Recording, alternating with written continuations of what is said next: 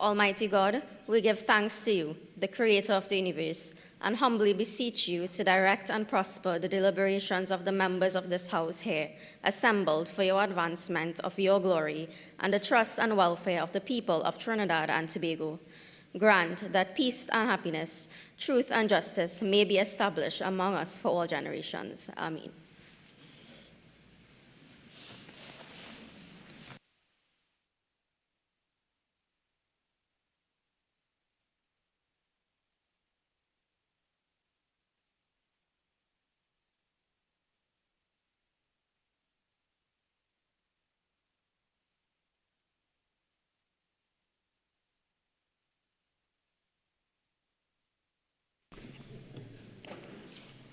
Announcements by the Deputy Speaker. Honorable members, I have received communication from Mrs. Shavana Sam, MP for Kumuto Manzanillo, who have requested leave of absence for the period June 18th to 28, 2026. The leave which the member seeks is granted. I would also like to take this opportunity to welcome the students of Woodland Hindu Primary School.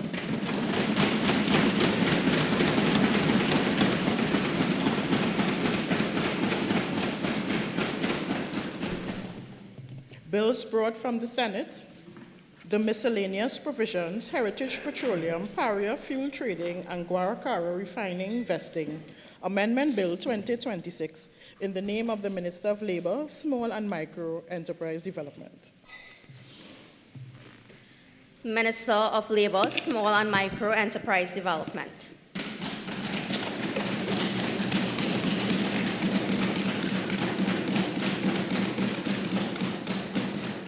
Madam Deputy Speaker, in accordance with Standing Order 64-1B, I beg to move that the next stage of the Miscellaneous Provisions, Heritage Petroleum, Paria Fuel Trading, and Guaracara Refining Vesting Amendment Bill 2026 be taken later in the proceedings.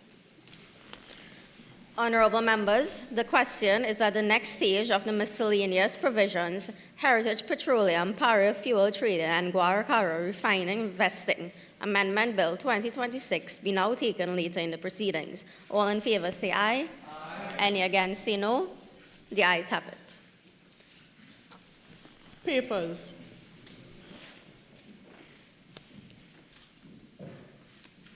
Leader of Government Business. Thank you most kindly, Madam Deputy Speaker.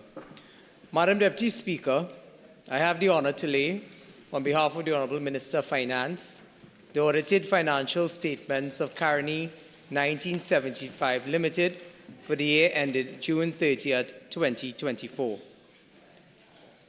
Madam Deputy Speaker, I beg to move that paper 1 be referred to the Public Accounts Enterprises Committee.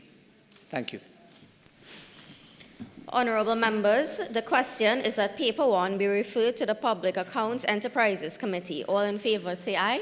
Aye. Any against say no. The ayes have it. Public Business, Government Business, Bill, second reading. Minister of Labor, Small and Micro Enterprise Development.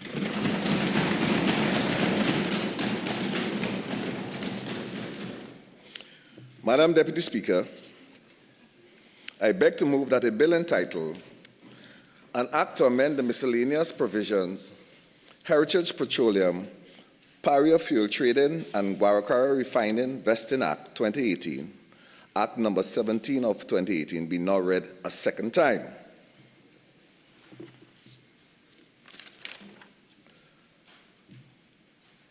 Madam Deputy Speaker, I rise today to pilot the Miscellaneous Provisions, Heritage Petroleum, Paria Fuel Trading, and Guaracara Refining Vesting Amendment Bill 2026. I am grateful for the opportunity to be before this honorable House just the day after the successful passage of the said bill in the Senate.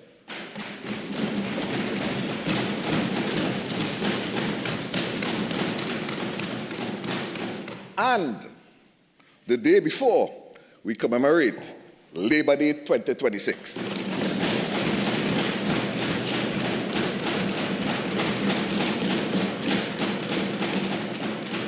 Permit me the opportunity to extend greetings to the members of this House, my comrades in the labor movement, all the workers of Trinidad and Tobago, and the people of Trinidad and Tobago, as we celebrate the pioneering work of great labor leaders who fought tirelessly over the years for decent work and the dignity of our workers in Trinidad and Tobago. Madam Deputy Speaker, the debate on this bill today is not a ploy in any way to pacify the labor movement on the eve of Labor Day, or to give them something to gallery about tomorrow, as one of the members in the Senate from the other side alluded to yesterday. Madam Deputy Speaker, let me make it abundantly clear. This debate is not some token gesture on the eve of Labor Day.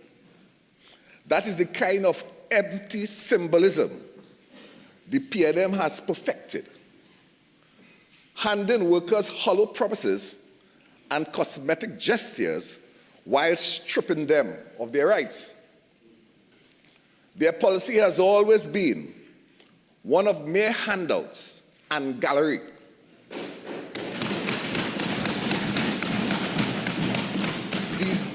Designed to pacify rather than protect. However, this government, led by the Honorable Prime Minister Kabla Prasad Bisesa SC MP, is not here to play politics with workers' dignity.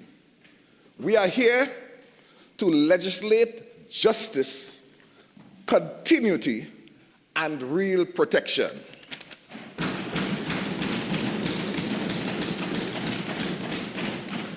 Madam Deputy Speaker, this bill is simply meant to correct a grave injustice that has been unattended to since 2018. This omission was no accident. It was a calculated move by the PNM, a party that has consistently treated workers as expendable, collateral damage in their reckless experiments with our national assets.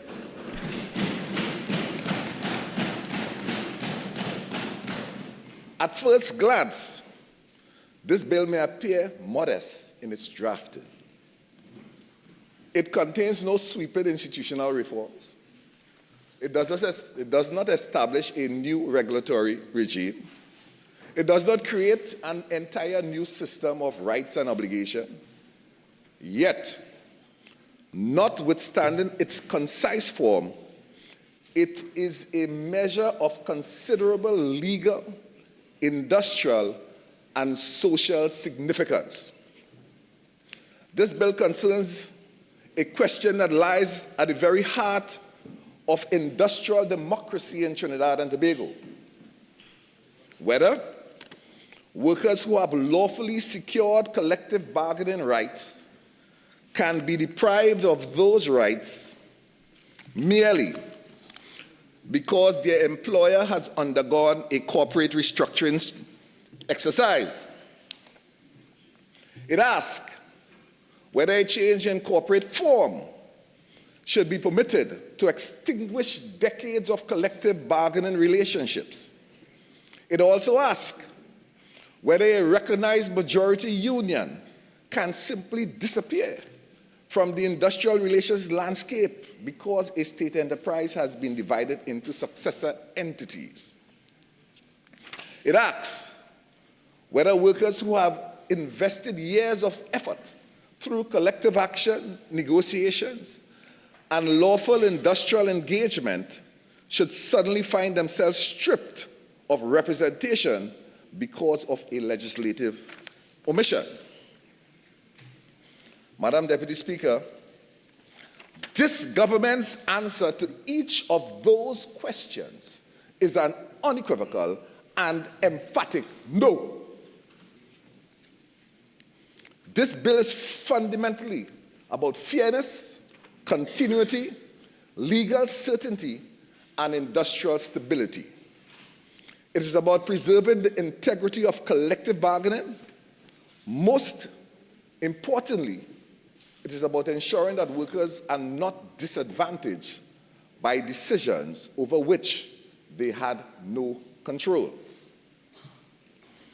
The measure before this Honorable House seeks to correct an omission that has persisted since the restructuring of the Petroleum Company of Trinidad and Tobago Limited, Petroleum, in 2018. It seeks to clarify what, in our view, should always have been clear, that collectively negotiated rights and obligations do not simply vanish because assets, operations, and employees are transferred from one legal entity to another or others, as in this case. Madam Deputy Speaker, the legislation before us is not revolutionary. It is restorative. It does not seek to confer benefits that workers never possess. It does not seek to create bargaining rights where none previously existed. It does not seek to rewrite history. Rather, it seeks to ensure that the rights that existed before the restructuring continue after the restructuring. It also seeks to ensure that obligations that existed before the restructuring continue after the restructuring, and that justice is done.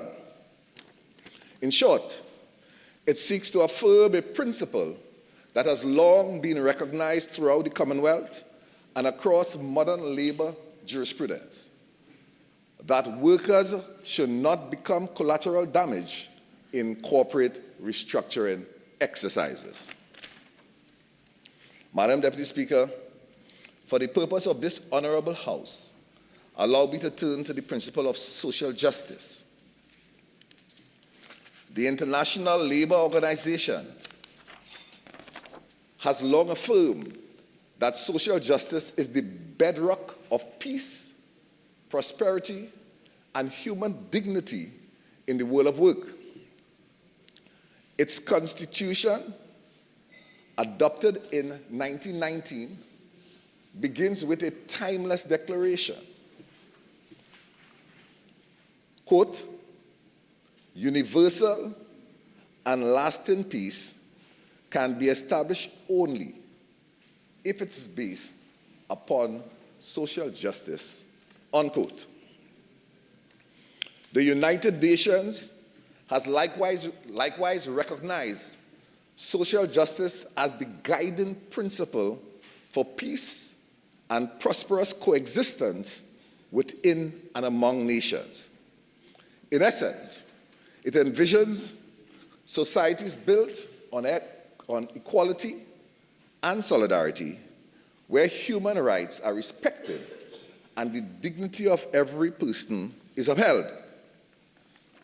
Madam Deputy Speaker, when we speak of social justice in these chambers, we at the Ministry of Labour, Small and Micro Enterprise Development speak to more than rhetoric. We speak to the deliberate alignment of our laws and policies within the fundamental rights at work,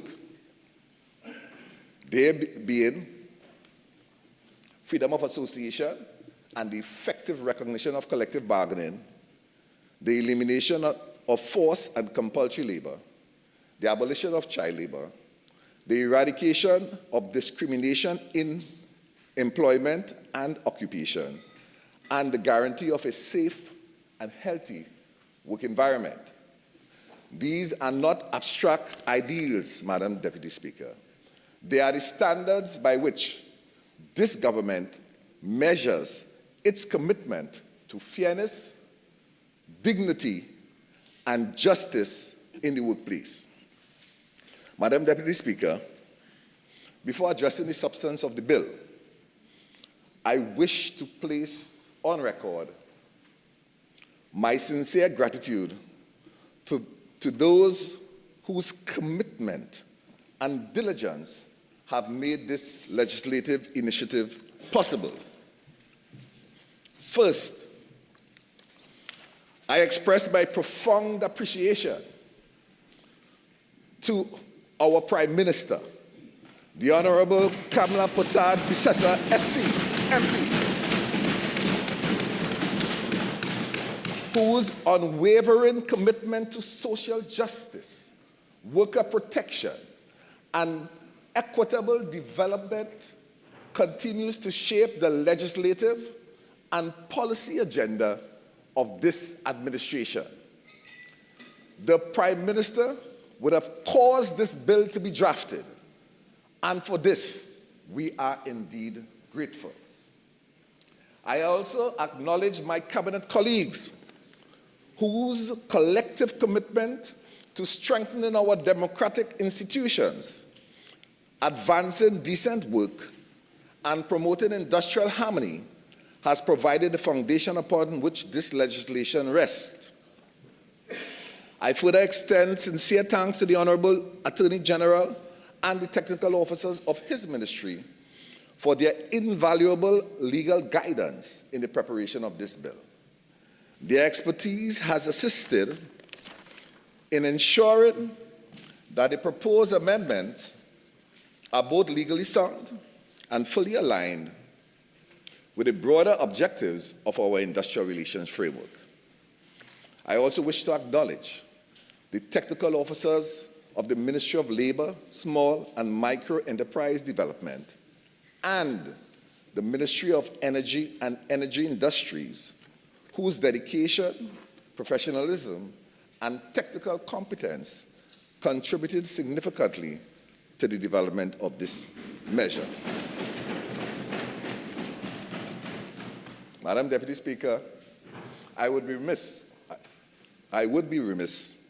if I did not also acknowledge the important role played by the labor movement in bringing continued attention to the issues that this bill seeks to address. In particular, I recognize the advocacy of the Oilfield Workers Trade Union, which has consistently championed the rights of workers affected by the restructuring of Petroleum and has remained steadfast in its pursuit of industrial justice for those workers.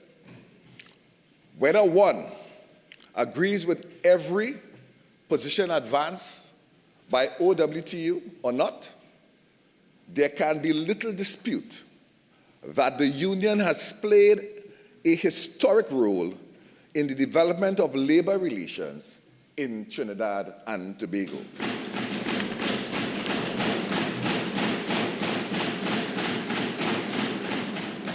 Indeed, Madam Deputy Speaker, the history of the OWTU is in many respects inseparable from the history of the modern labor movement in this country.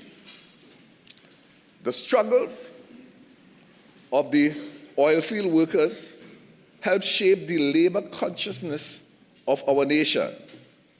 The events of 1937 fundamentally transformed the relationship between labor, capital, and the state.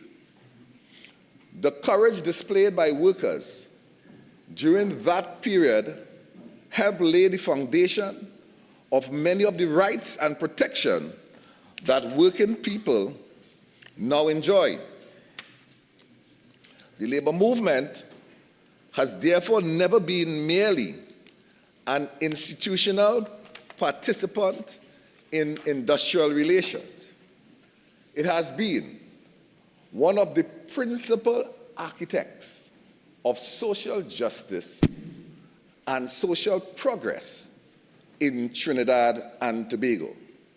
Madam Deputy Speaker, when we debate labor legislation, we must always remember that the rights we discuss in this chamber were not created in abstract.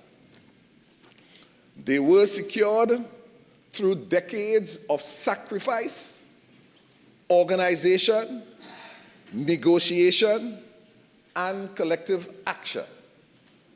And they were secured through the determination of ordinary working men and women who believed that dignity at work was worth defending. That principle remains as relevant today as it was nearly 90 years ago. This government firmly believes that economic development and worker protection are not competing objectives. We reject the false notion that industrial progress requires the erosion of labor rights. We reject the idea that workers must surrender representation and collective bargaining protections in order for enterprises to remain viable. Our position is clear. Sustainable economic development must be built upon respect for workers, respect for the rule of law, and respect for the institutions that underpin industrial peace. Madam Deputy Speaker, the government's workers' agenda is founded upon these very principles. It recognizes that workers are not merely factors of production, but are the driving force of our national economy.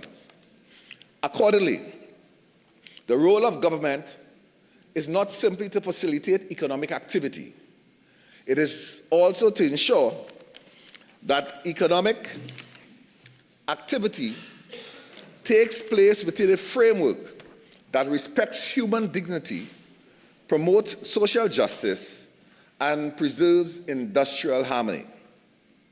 Madam Deputy Speaker, this bill represents an important step in fulfilling that commitment.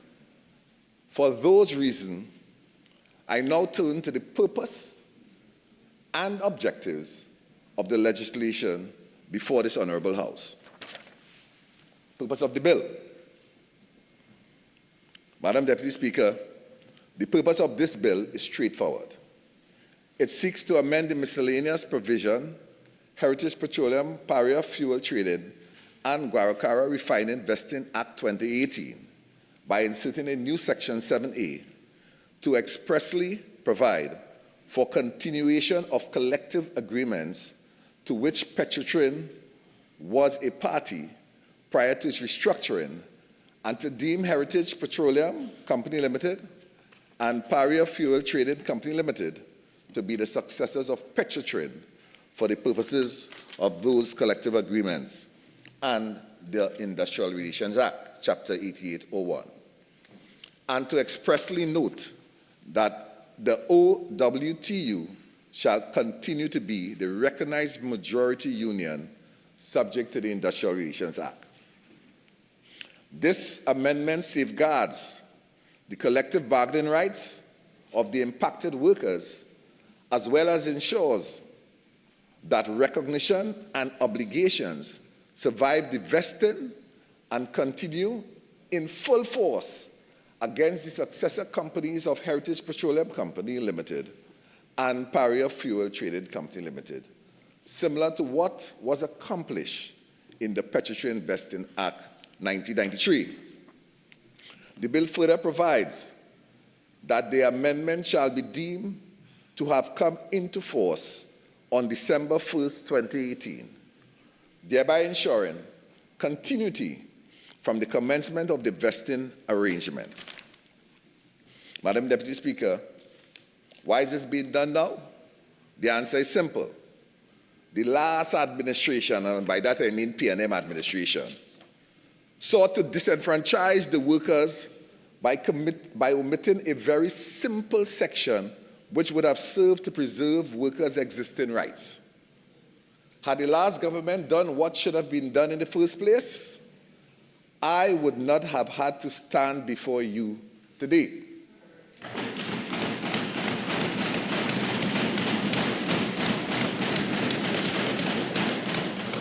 Madam Deputy Speaker, this legislation merely confirms that the collective bargaining rights negotiated before the restructuring of Petroleum remains protected after the restructuring, and ensures that the collective agreements continue to have legal effect, notwithstanding the transfer of operations from Petroleum to successor entities, and that OWTU maintains RMU status. the historical context. Madam Deputy Speaker, the closure of Petroleum on November 30th, 2018, under the PNM government, was one of the largest workforce displacement in our republic. Thousands of workers and communities were devastated, facing uncertainty over jobs, benefits, and future prospects. This was not economic prudence, but social vandalism. The restructuring created Heritage Petroleum, Paria fuel trading, and Guaracara refining under Act No. 17 of 2018. While the Act transferred assets and contracts, it deliberately omitted provisions for union recognition, denying the OWTU statutory successorship. This was legislative sabotage, an attempt to silence workers' representation. It was union busting. Notably, in 1993, when Petroleum was formed, the Vesting Act included a clause ensuring union successorship from Trintoc and Trintopec. The omission in 2018 exposes PNM hypocrisy. Workers' rights were protected when convenient, but discarded when inconvenient. Similar deeming provisions exist in other laws, such as the Regional Health Authority Act and the Civil Aviation Act. Madam Deputy Speaker, collective bargaining is central to industrial relations in Trinidad and Tobago. Once a union is recognized under the IRA, it enjoys exclusive bargaining rights. Agreements negotiated over the years provide stability and fairness, and it would offend social justice if these rights disappear due to corporate restructuring. Successor rights ensure workers do not lose representation or collective agreements when employers restructure. The ILO has long recognized this principle embedded in Convention number 87, Freedom of Association, and Convention number 98, Rights to Organize and Collective Bargaining, both ratified by Trinidad and Tobago.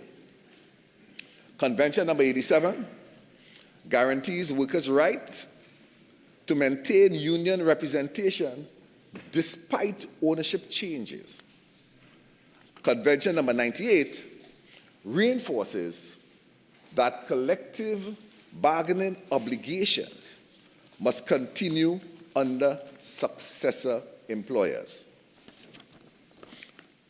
Madam Deputy Speaker, what the government advances today is not novel. Statutory and judicial precedent firmly establish successorship in state enterprises. Labor jurisprudence across the Commonwealth recognizes that collective bargaining rights are fundamental industrial rights that attach to the workforce, not privileges that vanish with corporate restructuring. The recent Privy Council judgment in the PSA versus Civil Aviation Authority, September 11, 2025, illustrates this. When civil servants transferred to the Civil Aviation Authority, they lost PSA representation. The Civil Aviation Amendment Act No. 17 of 2003 remedied this by deeming the PSA the certified union for CAA employees. The Privy Council confirmed this position, preserved successorship, ensuring workers retain union protection.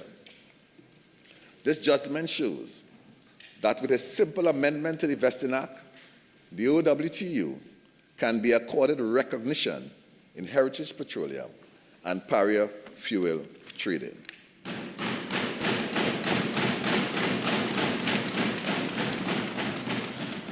Further precedents exist. On October 4, 2017, the Industrial Court ruled that Caribbean Airlines was the successor to BWE, as we call it. The Court of Appeal upheld this ruling on April 22, 2024. One of the questions the Court of Appeal dealt with was whether certification and recognition are necessary consequences of successorship.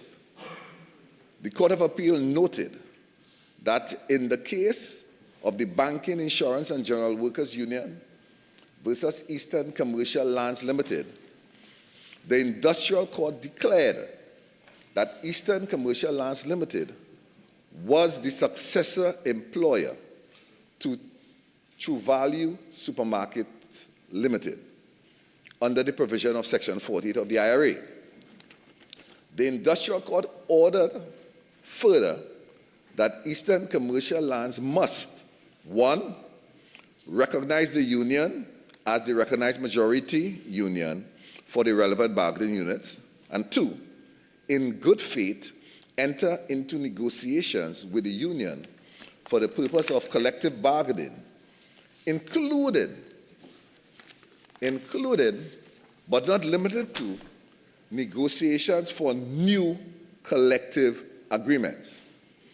The Court of Appeal stated that the Industrial Court in Eastern Commercial, in effect, held that a consequence of successorship was recognition and agreed with this position. In that same case, the Court of Appeal quoted with approval His Honor, Mr. Rambathali, in the case of Transport and Industrial Workers Union versus Trinidad Electrical Manufacturing Corporations Limited / Electrical Industries Limited, that the purpose of successorship has to do with the continuation of collective bargaining relationship. And the statement of CANP in Oilfield Workers Trade Union versus the Petroleum Company of Trinidad and Tobago Limited, that successorship in industrial relations is not confined merely to honoring the contract of employment or the workers and the previous collective agreements. Under the industrial relations principle of successorship, the new employer not only inherits the workers in the bargaining units and consequently must apply the terms and conditions of employment to them, but he also inherits the recognized majority union and must treat and negotiate with the recognized majority union for all the purposes of collective bargaining. The recognized majority union Minister, would you require your additional 15 minutes? Yes, thank you. No.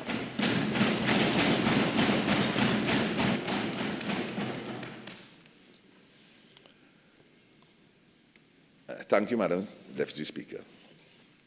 The recognized majority union is inseparable from the bargaining units in respect of which it obtained and holds its certificate of recognition as such from the board, so long as its certification continues to subsist. Its bargaining status and authority as the recognized majority union for the bargaining units are not interrupted because the workers in the bargaining units become the workers of the new employer. Otherwise, there would be no smooth transition from the previous to the new employer. The union status does not terminate or is affected or diminished by the fact that its certification of recognition has not been altered to reflect the name of the new employer.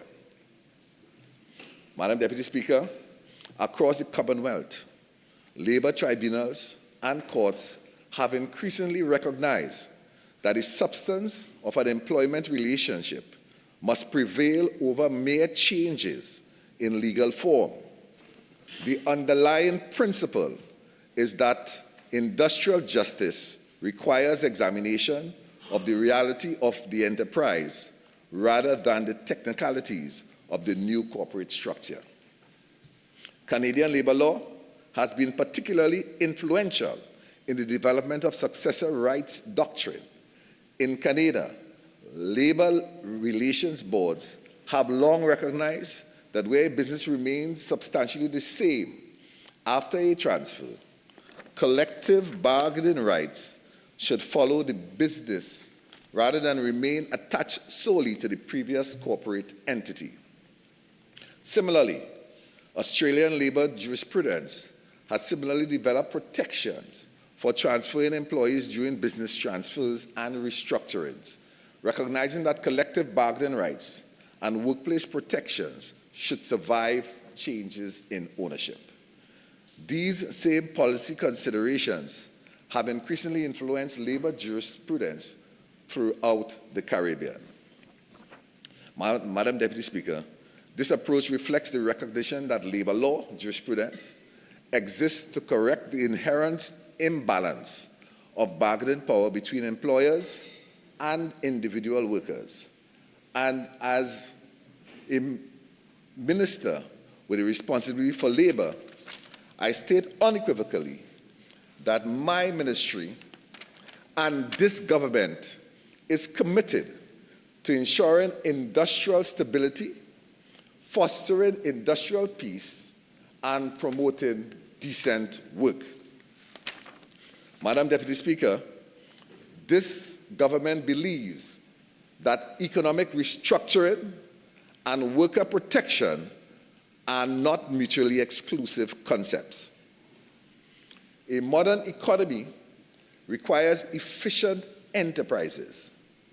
However, efficiency must never come at the expense of fairness to workers. This government believes that workers should not be asked to bear uncertainty regarding rights that have already been negotiated and secured through lawful collective bargaining. The role of government is to ensure that economic change occurs within an appropriate framework. This bill therefore advances three important public policy objectives. One, it protects collective bargaining rights, as it would bring clarity, stability, and fairness to collective bargaining within Heritage Petroleum and Paria fuel trading, as well as ensure that there is effective countervailing protection of workers' rights in the workplace. Two, it strengthens institutional stability by establishing a clear, lawful, and orderly framework for collective bargaining, thereby reducing the risk of ad hoc disputes and service disruption. It would ensure orderly collective bargaining, consistent representation, and industrial relations stability. And three, it reinforces confidence in the legal framework governing labor relationship. Madam Speaker, I now take us through a clause-by-clause analysis. Clause 1. Madam Deputy Speaker, Clause 1 provides the short title of the legislation. It states that the Act may be cited as the Miscellaneous Provisions, Heritage Petroleum, Paria Fueling Trading, and Guaracara Refining Vested Amendment Act 2026. Clause 2 provides that the Act shall be deemed to have come into force on the 1st of December 2018. This is an important provision as the restructuring arrangements themselves took effect on that date. The purpose of the retrospective commencement is to ensure continuity from the very beginning of the restructuring process, and it avoids any notion that there may have been a period during which collective agreements were inoperative or uncertain. The retrospective provision therefore preserves legal continuity and protects both workers and employers from unnecessary disputes regarding rights and obligations arising since 2018. Madam Deputy Speaker, Clause 3 is the substantive provision of the bill. It inserts a new Section 7A into the Principal Act. The proposed section provides that all collective agreements existing before the appointed day and to which Petroleum was a party shall continue to have effect as if Heritage Petroleum Company Limited and Paria Fuel Trading Company Limited were parties to those agreements. The section further provides that for the purpose of those agreements and for the purposes of the Industrial Relations Act, Heritage Petroleum Company Limited and Paria Fuel Trading Company Limited shall be deemed to be successors to Petroleum.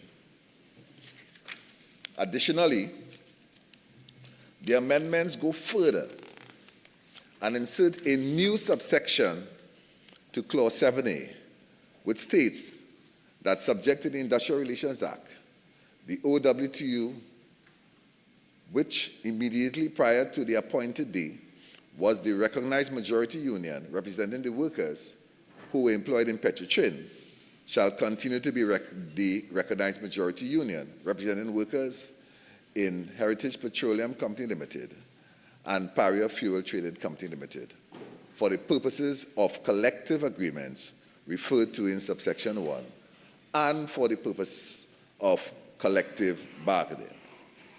Finally, subsection 3 notes that OWTU means the Oil Field Workers Trade Union.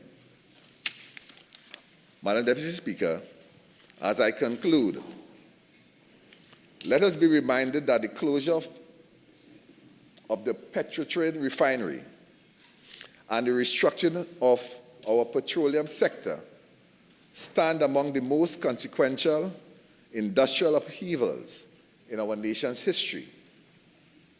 The shockwaves of those decisions continue to reverberate across our workforce, our families, and our communities, scars that remain visible to this day.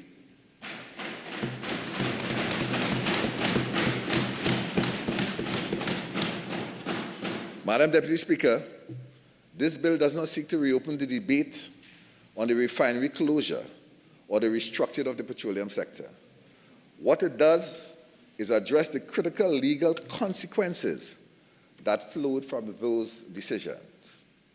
It ensures that collective agreements and collective bargaining rights endure beyond restructuring, preserving continuity, safeguarding hard-won protections, and promoting industrial stability. Above all, it affirms this government's unwavering commitment to the workers' agenda.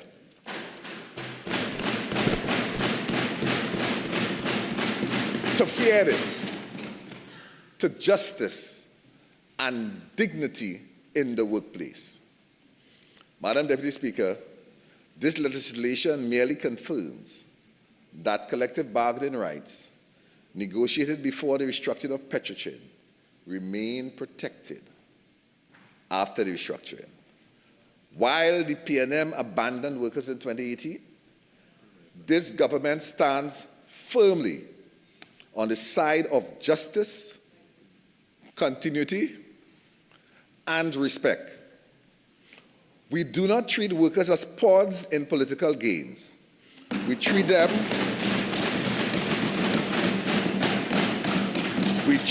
as the backbone of our economy and the soul of our republic.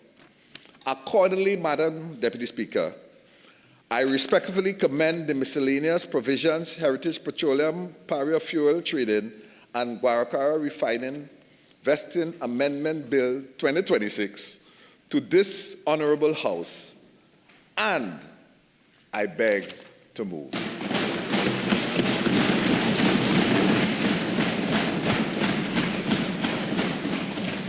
Member for Point Fortin.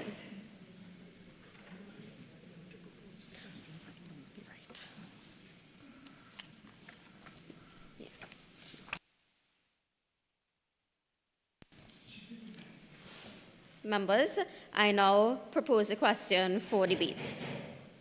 The question is that a bill entitled An Act to Amend the Miscellaneous Provisions, Heritage Petroleum, Paria Fuel Trading, and Guaracara Refining Vested Act 2018, Act number 17 of 2018, be now read a second time.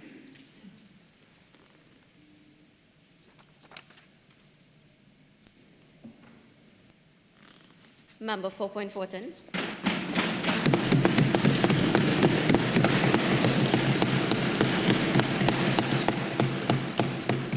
Thank you, Madam Deputy Speaker.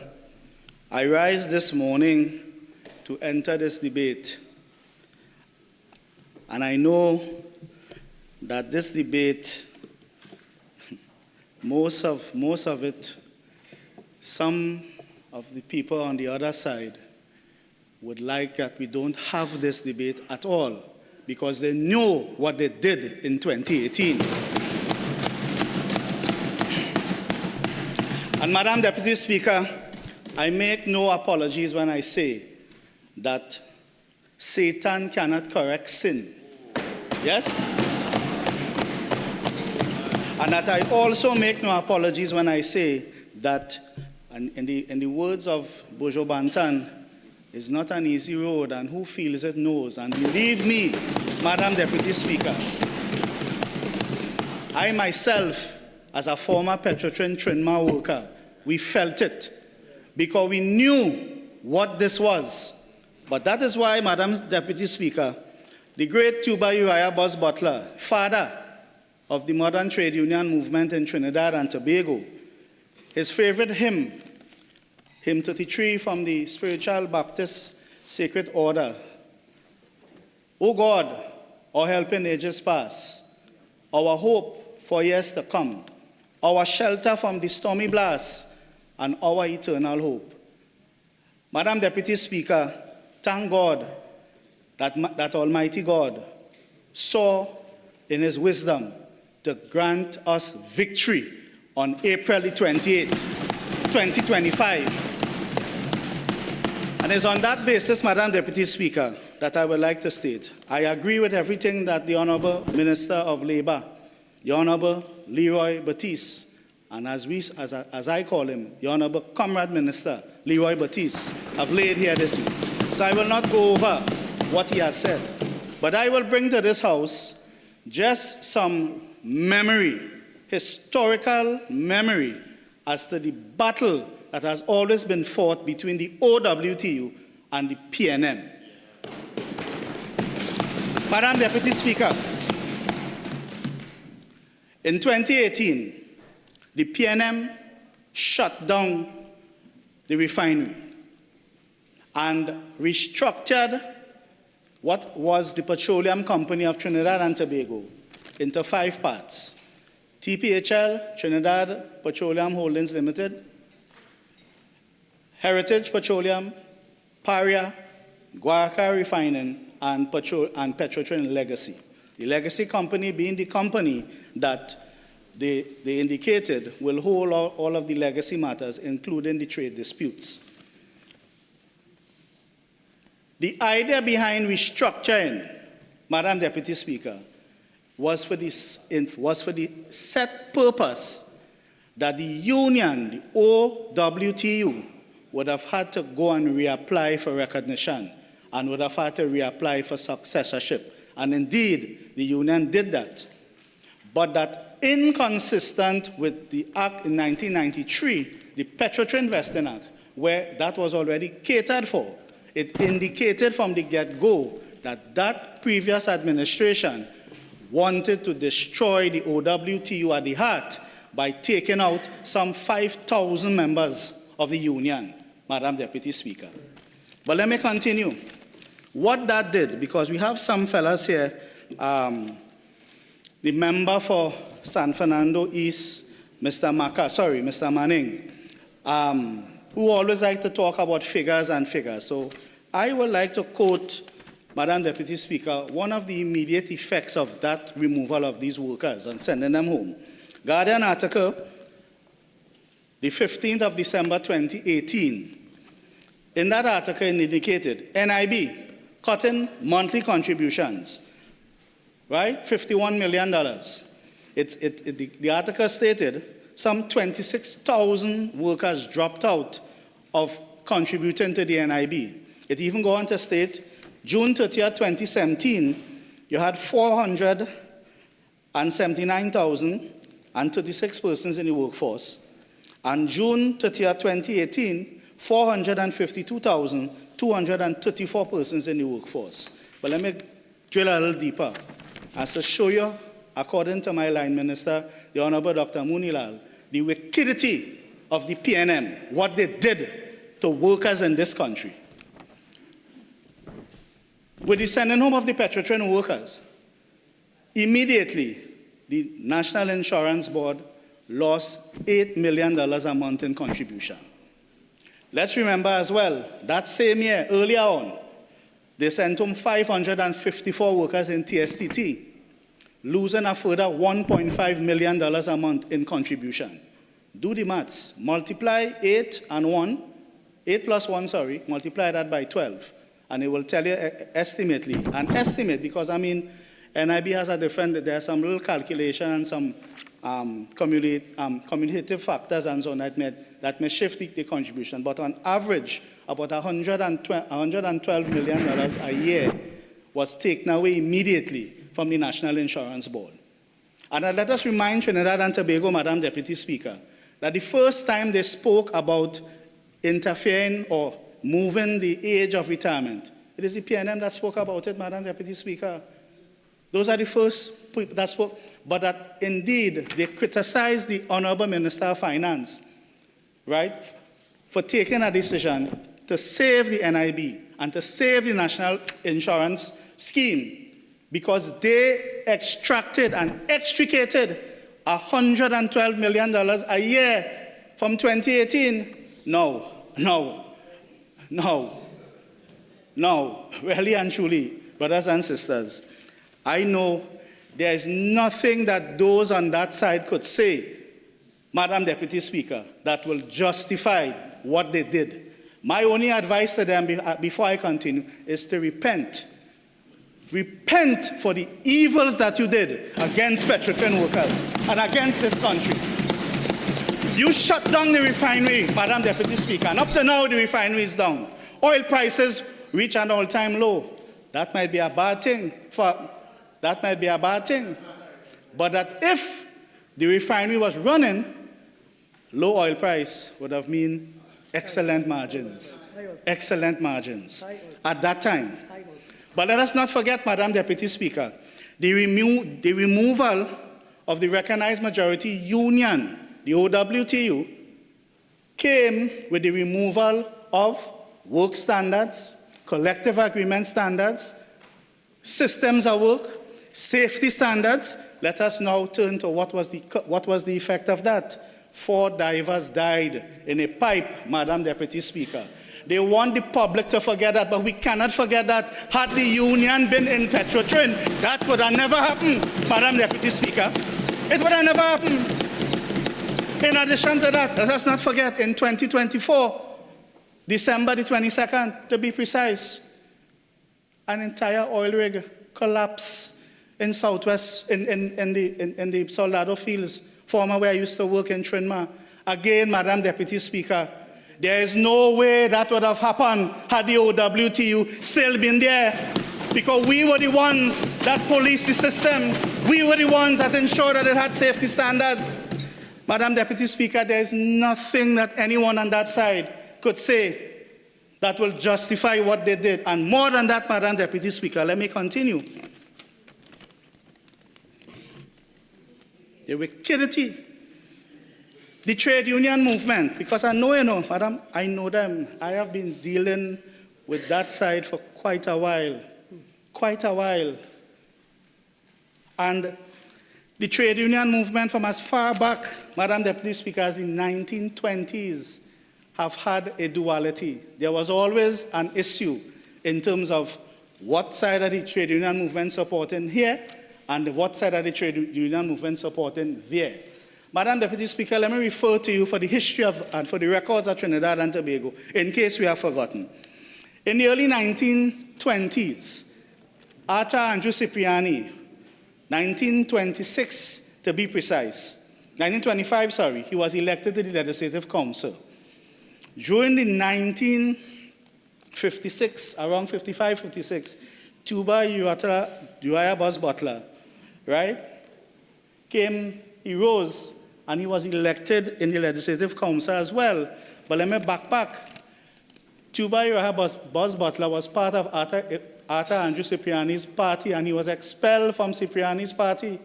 You know why, Madam Deputy Speaker?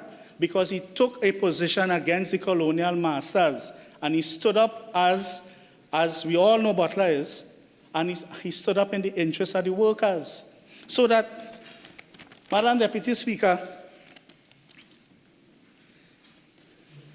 it is very, very disingenuous to hear those that purport to support workers speak from one side of their mouth, knowing the atrocities that that party's history has with workers.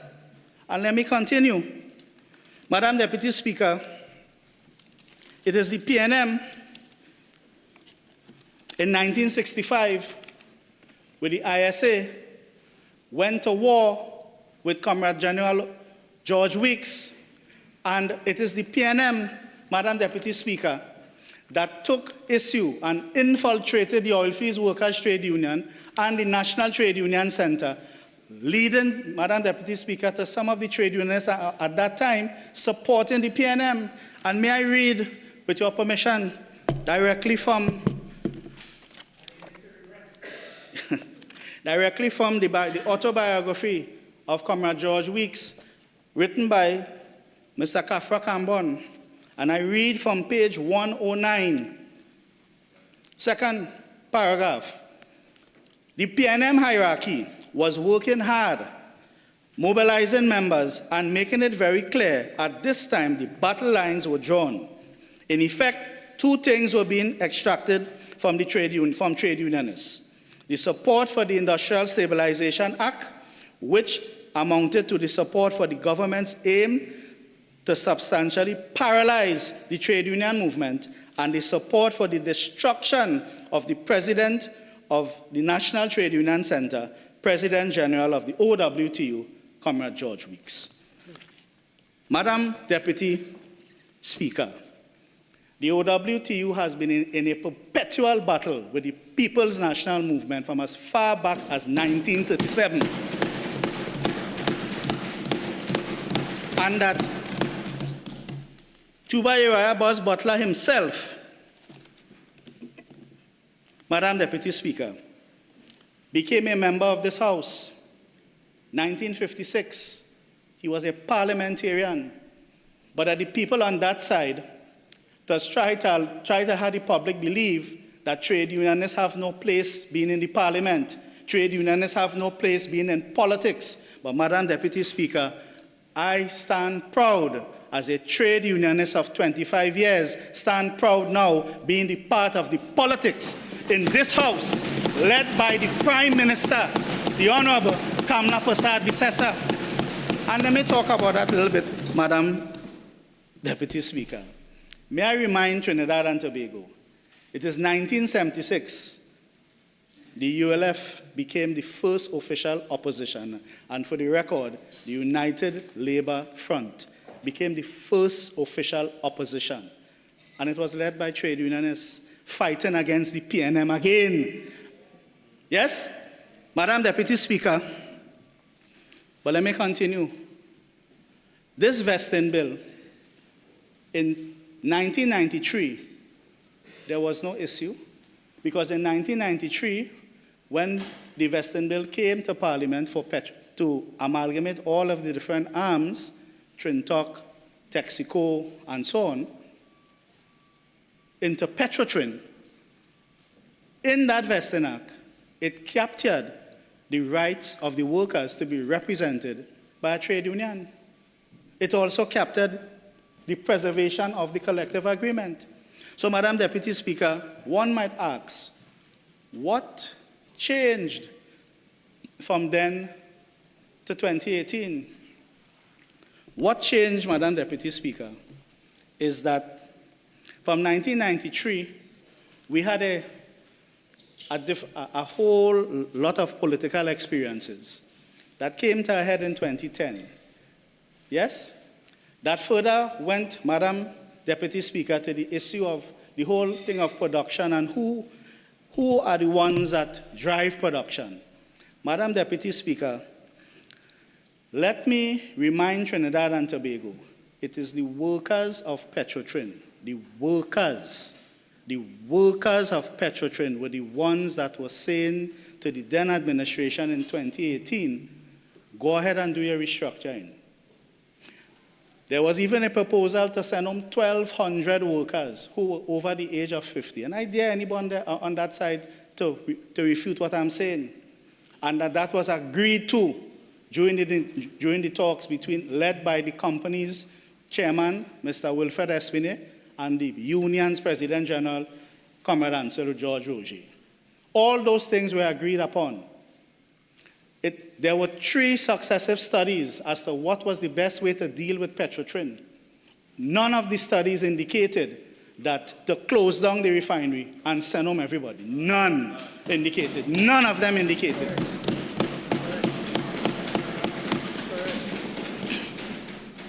And Madam Deputy Speaker, I am still asking, and I hope soon that I can get it, because I don't say, I'm not saying it doesn't exist, but I'm yet to see the cabinet note that made the decision to send home all the workers and close down the refinery.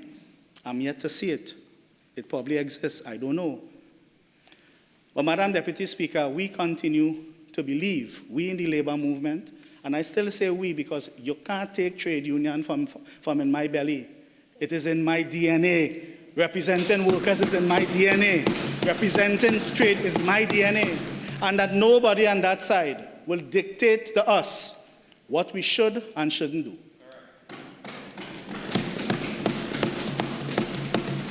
Madam Deputy Speaker,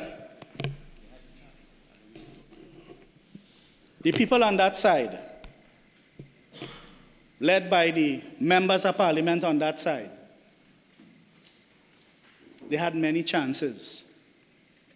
They would have infiltrated every known trade union up to today. And they perpetrate that agenda. And let me tell you why I'm talking about that. Because in 2018, Madam Deputy Speaker, you see, I'm talking from experience. You know.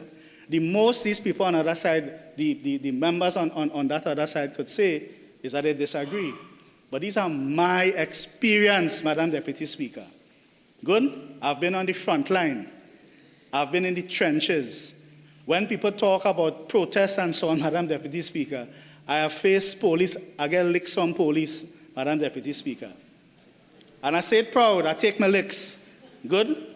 I know what it is for a snake. For what do you call it? Not the cat o' nine. The long black whip that I sit at. Some of you all might know anything about that. Eh? So, no, not the bull pestle. It's a metal thing. When they hit you, that wrap around your back. Yeah? Good? Oh, you know it? Nice. Good, man. Good. Careful. Be careful. Careful. Madam Deputy Speaker, I know what that feels like. I know what it feels like when you lock arms to defend workers and the state forces have to do what they had to do. We always say in the trade union movement, leave the police alone. Don't interfere with the police. If you're not prepared to get locked up, don't interfere with the police. Madam Deputy Speaker, at the end of the day, at that time we did what we had to do. We defended what we had to do. Madam Deputy Speaker, but we have never faced the type of oppression and repression that was meted out in 2018 that was done by the People's National Movement, Madam Deputy Speaker. Madam Deputy Speaker, again, October 2018, another Guardian article, and again, I mean, these things are matter of public records. It stated 1,000 casual temporary workers went home with nothing. Nothing. And you know why they went home with nothing, Madam Deputy Speaker? It is because the management, led by the board, led by the People's National Movement, influenced government, they totally ignored the collective agreements at that time. So that 1,000 casual workers up to this day went home with nothing. But it gets worse, Madam Deputy Speaker. Madam Deputy Speaker,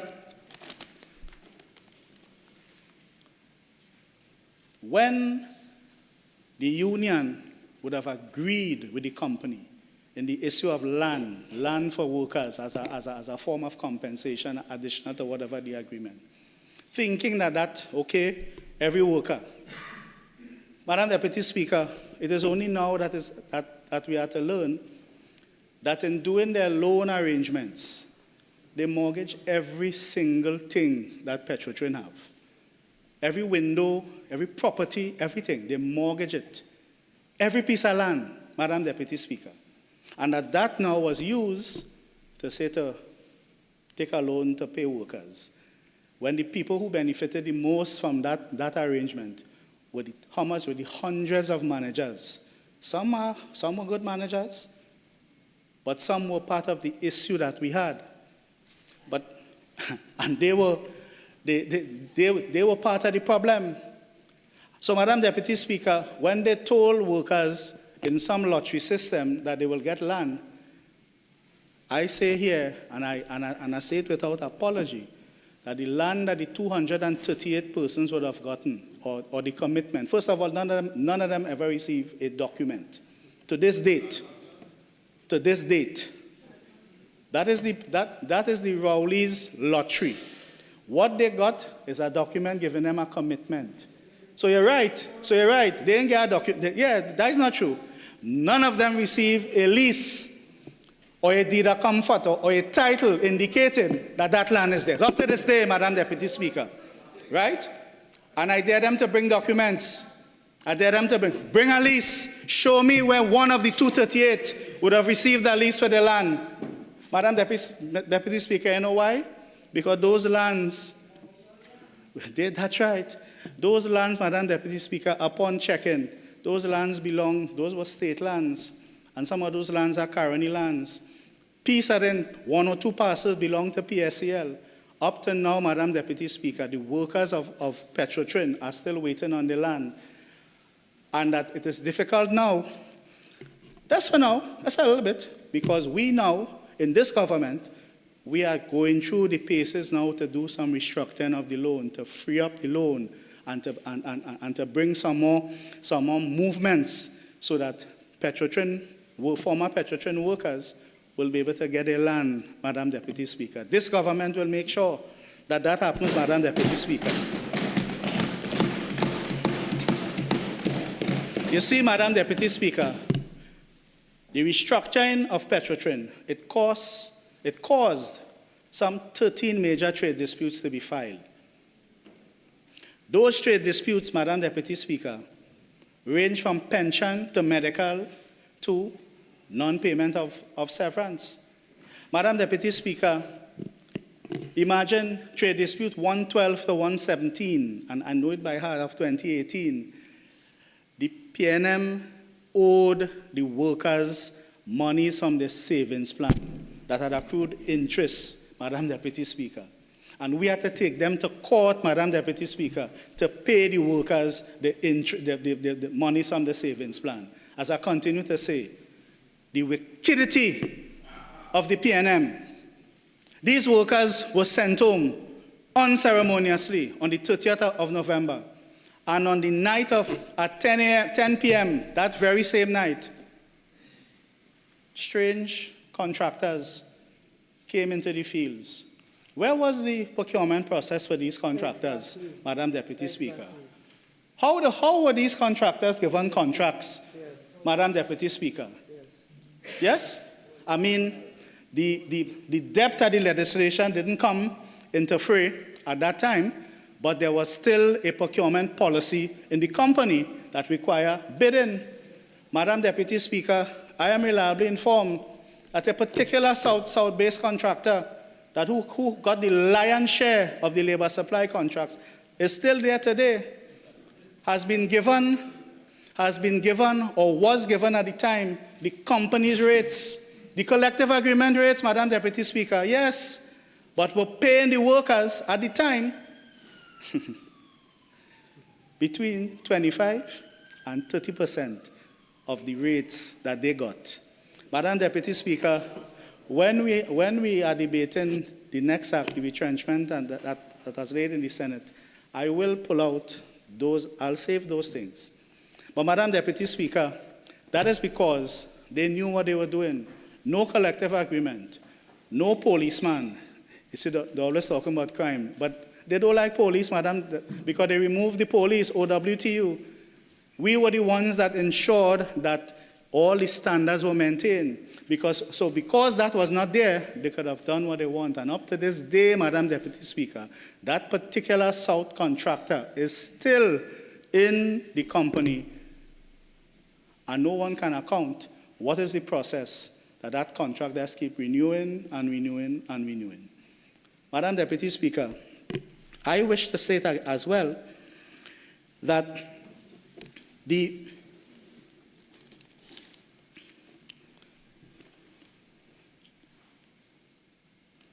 1965 with the ISA, it was the OWTU, led by George Weeks, that had to push back against the PNM, led by Mr. Eric Williams, Dr. Eric Williams at the time, to ensure that this oppressive law called the ISA was repealed. That fluid was part of the fluid that led to the 1970s Black Power Revolution. That in 1972, Madam Deputy Speaker,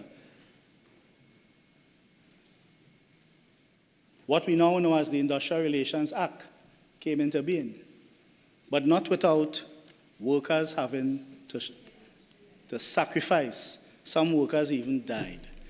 Every repressive public action that a government led, it was led by the People's National Movement, Madam Deputy Speaker.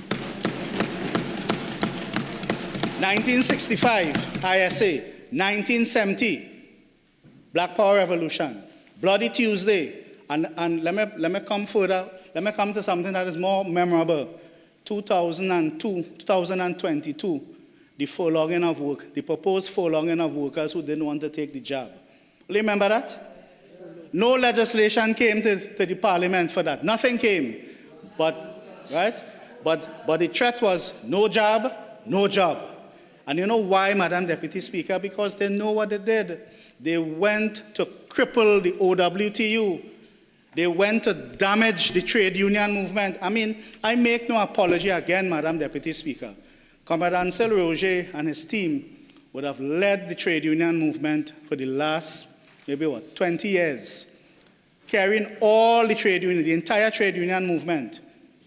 And whether you like trade unions, Madam Deputy Speaker, or you don't like trade unions, whether you say, well, boy, I save Ansel walk the other day, I save he walk, whatever you want to say, Madam Deputy Speaker, the point I'm making, the trade union movement, the OWTU, has been a critical institution in Trinidad and Tobago for the last 89 years.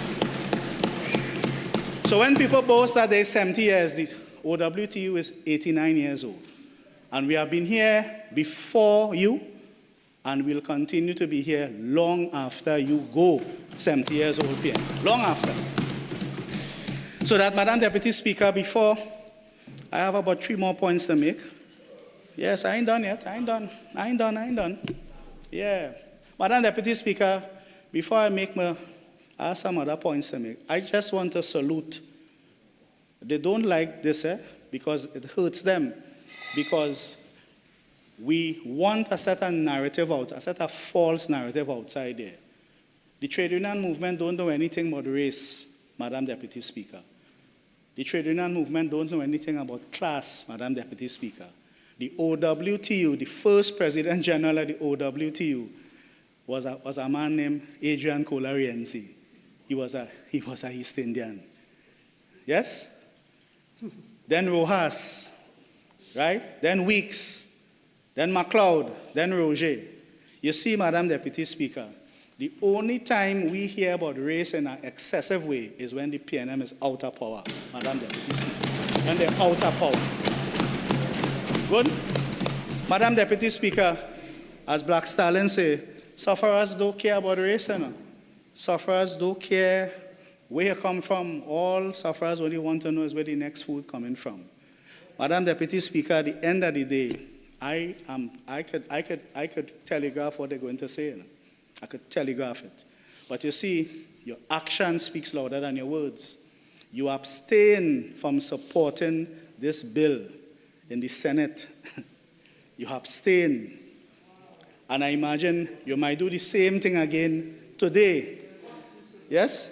Yeah. Or they might say no. Right? And you know why?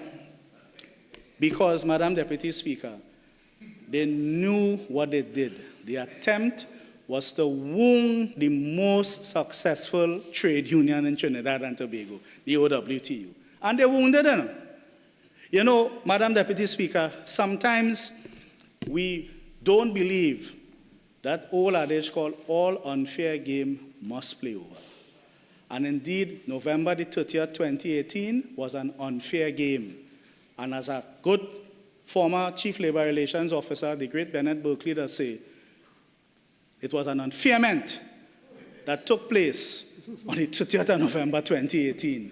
But you know what? Would you require additional 15 minutes, member? Of course, Madam Deputy Speaker, of course.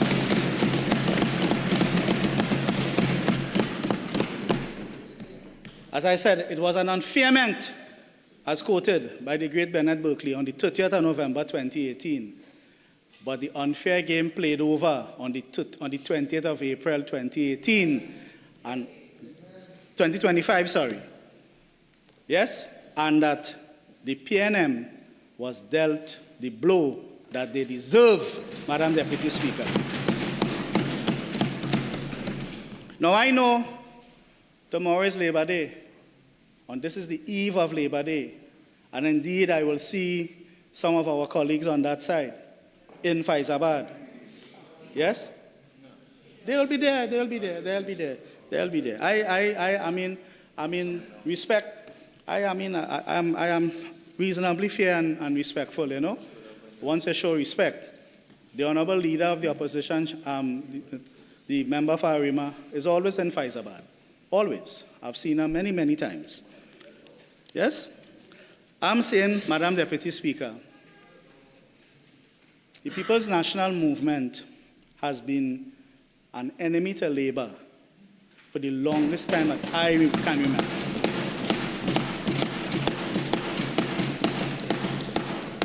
And no matter no amount of things that they are pretending now, well, this and this one and that one and that one, when it means really elevating and supporting workers to be sustainable, they come out with their long teeth and their fangs, right, to destroy workers, Madam Deputy Speaker. And I've just quoted, let me quote again because, you know, they say making a lot of sweeping statements.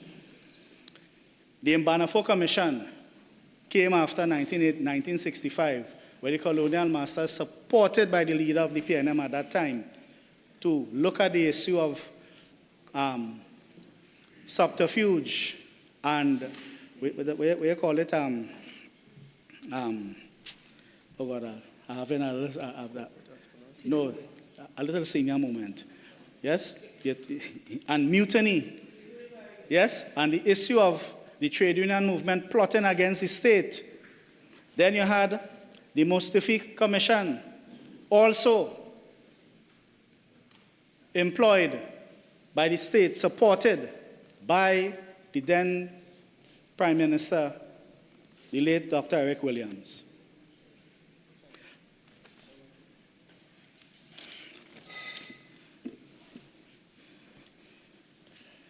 And I can go on and on in terms of the different measures that they implemented to prevent workers and to prevent workers from having their rights, and that were directed against OWTU in particular, Madam Deputy Speaker. Madam Deputy Speaker, as I said, I know I can almost telegraph what they are going to say when I take my seat. And you know what, Madam Deputy Speaker, it doesn't matter. You know? It doesn't matter. It doesn't matter. The history will have it. It is the PNM that destroyed Petrotrin. It is the PNM that sent home 5,000 plus workers, and up to today they can't catch themselves. It is the PNM that continue to have the refinery down, and it is the UNC that's going to put the refinery back up and back to work. It is the PNM, Madam Deputy Speaker, that in spite of all of the things that they have said, it is the PNM that went at the heart to destroy the working class of Trinidad and Tobago. Those persons who had sustainable jobs, they went at them, and indeed, they took it away. Madam Deputy Speaker, do you know, when those particular contractors, and I'll call the name because I know we don't have much speakers today, so I'll save some for later. They were instructed, Madam Deputy Speaker, not to hire former Trinma and Petrotrin workers. They were instructed, right? They were instructed. I do expect some of my colleagues on the other side to know the same, because again, they only talk from a philosophical, existential perspective. I talk from a real perspective. I was there, Madam Deputy Speaker. So that if you want to challenge me, let's go back in time. Madam Deputy Speaker, Madam Deputy Speaker, they were instructed not to hire Trinma and Petrotrin workers. It is only when they realize that in Petrotrin Trinma, the operations are still fairly analog. If you don't know it, you will end up dead. Good that they had to now put their tail between the legs and hire back these workers. That up to today, they're still struggling because some of the major workers with all the institutional knowledge, they're not coming back because of the money and the compensation that they were offering. Bear in mind, Madam Deputy Speaker, that the very said contractors are to this day being paid the rates of the collective agreement that the OWTU and the company would have dealt with at that time, up to this day.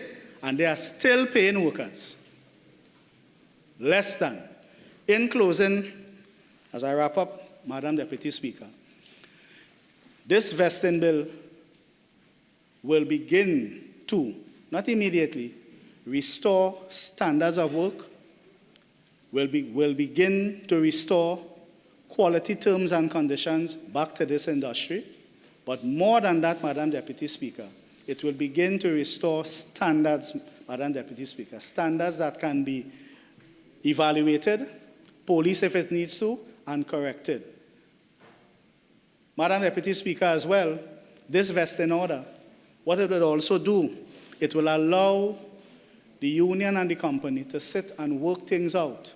You see, as I say to my former colleagues, this is not something, an open door, well, all right, rah, and we just go on, and it's craziness. No, Madam Deputy Speaker.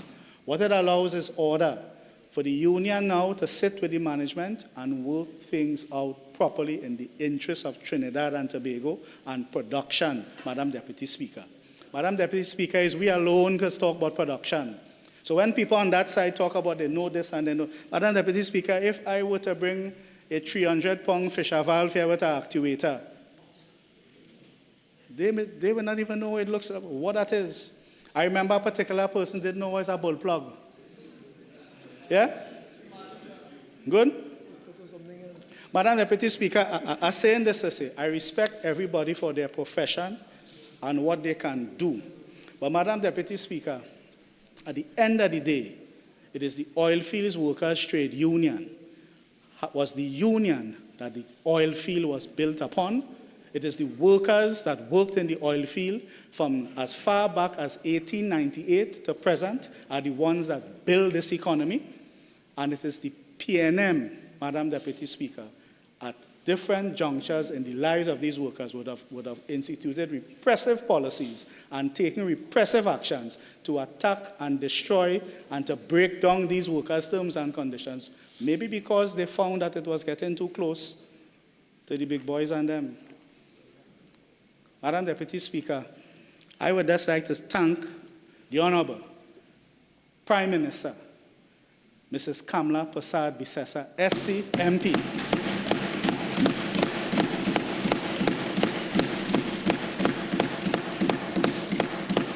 I would like to thank the Cabinet of Trinidad and Tobago, this UNC Cabinet. And I would like to salute, I want to end on a not so good note, Madam Deputy Speaker. How much time I have, Madam Deputy Speaker? How much time I have? Madam, how much time I have, Madam Deputy Speaker? Good. Madam Deputy Speaker, again, this is for the people on the members on that side who like figures, and we getting figures out of the air, and what? Manufacturing. I like him too bad, but Maka. All I say to him is Maka, Maka, love, love, love, love, love all the time. Right? Hey, your answer, I wasn't talking about you, but all right. Right, Madam Deputy Speaker, this is taken from the Petroleum Employees Pension Plan, PEPP. This is stats taken from the plan itself,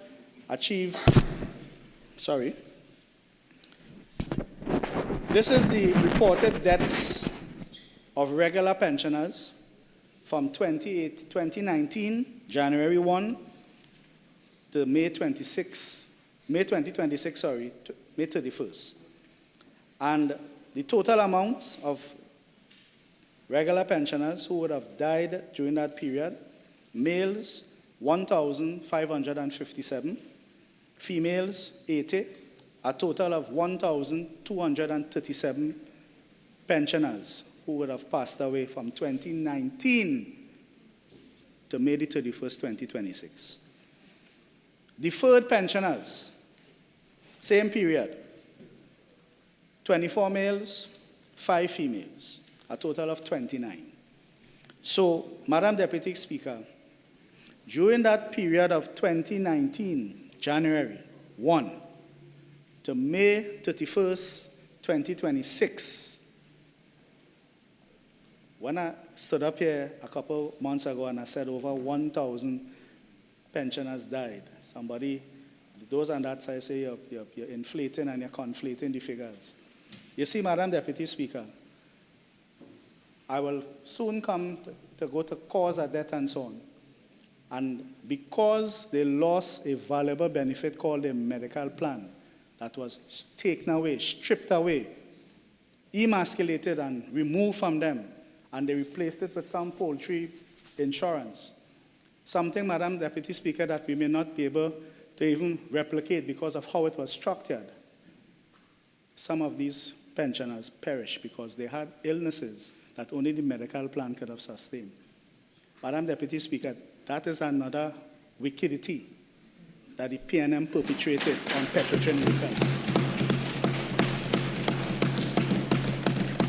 Madam Deputy Speaker, there's much more. I could stand here and talk for about 3 hours, given the whole reasoning or non-reasoning or unreasonable notions that would have allowed that previous administration to take God out of their thoughts and did what they did. But you know what, Madam Deputy Speaker? Better days are here. Yes? And that indeed we are quickly, as fast as we could, to work on restoring the benefits and to assist all former Petroleum workers.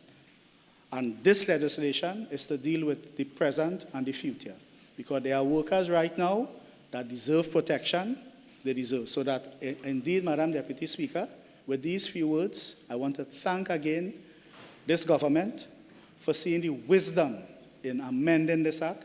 Thank you, Attorney General. Thank you, Prime Minister, again, for doing. That's no. Thank you, Prime Minister. And I want to say, not in the English way, but our lucha continua. The struggle continues. Thank you.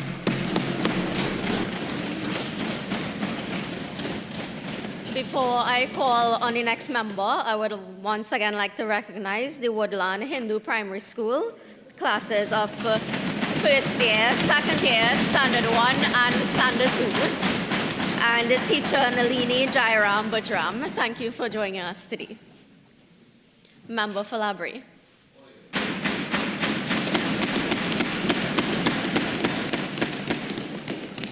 Thank you, Madam Deputy Speaker, for recognizing me and for allowing me my voice to add to this debate.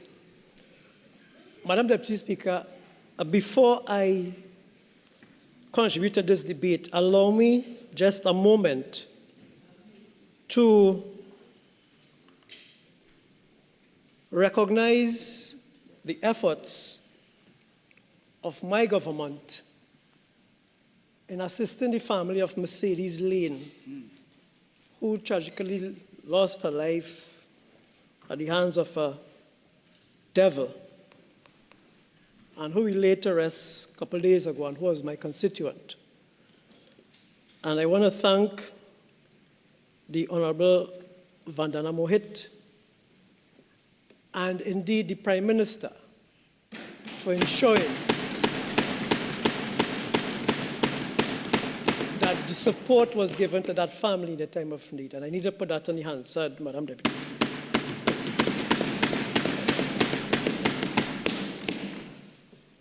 Madam Deputy Speaker, at the risk of violating 55(1)(b) of the standing orders, why are we here? Why are we here on June, what it is, 18th, Yes. 2026, to debate this vesting order that should have really been in this parliament since 2018. And we are here because of the evil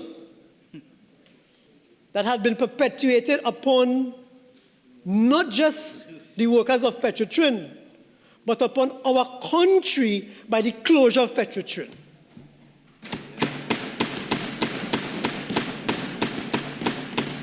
And I want to start by saying thank you to the Honorable Minister of Labour and Small and Micro Enterprise Development, Comrade Minister Leroy Batiste, for piloting this bill here this morning. And as I say that, I quickly add my special gratitude to our Honorable Prime Minister and the Cabinet for ensuring that this bill came here on the eve of Labour Day.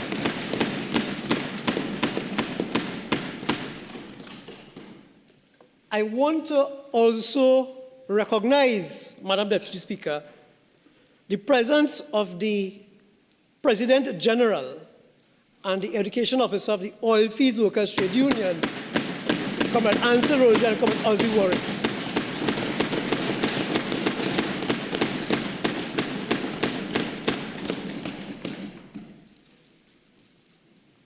Madam Deputy Speaker, for those listening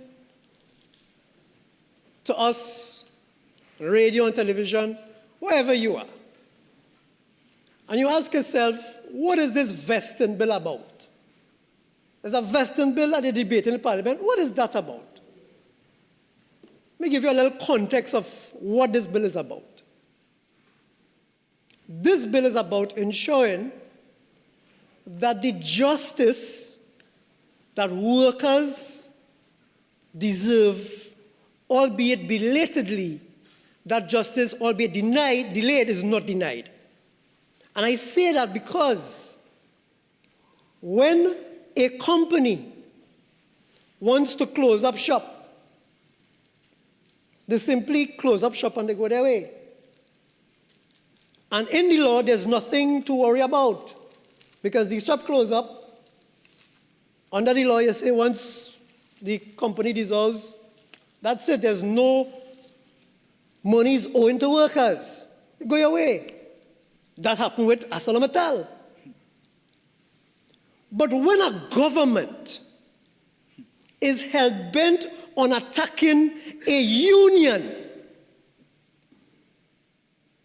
and they are so determined to destroy not just a union, but an individual, then what you see happening in Petrotrin is the results of why we are here today. I'll go further, Madam Deputy Speaker, to say this. You could close down a company, reshape it, reform it, and restart it, sometimes with the same tools and equipment, the same location, the same job, doing substantially the same thing. And when you do that, even though you open a next company, the new company becomes the successor of the old one. And we are replete with different pieces of examples and even legislation that speaks about successorship. In fact, it is clearly defined within the Industrial Relations Act at Section 48, I believe. Minister Batiste would have given us some examples of PSA versus civil aviation to speak about that successorship. But what happened with Petrotrin was more diabolical, was more evil, was more deliberate in the way they went about, in their words, restructuring Petrotrin. In their words, it was so diabolical and so evil and so ill-intended that even the former Prime Minister lied to this country, and then the former Prime Minister lied to this country and say, we're not closing down Petrotrin. Yes. We didn't close down Petrotrin. Yes. So if you're closing the fridge door, I didn't hear what I say, we're not shutting down Petrotrin. Yes. Yes. So in the event that you're opening your fridge door, you're closing it today, I am saying that today we are vesting into Guaracara, Paria, and Heritage the transfer, the successorship of Petrotrin into these companies. And that's why we are here today. What they did was what they thought was a smart man move. Because they feel, them on that side feel that they have a monopoly on education. Eh? If any one of us on this side pronounce a word bad, if you see the face on that side. You understand? If it is they feel that they hear something off key, because they're more educated than us, they scrub the face. They watch us like, but how you could be a parliamentarian? What are you doing here? You can't even say so. I remember how they treated, how they attacked my fellow parliamentarian, Minister Alexander. Yes. Yes. Because they do that, because they tell themselves that they have this monopoly on knowledge. They feel it better than anybody. Yes. So when it is, they shut down Petrotrin, they tell themselves, boy, if we open a new company, it will be the same thing as Eastern Commercial and Bigu, successorship. Same thing like BWA and Cal. So here what we're going to do. We're going to shut down Petrotrin. And we're going to break it up fine. Mash it up into different pieces. Chili BB, yes. We have one that's dealing with fuel, one dealing with the lands, one dealing with trading, one dealing with debt. Mash it up. And just break it up and put things in different companies. What that will do is that you cannot now say that one company is the successor of the initial company because they're not doing the same thing. That is smart man move behind it, you know. But when you look at it, whatever was being done in Petrotrin, when it comes to fueling, that is what Paria doing. Correct. Whatever has been done in Petrotrin when it comes to land, that is what maybe Petrotrin Legacy is doing. Right? But the point is, the exact same functions is now taking place and persists and continues in these smaller companies. So they tell themselves, boy, we catch them. We get them. And I want the country to take note of this. You see, my comrade, colleague, friend, fellow parliamentarian, Minister Kiza, member for Point Fortin, told us about the attack on OWTU and the historical, deliberate attack on OWTU.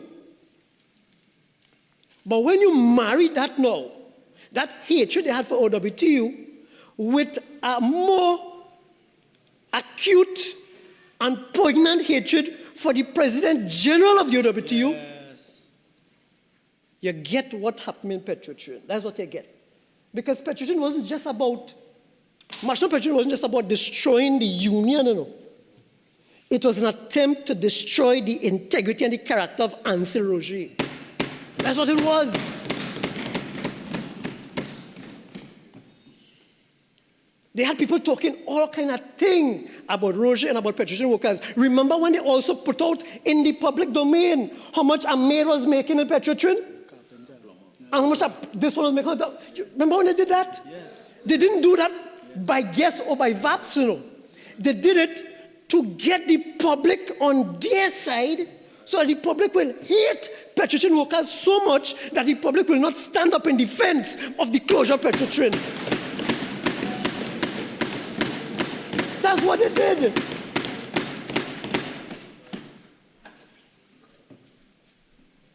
And when they closed no Petrotrin, that had consequences.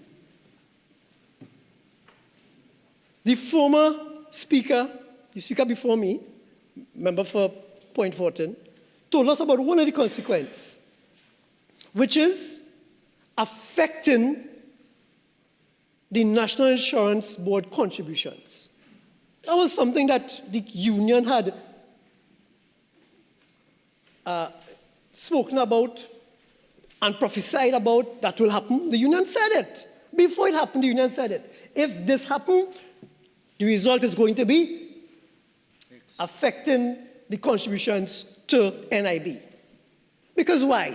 Because the OWTU over the years has done so good and so well at engaging in collective bargaining that they were able to move workers' salary from pittance to something that was a little more livable and manageable. And people said, oh, Petrotrin workers were overpaid. Well, it was not that Petrotrin workers were overpaid. The rest of the country was so grossly underpaid that they felt Petrotrin workers was overpaid. So what then happened was that the NIB contributions were affected. But that's not what I want to talk about because my colleague and comrade minister dealt with that. I want to talk about how that closure affected the foreign exchange earnings of our country. Because after the closure of Petrotrin, and of the refinery especially, we could no longer take crude oil, import it as well, refine it, and if we buy it for $1, we sell the refined product for $5. And therefore, we would have a gross earning on foreign exchange. Now what we had to do is sell the oil, hope to get a good price for it, and then buy fuel. So the foreign exchange that we used to make, we now spending to buy fuel. That's what we're doing. And then when it affected the foreign exchange, I remember the former Prime Minister talking about why we have to use foreign exchange to buy honey goat weed. Remember that? He used to talk about honey goat weed. Yeah, why we have to use foreign exchange to buy honey goat weed?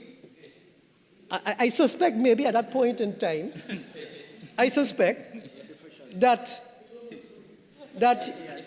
because he did not and could not engage in ultra deep drilling like remember for Orapuch. Yeah? 48-1, Madam Deputy Speaker, are you comfortable with that kind of rhetoric in the Parliament? I will allow the member to continue his contribution. Yes.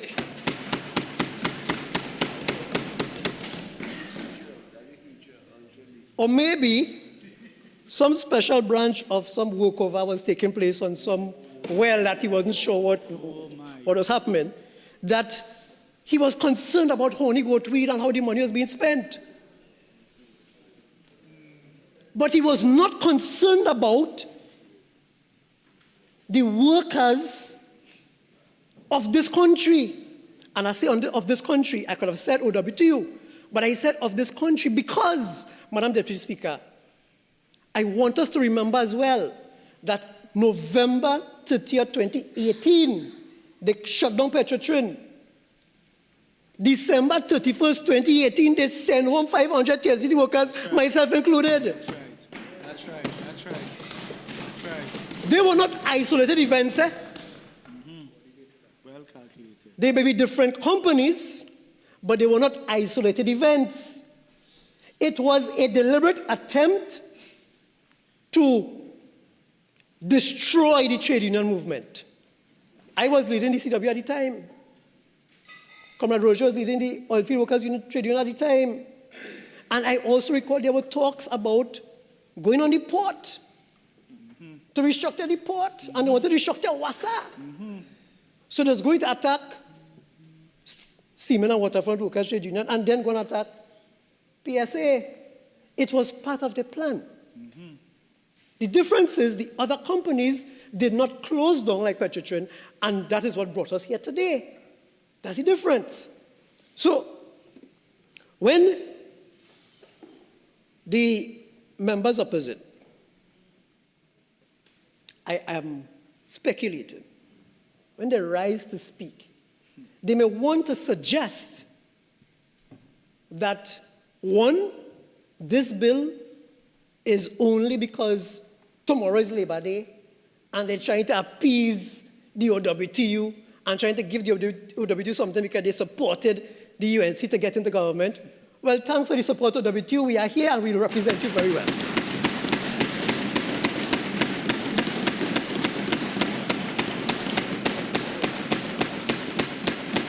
They may say that. And they may also say that, so what happened to other companies that had the same fate with different unions? Why not cheating with them? But you see, what they will not tell you, Trinidad and Tobago, is this. What we are doing here today is nothing that is unprecedented or new. When they closed Trintok and Trintopec and formed Petrotrin, they ensured that what we do here today, it was done then. So the union, OWTU that is, in the vesting order was protected, and OWTU transitioned into Petrotrin without having to go and fight up with organizing the workers 50% plus one, go to RRCB, go through all of the different rigors of getting recognition. No. It was simply passing it on to say, hey, all here, we're taking the company merging from into one, or you'll continue. No need to go back and go through the whole process. You're continuing. So this is not a favor we're doing to OWTU. What this is ensuring that that violent, wicked, evil, vindictive piece of action is now corrected in 2026. And that's why I started by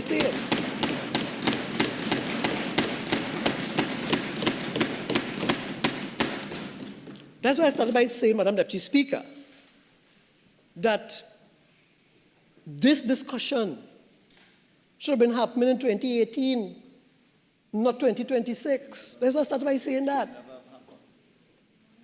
It should never have happened. That's correct. It should never have happened. That's right. Right? But we are not here to, as Minister Batty said, to reopen the debate of whether or not the refinery should have closed or should have been open. It closed. They shut it down. Yes. We are here now, and we deal with what is before us now. That's why we are here, to deal with what is before us now. Now, Madam Deputy Speaker, I firmly believe that strong unions and successful organizations are mutually exclusive. In fact, the strongest organizations are often those where workers are respected, where dialogue is encouraged, and where disputes can be resolved through established industrial relations mechanisms. Strong unions contribute to stability, accountability, and productivity. We heard some of that before, about the accountability, ensuring systems, safe working systems are there, accountability to ensure if something happens, there's accountability for what has taken place. And as I say that, let me say this, Madam Deputy Speaker. The member for Point Fortin spoke about the Paria divers. And some time ago, in a debate in this House, and I'm speaking now about accountability and how this vesting order will encourage that.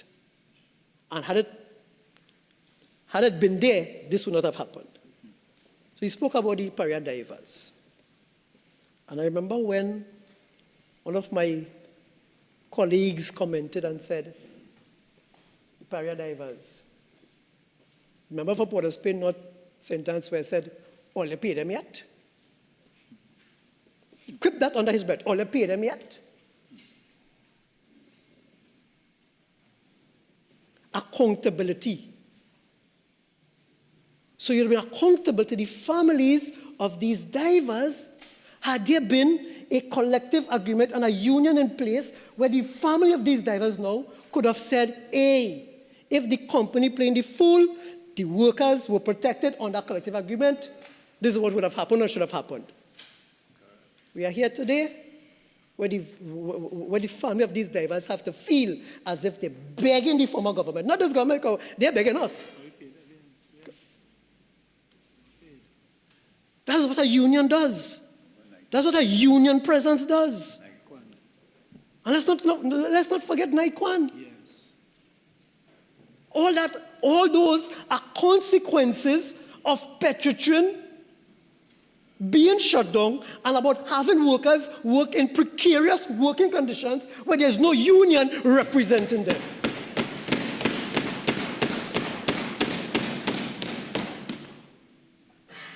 This legislation, Madam Deputy Speaker, therefore restores coherence to the industrial relations landscape. It acknowledges continuity where continuity clearly exists. Let me pause there. This legislation is retroactive to December 2018. Some may ask, well, what are you going all the way back there for? We're in 2026. What is the need for that retroactive aspect of the law? Well, I'll tell you something. Between December 2018 and now, that time didn't just evaporate. The issues didn't just disappear. As a matter of fact, Madam Deputy Speaker, I am aware that in October of 2022, the Oilfields Workers Trade Union made an application to Industrial Court for successorship in Heritage Petroleum, Paria Fuel Trading, Guaracara Refining, and I think even TPHL at the time. They've made an application for successorship, 2022, and to date, the court has not said, yes, you are the successor union. So we have, basically the union had different options, how they could become the successor in these companies. But they should not have had to exercise those options had this same vesting bill been brought to Parliament early on and say, go ahead, you are continue to be the successor union and the successor companies. So since 2022, they are waiting for a court hearing to determine whether or not they are the successors in these companies. Now, the law does provide, Madam Deputy Speaker, at section 48, let me just get the exact paragraph. Because the law does provide for successorship, but hear what it says. Section 48, 3. For the purposes of this section, any question whether a person is a successor or assignee of another shall be determined by the court from all of the circumstances in accordance with good conscience and the principles of good industrial relations, and shall be binding on the persons referred to in subsection 1 and is conclusive for all the purposes connected therewith. So the union could have gone to court, and they did that, and they waited 4 years. Another option to the union is that they could have gone by every one of those newly created companies, get an organizing officer, and go to organize 50% plus 1. But the problem with that, Madam Deputy Speaker, is this. Number one, there was no way for the union to know what is the exact head count in each of those companies, to start with. Number one. Number two, every one of those new workers in those companies, and if not everyone, most of them, because some of them came to me and said to me that they were told that they get a work now, they cannot go and join the union. That's right.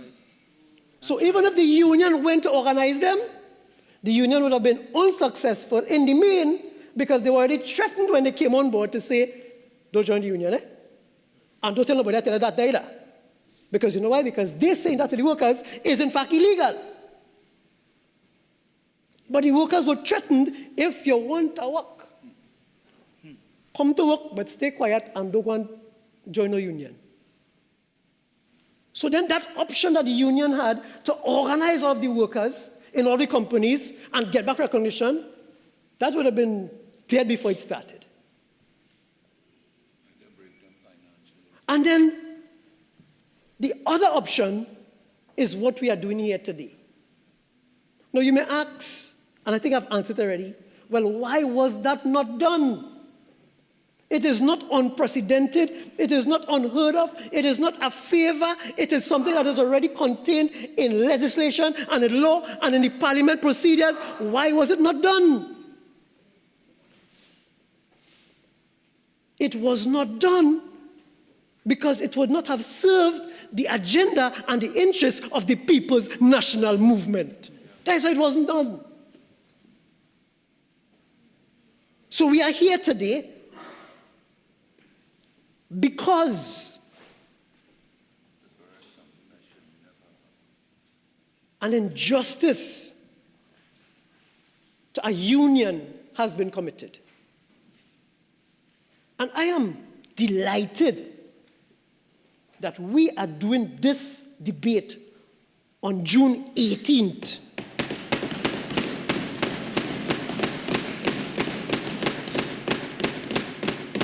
It is not for talking points tomorrow, you know. But it is to show the workers when we go to Faisal tomorrow, as I will go,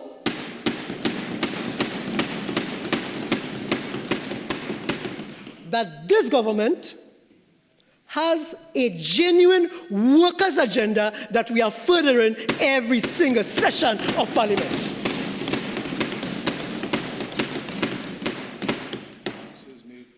That workers' agenda started when we ensured that we saved the work of WASA workers. That workers' agenda ensured that the workers in Tea and Tech who wasn't getting cola for 10 years, that we fixed the cola. That workers' agenda was further demonstrated when we ensured that we signed off 10% for public servants. And today that workers' agenda is being furthered by ensuring that the OWTU gets recognition in Paria, Guaracara, and heritage. Promise made, promise kept.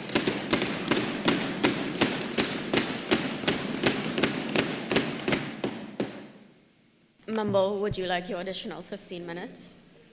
I didn't realize it went so fast. Yes, Madam Sure. Deputy Speaker. Time surely flies when you're having fun. Madam Deputy Speaker, this amendment recognizes a simple but important principle.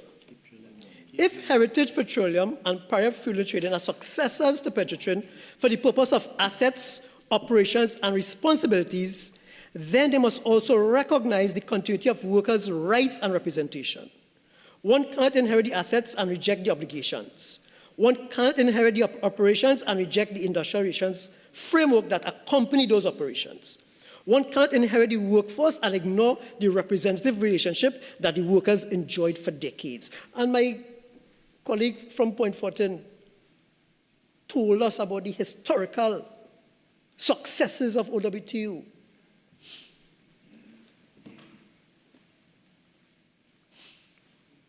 The return of the OWTU to the oil fields is not simply about correcting a wrong of the past. It's about strengthening the future. It's about ensuring that workers once again have effective representation from an organization that understands the industry, understands the workforce, and understands the communities that depend upon the energy sector. It's about preserving institutional knowledge, promoting industrial stability, and reaffirming the importance of collective bargaining and social dialogue. My colleague, Minister of Labour, spoke to us about not just social dialogue, but social justice. That's what this is doing. Before that 15 minutes expires and I realize where it's gone, I want for a few minutes, Madam Deputy Speaker, while we are debating this vesting bill that is going to ensure OWTU's continuity into these three companies, it will be remiss of me if, as the Member of Parliament for Labre, I do not alert this country on how the action of the former administration affected my constituency. Because in saying that, it also tells you what the OWTU's representation meant and represented for the lives of the people in Labre. Because Labre is one of what they call the fence line communities of the oil field. So we have Labre, Santa Flora, Palo Seco, Marabella, Point Fortin, Penal, Barrackpore, Separia, Faizabad, Cedros. All of these areas, because of the decision to shut down Petrotrin, I can't call it, impacted in a negative way on the lives of the people, especially in the Southwestern Peninsula. Madam Deputy Speaker,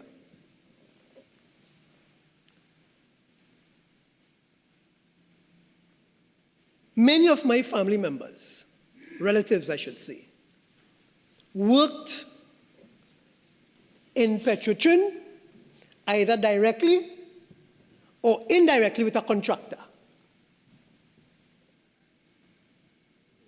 And when they shut down Petrotrin, all of them, all, went home. Because the contractor no longer had employment with Petrotrin. The employees no longer had employment with Petrotrin. And therefore, that then created high levels of unemployment within these fence line communities.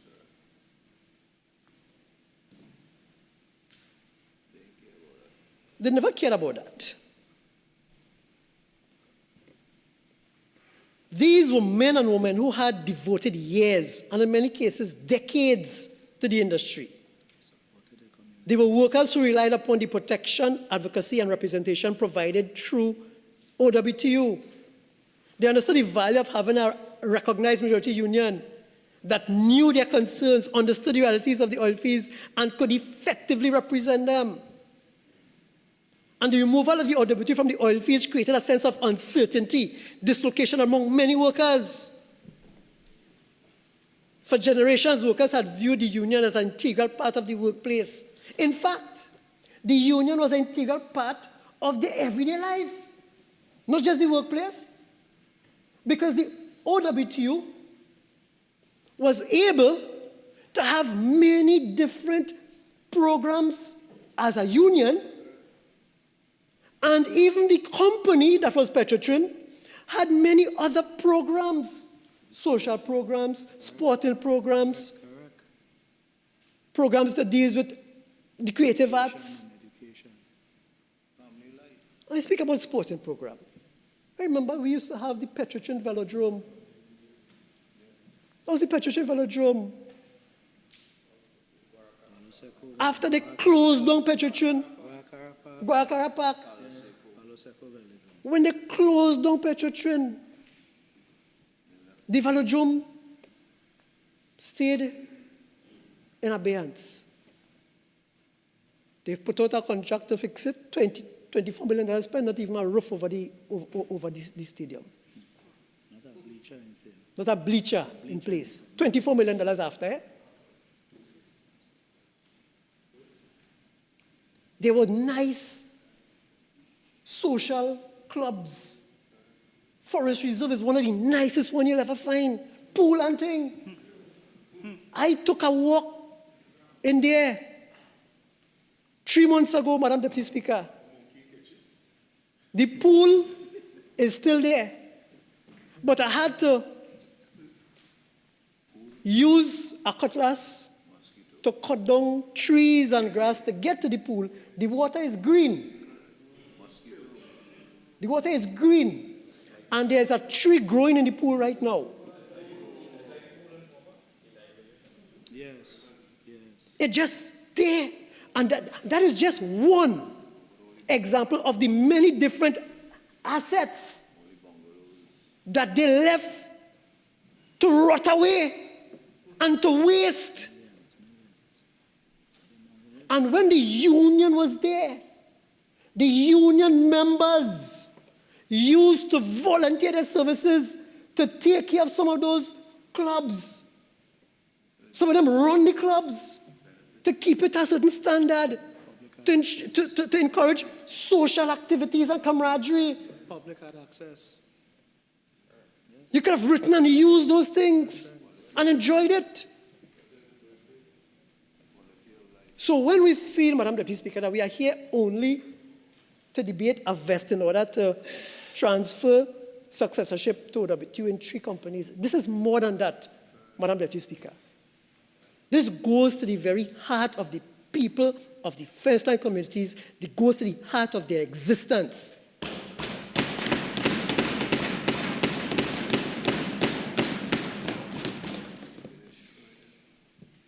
I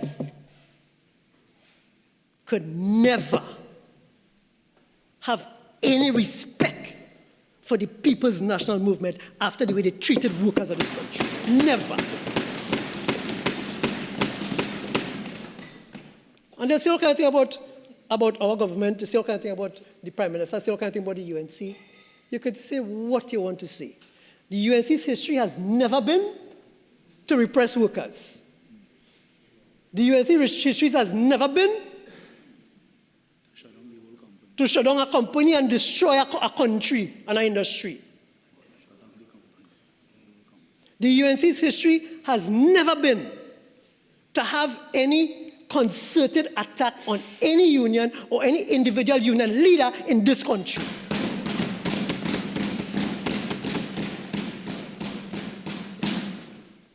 So they could jump high, they could jump low. They could say this, they could say that. they could back up a dog. Who say that? Who say that? Who they say that? Who they say that? I don't care what they say.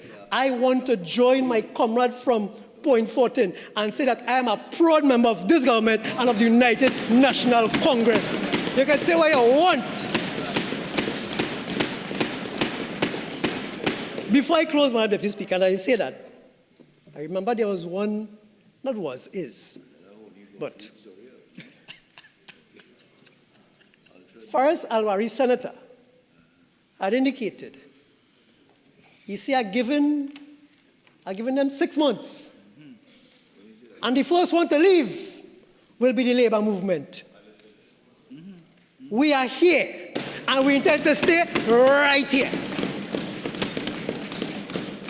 Despite all of the rancor that they try to perpetuate between the leaders of the labor movement, the labor movement will deal with that. But Comrade Kiza and I, we stand here. I want to say to the workers, we stand here, and Comrade Leroy, of course. Yes? Let's don't forget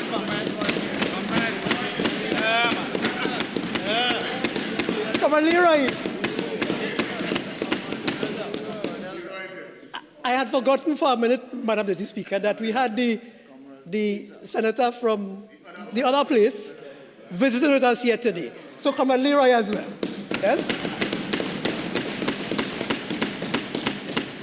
I want, before I take my seat, Madam Deputy Speaker, to say that I wholeheartedly support this legislation, and I dare, just as Senator Alahad did yesterday, I want to dare the other side to demonstrate that you have any love and care for workers and support this bill here today. Yes. I dare you to demonstrate that here today.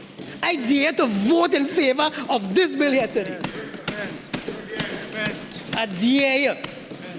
You want to pose it as if you care about workers and love workers only because you're in opposition. Yes. Don't forget, it's only because you're in opposition they love workers now, eh? Yeah? But he came to about small man properly, because when the former Prime Minister tried to talk about small man, he came to say small man with any sense of genuineness and understanding, because you don't understand what being a small man is. You understand? Yeah, short man is different, not small man, right? So I want to say, Madam Deputy Speaker, that I support this legislation wholeheartedly. I commend once again the Minister of Labour and Small and Micro Enterprise Development. I commend my Honourable Prime Minister. I commend the Cabinet for bringing this legislation here today. And just before I sit, I want to take this opportunity to say Happy Labour Day to the trade union movement. I thank you, Madam Speaker. Member for Port of Spain North, St. Anne's West.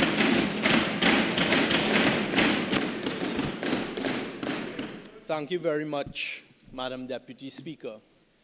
Madam Deputy Speaker, we have just witnessed 3 former speakers, the 3 former speakers, put down the types of performances that I certainly would have expected from them as members, former members of the labor movement on the eve of Labor Day. So none of the rhetoric, none of the power and the passion with which they delivered their contributions is the least bit surprising.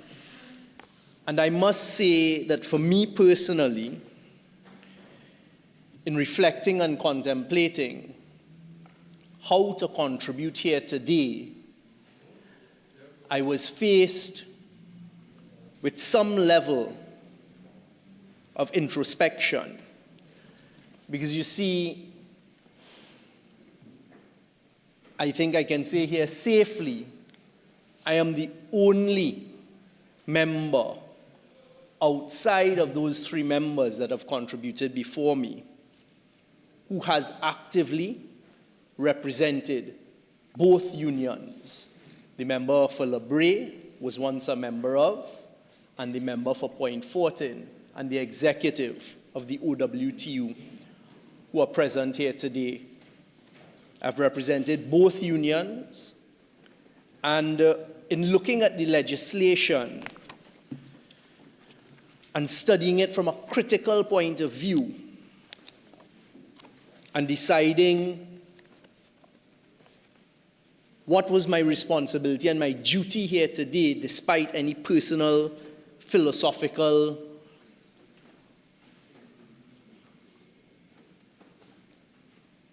thoughts I may have, I was reminded of the following, which is the oath that I've taken on 3 occasions as elected member for Port of Spain North, St. Anne's West, which is found in our Constitution. Having been elected or appointed, in this case elected, a member of Parliament, I do swear, and for me it is by the Bible, that I will bear true faith and allegiance to Trinidad and Tobago.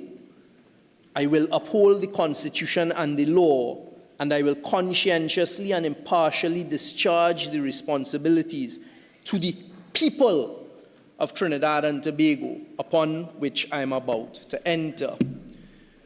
Because you see, taking that oath as an elected member of Parliament, it is clear to me that my responsibility and the responsibility of the 12 other members on this side, with whom I'm proud to serve, our responsibility is to the people of Trinidad and Tobago. And that is a collective responsibility.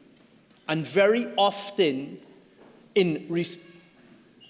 that responsibility, and very often in representing the majority and the citizens of Trinidad and Tobago, you find yourself in a position of conflict with certain interest groups.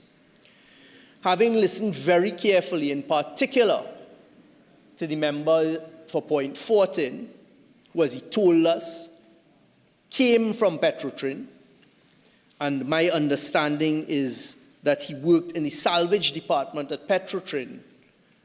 He opened up the debate, as did the member for Lebre, in a manner that it is absolutely necessary for us on this side now to put it into the context that it should be in.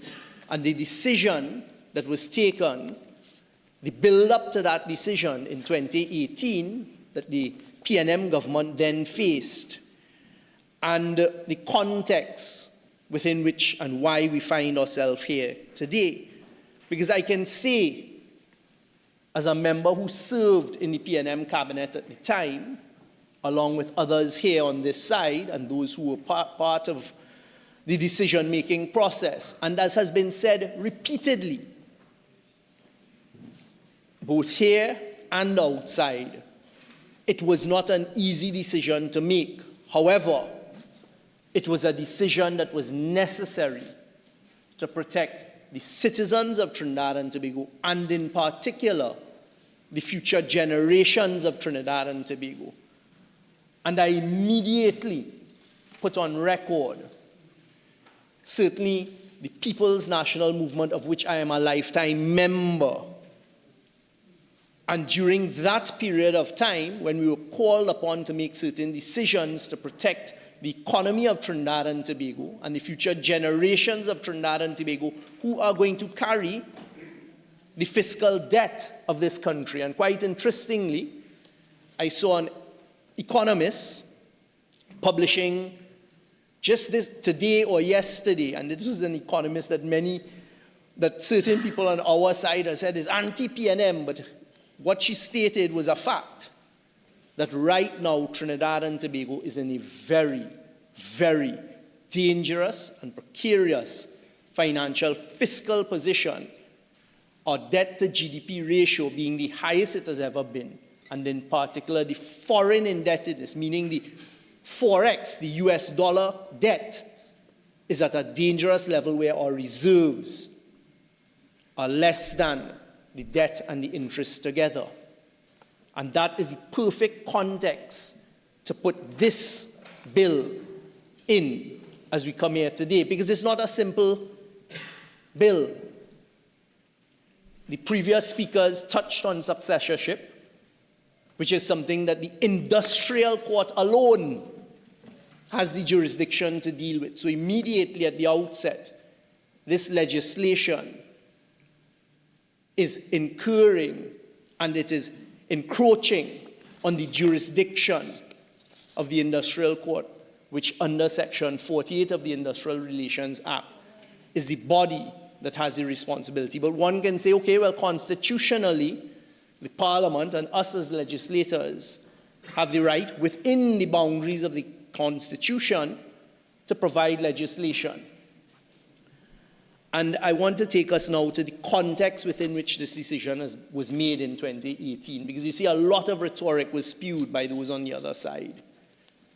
And importantly, for the record, to put in context why the decision was made, and I refer to an op-ed that I wrote at the time in May 2024 that was published in all of our daily newspapers, and I'll refer to certain parts of it because it is important, especially in this debate, that the country knows exactly what the Parliament, and in particular those on the other side, they've said it, executing a promise that was made to one particular trade union in Trinidad and Tobago, what it potentially can do to the future generations.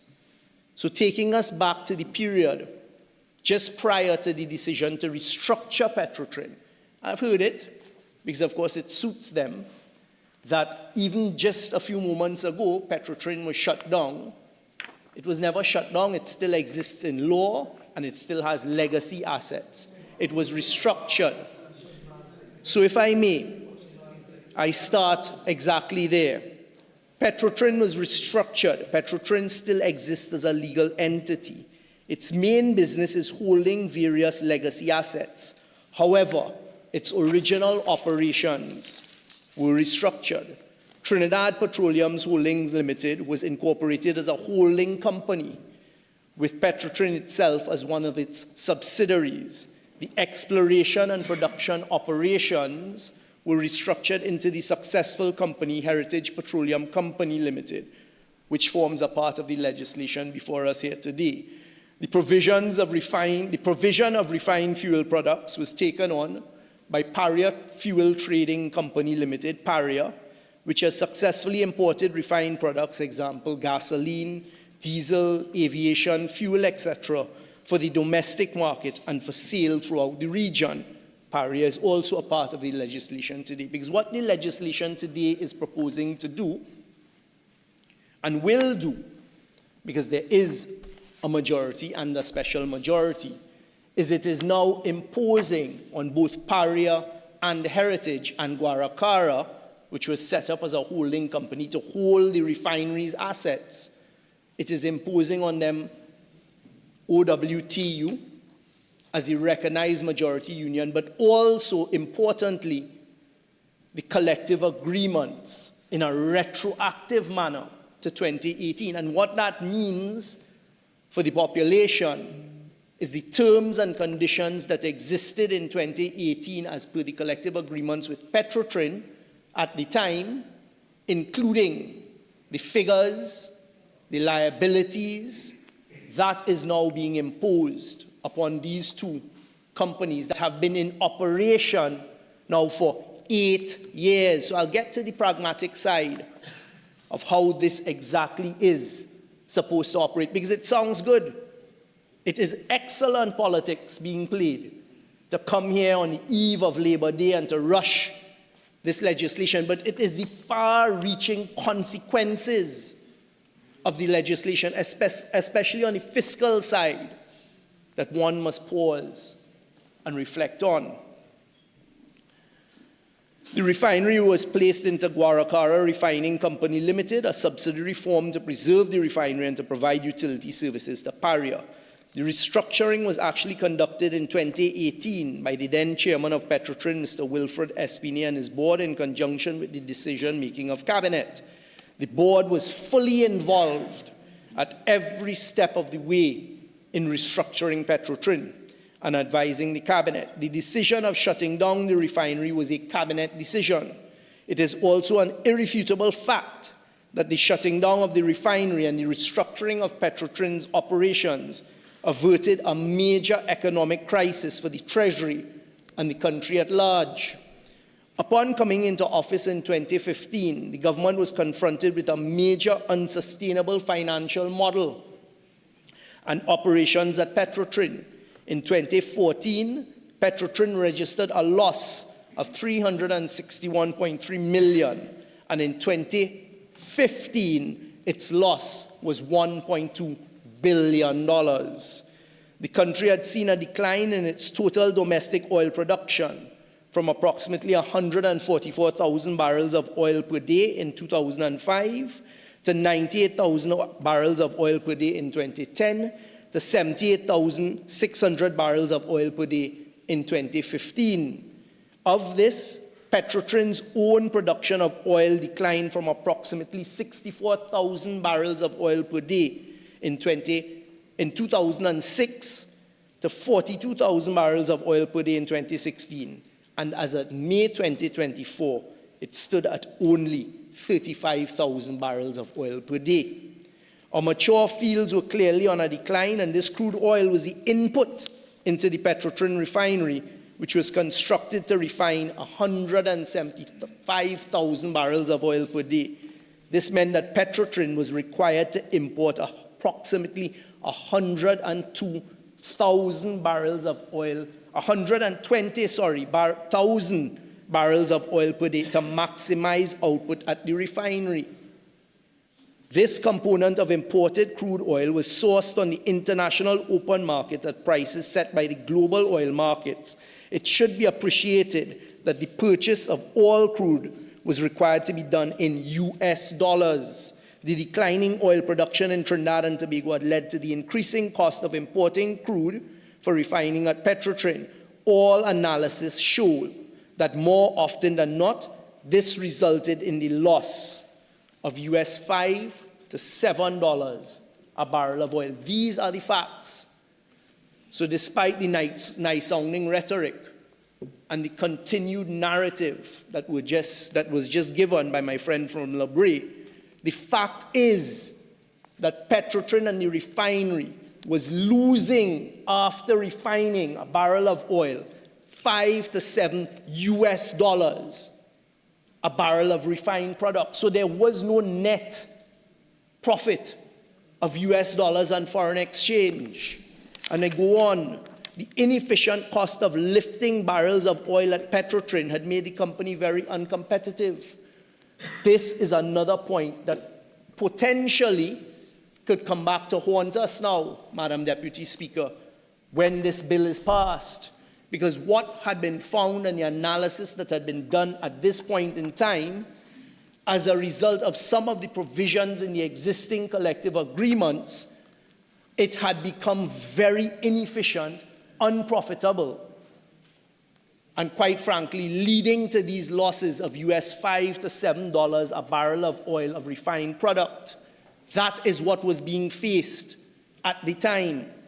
In 2016, Petrotrin registered a loss of $4.3 billion, which meant that it had incurred cumulative losses of approximately $5.9 billion in a 3-year period. By the end of 2016, the government had done a preliminary assessment of Petrotrin. It was concerned about its trajectory, and in particular, the effects that it was threatening to have on the Treasury and the country's sovereign rating. A decline of our sovereign rating would affect the government's ability to borrow and the interest rates that its borrowings would be subjected to. In February 2017, the Cabinet appointed a team to conduct a review of the operations of Petrotrin. The Cabinet didn't just take this decision lightly. February 2017, the Cabinet appointed a team to conduct a review of the operations of Petrotrin and to make recommendations for its restructuring. The team comprised of Mr. Selwyn Lashley as chairman, who was then the most knowledgeable permanent secretary in the Ministry of Energy in Trinidad and Tobago, with years of institutional knowledge. Ms. Helen Drayton, Professor Chandraban Sharma, who subsequently recused himself due to a potential conflict, Mr. Robert Riley, Mr. Wilfred Espinay, Mr. Gregory Marchand, a representative of the OWTU, and Mr. David Abdullah, a representative of the OWTU. So in the composition of the committee that the cabinet asked, go in there and take a look, because this is going to sink Trinidad and Tobago and our treasury and our sovereign rating. That is the composition. Two of the comrades, two of the people who represented OWTU were part of that. The Lashley Committee, as it came to be known, submitted its report dated June the 1st, 2017 to the Cabinet, and this report was subsequently laid in Parliament. They talk about accountability and transparency. When the Cabinet received the Lashley report, it was laid here in Parliament, unlike what we're seeing on the other side.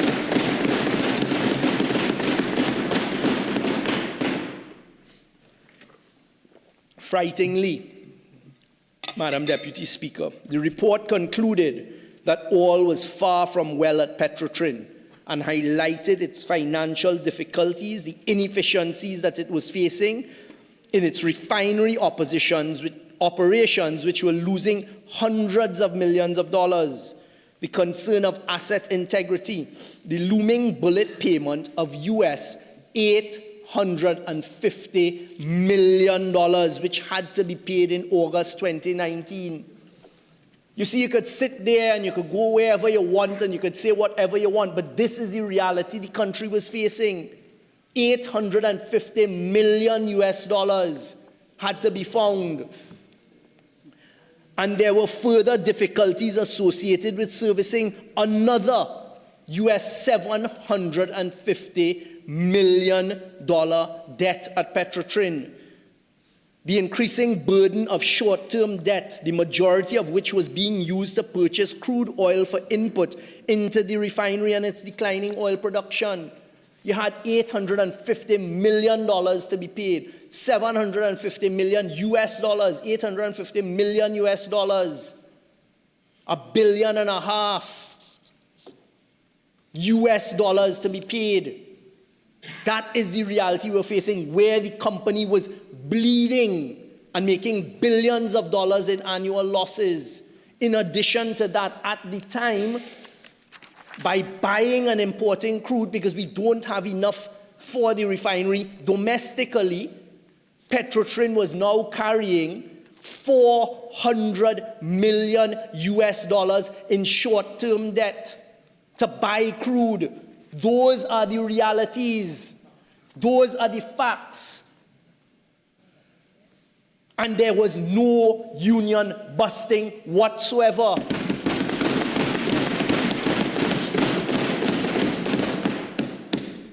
It was, according to the oath that we take very seriously, what do you do to protect the citizens of Trinidad and Tobago? The terms of reference and work done by this Lashley team was limited in nature and was always meant to provide an initial independent high-level analysis of the state of Petrotrin.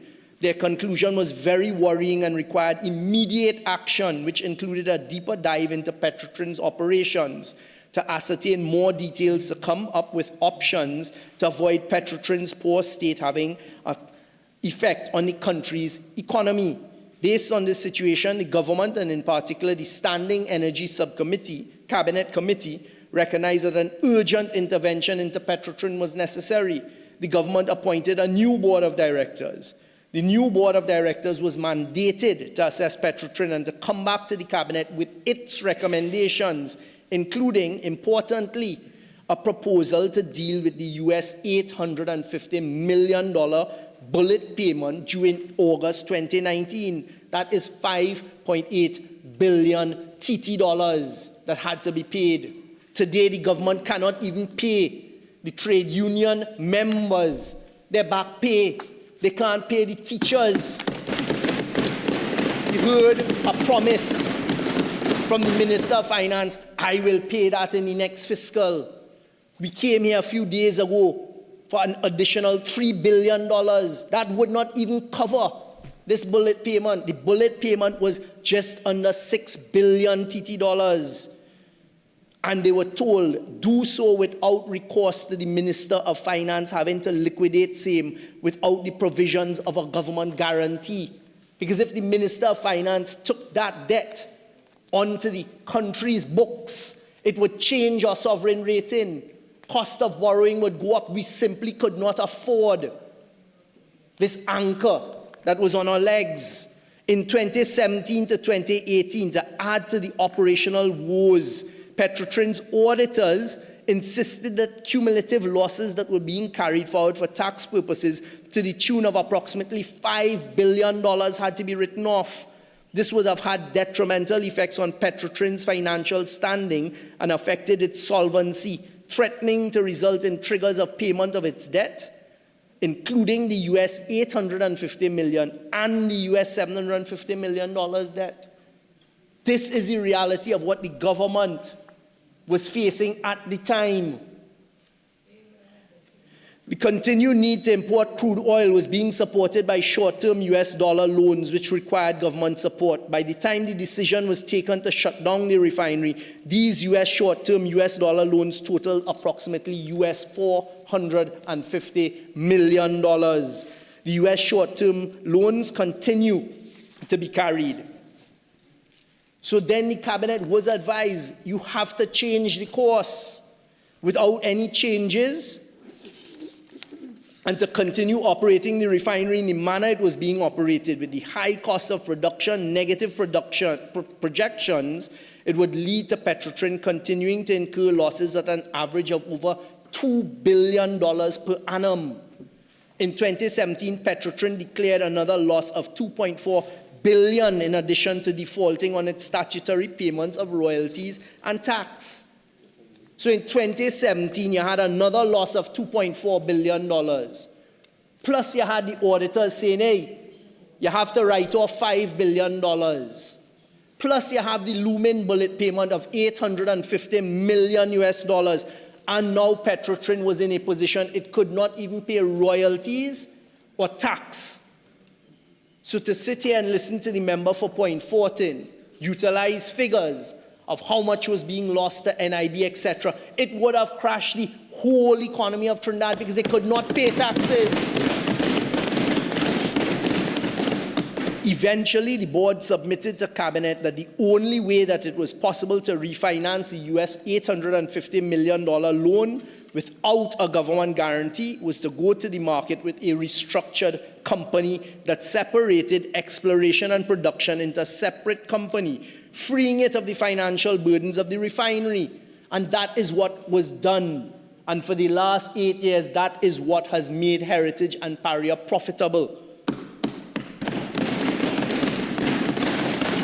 It was also submitted that it was prudent to shut the refinery down and import fuels as the refinery was sinking Petrotrin for the reasons stated above. After much analysis and deliberation, the cabinet gave the board the green light to proceed, and Petrotrin was restructured with the workers being paid off approximately $2.7 billion in cash. And it is a sin of the former workers, the former speakers who represented workers at one point in time, to stand here and say nothing about $2.7 billion to the former workers of Petrotrin, but they are part of a government that fired over 40,000 workers in CPEP, in URP, reforestation, continuing on a weekly basis to fire workers in HDC and WASA and other areas throughout the state agency and not provide them with a cent in compensation. So to all of the CPEP workers out there who I will now represent, and we have them going on the way to court, as well as the URP workers that they terminated, who did not receive any severance payment, not a cent. Compare that to $2.7 billion in cash. And my friend from La Brea is on record when he was confronted about the termination of CPEP workers and being asked, well, how do you feel as being a part of the trade union movement about the termination of thousands of CPEP workers who are the most vulnerable? Madam Deputy Speaker, I rise on standing.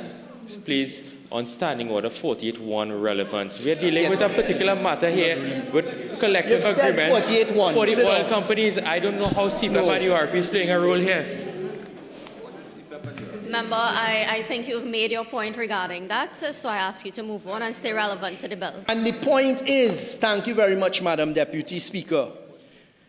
The member for Lebre said the workers are collateral damage.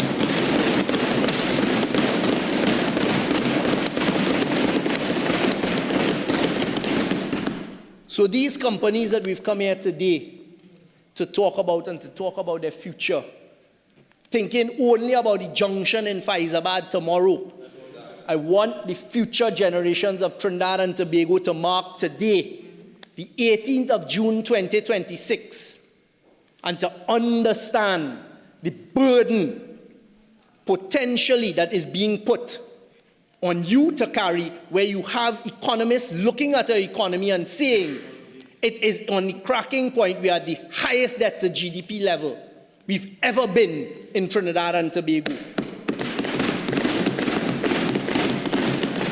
And I go on to say, Madam Deputy Speaker, the newly formed companies of Heritage and Paria have been successful.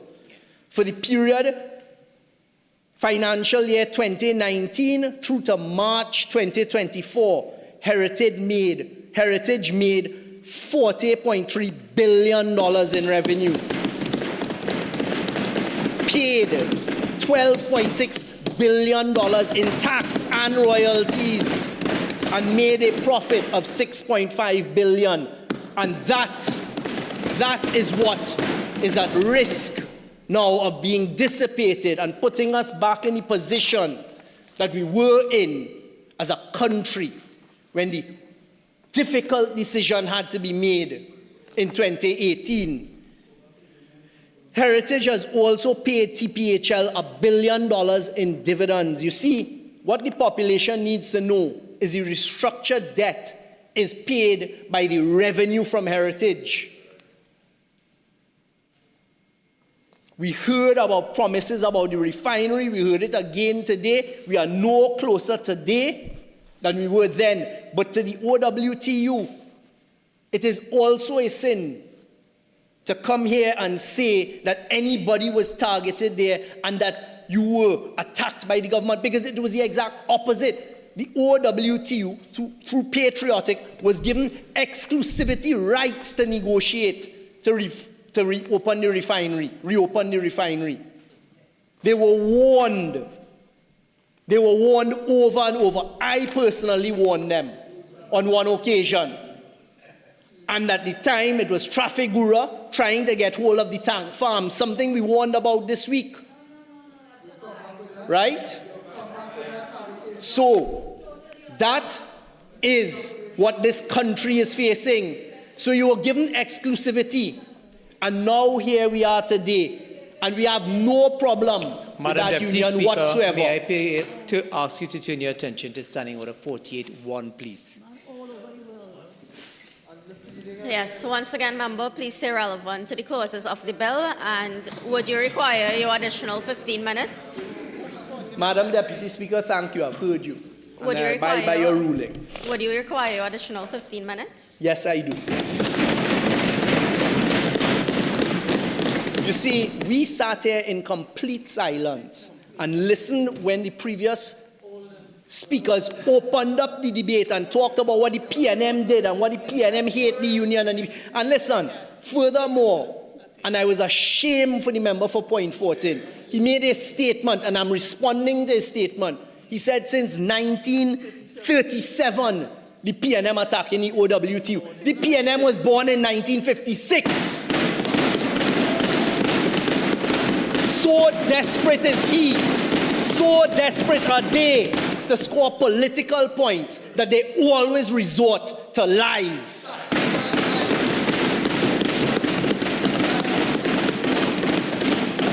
For the same period of 2019 to 2024, Paria made $52.6 billion in revenue, paid $0.9 billion in taxes, and made a profit of $1.3 billion. These results are indicative of the benefits of the restructuring exercise that the government undertook. And that, Madam Deputy Speaker, and population of Trinidad and Tobago is why that very difficult decision was taken and implemented in late 2018. We took absolutely no pleasure in it. It was an extremely, we debated amongst ourselves as a cabinet for weeks. We explored every single option not to sink Trinidad and Tobago, which was the singular reason why the decision was taken. The singular reason. But in doing what we had to do, which was a restructuring, companies were created that are profitable, that will now be put at risk. $2.7 billion. It is a fact that they don't like to hear. $2.7 billion in cash paid. Cash to the former workers. CPEP workers got nothing. URP workers got nothing. That is their legacy.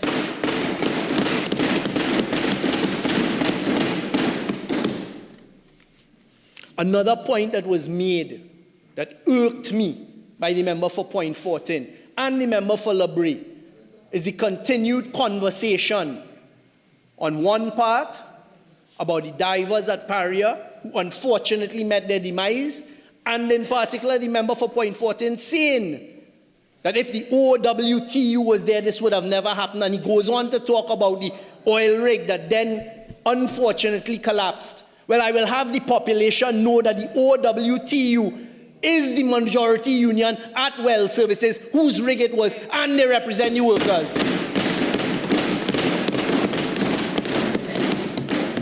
They then talked as well about making applications for successorship to date and casting aspersions on court action that was filed in 2022. Failing, of course, to tell the population the reason there has been no decision by the court is that the OWTU and the respondent have been adjourning the matter, and that is why it did not proceed. And I dare say adjourning it for what we have before us here today. So do not come here as you normally do and attempt to mislead the population, playing on emotions with your emotive language and your mischief.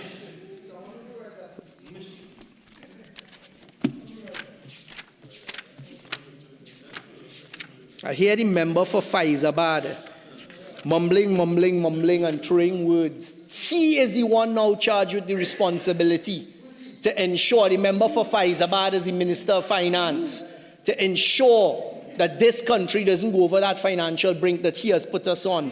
They have put us on.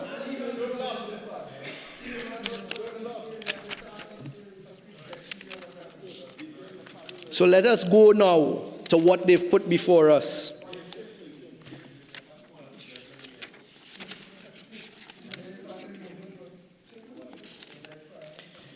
A respect for the rule of law. The Minister of Labour, in his lucid presentation, talked about that this bill is part of the respect for law. These are the concerns now from a legal perspective with what is before us. And a further amendment has come here today, after amendment was made in the Senate yesterday. Another one has come here today.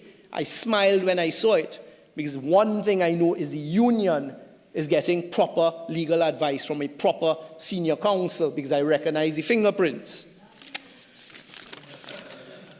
I will come in a short while. The member for Paria has been throwing words and barbs, but I will remind, maybe now is a convenient time. Because you see, I listened to the political rhetoric and all of the comments thrown and how great the UNC is now and the labor movement and the UNC. I want to remind the President General of the OWTU, Comrade Roger, of 2014, when the then Prime Minister, the same member for Paria, went to take his wicket and came in the Parliament and attacked him. And I'll refer to that now, because it's convenient that people forget. December 4th, 2014, Kamala steals Roger's thunder. PM tells of 1999 incident involving trade union leader. And you see, I could speak about this because I recall it vividly. I recall when the comrade and an entourage of comrades came to us and to me in particular to deal with this matter for him against the member for Paria. And this is what the member for Paria said, according to this Express article. When Oilfield Workers Trade Union, OWTU President General Ansel Roger was a foreman at Trinmar, there was an incident where, quote, he exhibited gross carelessness and negligence in the execution of his duties and almost killed a colleague, unquote. Roger also, and this is, quote... President, Madam Deputy Speaker, I rise on 48.1. I don't see the relevance in this particular line being raised by the member. Who said that? Who is he responding Member, to? please move on. Madam Deputy Speaker, I am responding directly. I am responding directly to the relationship that was raised with the present government. It is directly in relation to that. And at the time, the Prime Minister in 2014 gave instructions to have Ansel Roger Madam terminated Deputy from Speaker, you Trinmar ask the honourable member to move on. 48.1. Member, twice I asked you to move on, so I will say it for a third time. Thank you very much, Madam move Deputy on Speaker. and stay relevant. Thank you very much. Responding directly to the comment, or one of the comments, of the Honourable Senator who piloted this bill, talking about the Petrotrin restructuring exercise. And he said, and I quote, this was one of the largest displacements of workers ever. He went on to say, quote, it was social vandalism.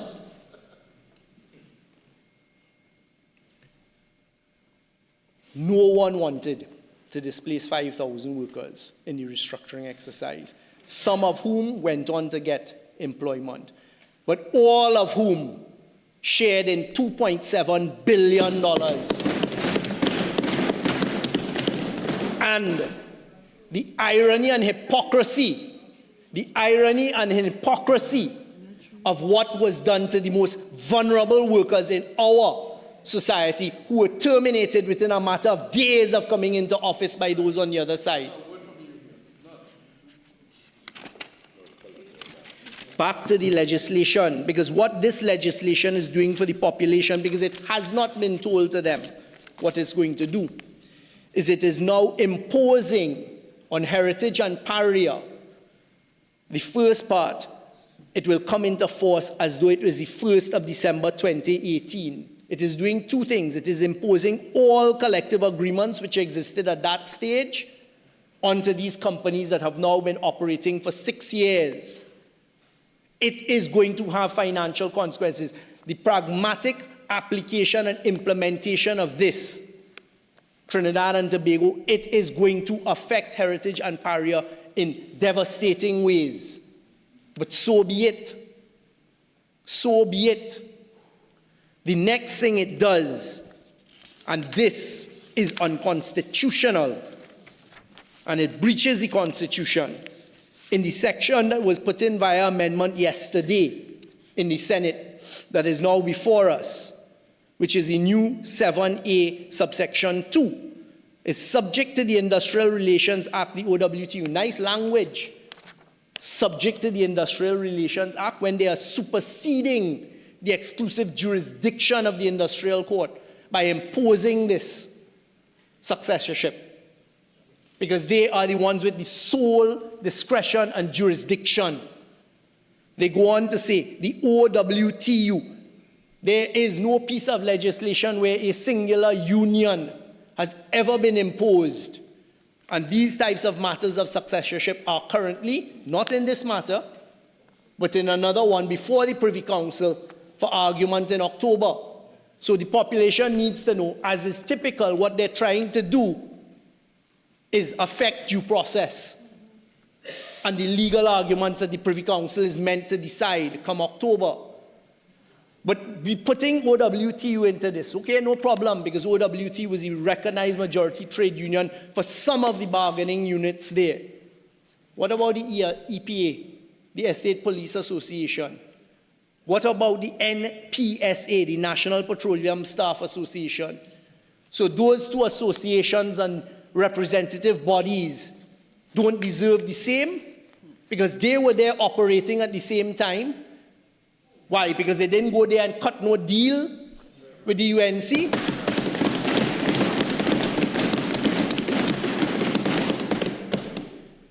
How this is in breach of the Constitution? Because what this section is now doing is on all workers who are there at Heritage and Paria, when this is passed today, whether you like it or not, the union representing you is the OWTU. By imposition, that infringes Section 4J of your entrenched constitutional rights. Section 4J says every citizen of Trinidad and Tobago, and I can say this, are only respected under PNM governments, and the Constitution respected under PNM administration. Now, when this is passed, you are being taken, your right of freedom of association has vanished into thin air without asking you who you want to represent you or what should happen.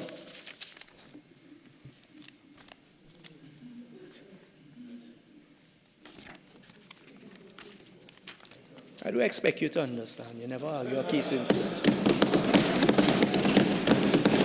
I also reject, Madam Deputy Speaker, a comment that was made by one of the previous speakers that they instructed not to hire former Trinma and Petrotrain workers. We reject that outright.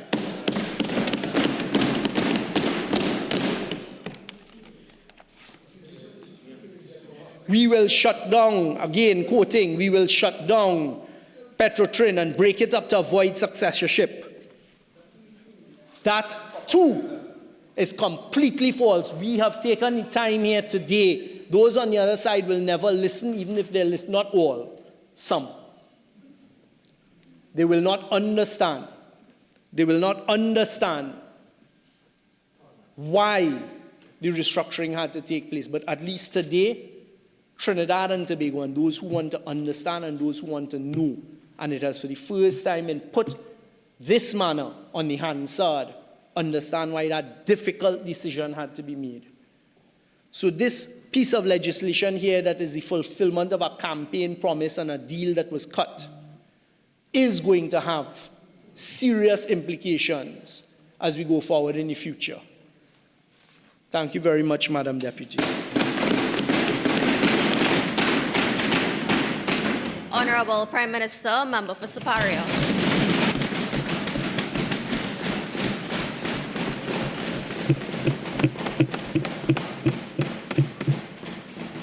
Thank you very much, Madam Deputy Speaker.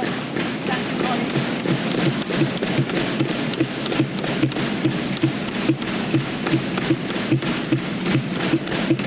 Madam Deputy, before I deal with my colleague politically here, let me just take a moment to commend the Honourable Minister of Labour, Senator Ortiz, my honourable colleagues, Member for Point Fortin, Member for Liberate,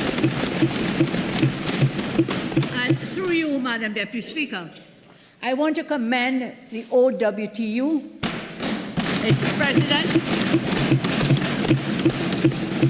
Mr. Ozzy Warwick, always there. They are in the chamber, and I think we should take a moment to recognize them for their service to Trinidad. And I'll say more on that in a moment. So I listened, and we listened to 45 minutes of pure shouting and kicking and screaming across the floor. And I'm reminded of the famous Lord Nelson. Do you remember his calypso? King Liar. fucking lie. I'm reminded of that. Because the member engaged in many, many untruths. And a few of them I can deal with today, and we'll deal with them in other places. We have that reach. But all of this, they crushed the economy. They crushed the economy. They crushed the economy. You know? Then they run out of government. When you listen to him now, you understand why they call the election a snap election. Because they could not govern. They never participated north and south. They put their hands up in the air. They gave up. They gave up, especially that member who was responsible for the energy sector. They put their hands up. They gave up and said, listen, boy, we can't run this country, you know. Let's get the hell out of here and call the election. They could not govern, and that's all the doom and gloom, all the debt he's talking about, debt to GDP ratio, all the stories of why they could not keep it there. Chicken licken, you said it before. First of all, Madam Deputy Speaker, Nema said debt to GDP. Talking about debt, and we couldn't keep Petroleum running because of the debt. Let me give you the numbers, Madam Speaker, because the member wouldn't give it to you. Again, just talking in general statements. They doubled our country's debt. Double it, Madam Speaker. When we left government in 2015, debt was $75.4 billion. 2015, we demitted office, $75.4 billion. When they demitted office, debt doubled to $144.8 billion. When they come to talk to us about debt to GDP ratio, they're worried about debt. Debt to GDP, Minister mentioned, the highest ever. Why? Because of you, because of your government.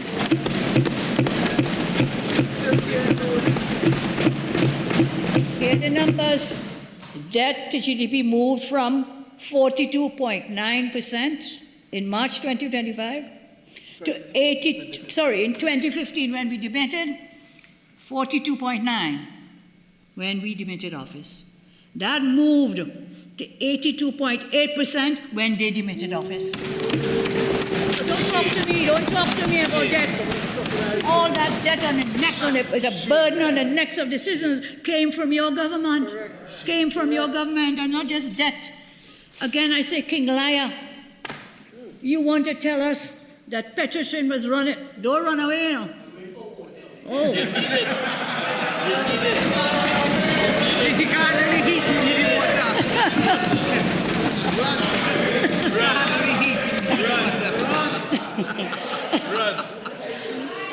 Run. Madam Deputy Speaker.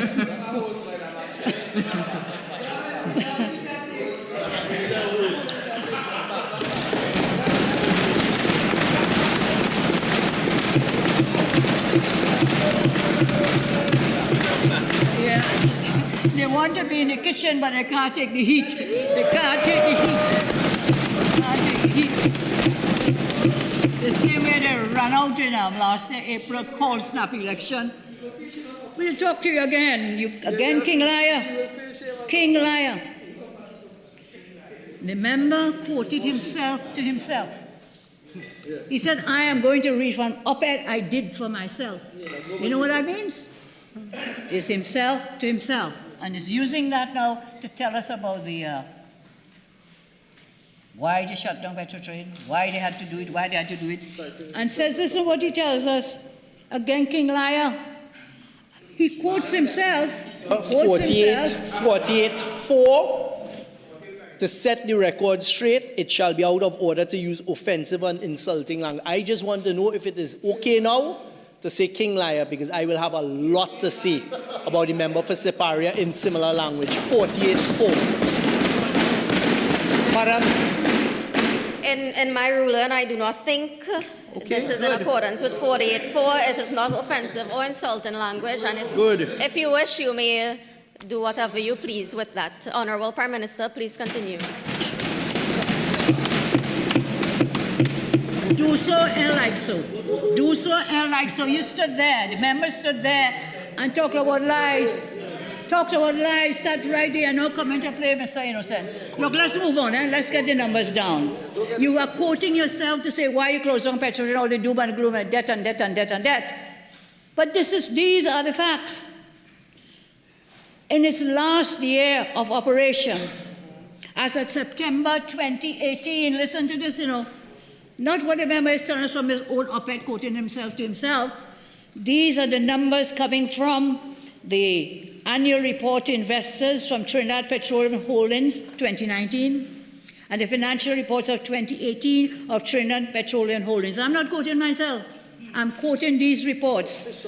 And in the last year of its operations, as of September 2018, Petrotrin made profits of $1.697 billion. $1.697 billion. So that is the rhetoric that you fed the country while you shut it down. One day, we always said God doesn't sleep, he wears pajamas sometimes. And one day we will find out why it is. After the former Prime Minister said, Petrotrin not closing down, why did they really shut down Petrotrin? Why? The truth will come to light. That truth will come, not closing it down, and then thereafter proceeded to shut it down. So, Madam Deputy Speaker, the member also spoke about Petrotrin still exists as a legal entity. You gutted the entire company, and you want us to come here. You took out all the workers. You fired thousands of workers, and you come to say Petrotrin still exists. For what purpose? Can you tell us that? It exists as a piece of paper because you gutted out the entire Petroleum yourself. You admitted. You put them into Paria, you put them into Guaracara, all the assets and handholders and so on gone elsewhere. But guess what? What did you do with the workers? And when you spend all this time explaining today in this debate on a 2026 vesting bill, crying and complaining you had to shut down Petrotrin. Well, tell me why. Even you had to, and I'm not agreeing, we don't agree you had to do that. Even if you went ahead to restructure in that manner, why did you not take care of the workers? Why did you not put in the clauses if you've done it before? You have legal precedent. You have judicial precedent. We have constitutional law. In every arena, my colleague from Senator Batiste spoke about social justice, but in every arena of the law, you have what you should have done because you've done it before. When you took Trintoc and Trintopec and you vested them into Petrotrin, what did you do? That's not all you did. You had the provision expressly for the successorship rights of the workers to be carried over. Why didn't you do it? You did it with the RHA law. When you converted RHAs, you had the succession rights going on. And there are numerous legal examples. I know my colleague gave some. You didn't do it. And today you come to justify why you closed down. But not once did you tell us why you did not consider successorship rights for the workers as has been done in the past. You have the precedent. Not a single word about why it is. So I I no longer want to know why the member on the other side thought it fit to shut down Petrotrin, because I say the truth will come to light one day. We want to know why did you bust the union? That's what you're doing. You're busting union. That was union busting. That's what you did then, to shut them up.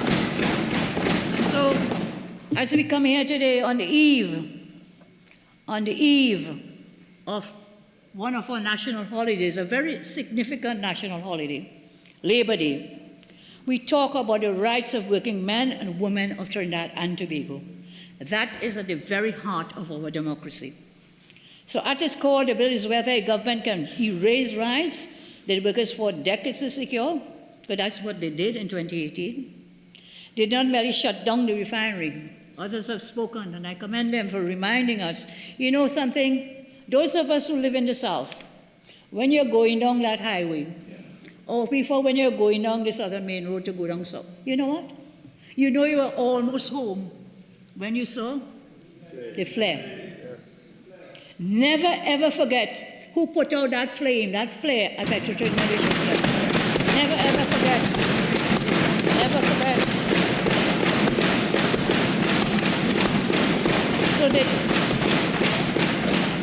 They devastated livelihoods. They disrupted communities.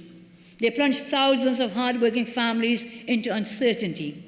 And those effects are still being felt in our country today. But whilst at that time the country was focusing more on the closure itself, there was another grave injustice that was taking place. The voice of workers, the voices of the workers were being removed. The continuity of collective bargaining was broken, and the rights of organized labor were being extinguished. This bill here today, Madam Deputy, we are here to correct that wrong. We are here to restore what should never have been taken away from the workers. My colleagues have explained, and Minister of Labour, exactly what the bill seeks to do. It's a very short bill, Madam Deputy. I think just about 3 clauses. Very short bill, but it's an extremely powerful bill that is here before this Parliament today. It seeks to correct this issue from deliberate actions of the PNM, when, as I said before, they were engaged in clear union busting that took place in 2018. The anti-worker action left workers of Heritage Petroleum, Paria fuel trading without protection of a union because there was no express clause identifying a successor recognized union. That is what we are discussing here today. And today is a better day than any to have this discussion. As I said, on eve of Labor Day, a day that commemorates the actions of people united in a common cause to speak out against injustice, support one another, and fight for what we believe in. Today, we on this side stand in solidarity with the labor movement to correct a past injustice.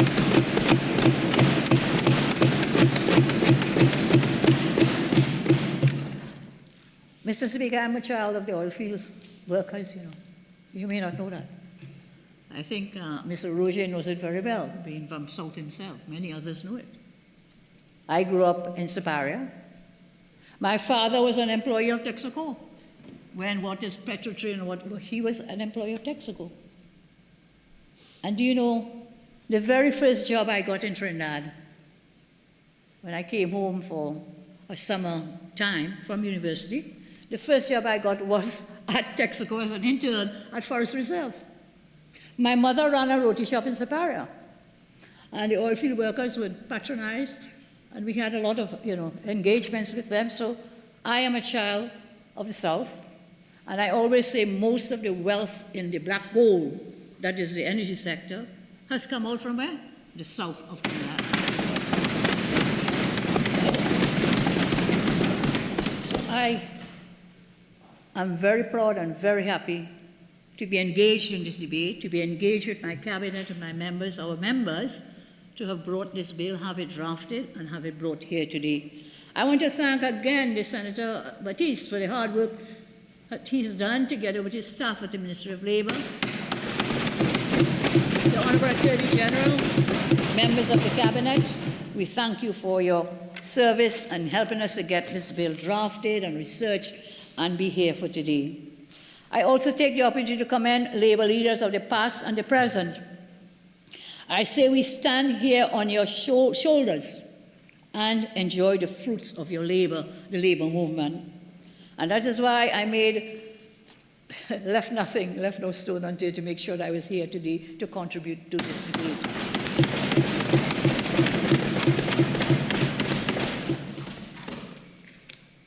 So, we are seeing in this bill, yes, I've thanked our members, ministers, whatever, but we must also commend the advocacy and the dedicated work of the OWTU.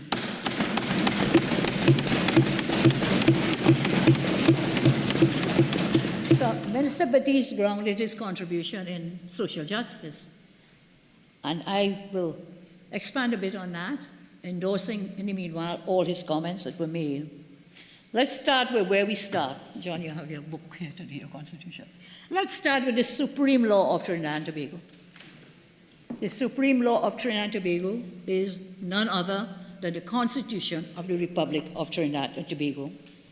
And that Constitution, Madam Deputy Speaker, at the outset, this Constitution In the preamble, so it starts off making that declaration, talks about social justice, and I quote, that the preamble provides that we as a people, and I quote, respect the principles of social justice and therefore believe that the operation of the economic system should result in the material resources of the community being so distributed as to subserve the common good, that there should be adequate means of livelihood for all, that labor should not be exploited or forced by economic necessity to operate in inhumane conditions, but there should be opportunity for advancement based on recognition of merit, ability, and integrity. So the very Constitution, the supreme law of our country, talks about social justice and looking for everyone, each and everyone, in equality and for economic benefits. Now, I hold this very near and dear to my heart, Madam Deputy Speaker. I mention it here because the bill before us seeks to protect workers. It seeks to protect collective bargaining rights and to preserve hard-earned rights negotiated on workers' behalf. My government's workers' agenda, mentioned by the member for Lebre before, member for Point Forting and others, our workers' agenda. Because of that, it is our responsibility to uphold social justice by creating and enforcing equitable laws and safety nets to ensure all citizens can thrive, regardless of background, regardless of creed, regardless of race. And so that is why our official policy framework includes a workers' agenda as an integral component to address modernization of all labor legislation. That is something we are well on our way to achieving. So this is part of our government's focus on decent work promotion and sustainable development. Now, the issue is fundamentally about whether workers' rights survive when employers reorganize enterprises. So we know nothing remains the same. The only thing that remains the same is that things change. Things are always changing. And so we understand that there will be rights to restructure, reorganize, change things, and do whatever. However, the issue is whether, when you change the structure, whether there are not some rights that must always be honored. And these are the successorship rights that I'm talking about. So notwithstanding a transfer of assets, notwithstanding there's a vesting order, notwithstanding there's a merger, notwithstanding there is a restructuring or creation of successor company, rights of workers and their representative trade unions should continue to be recognized.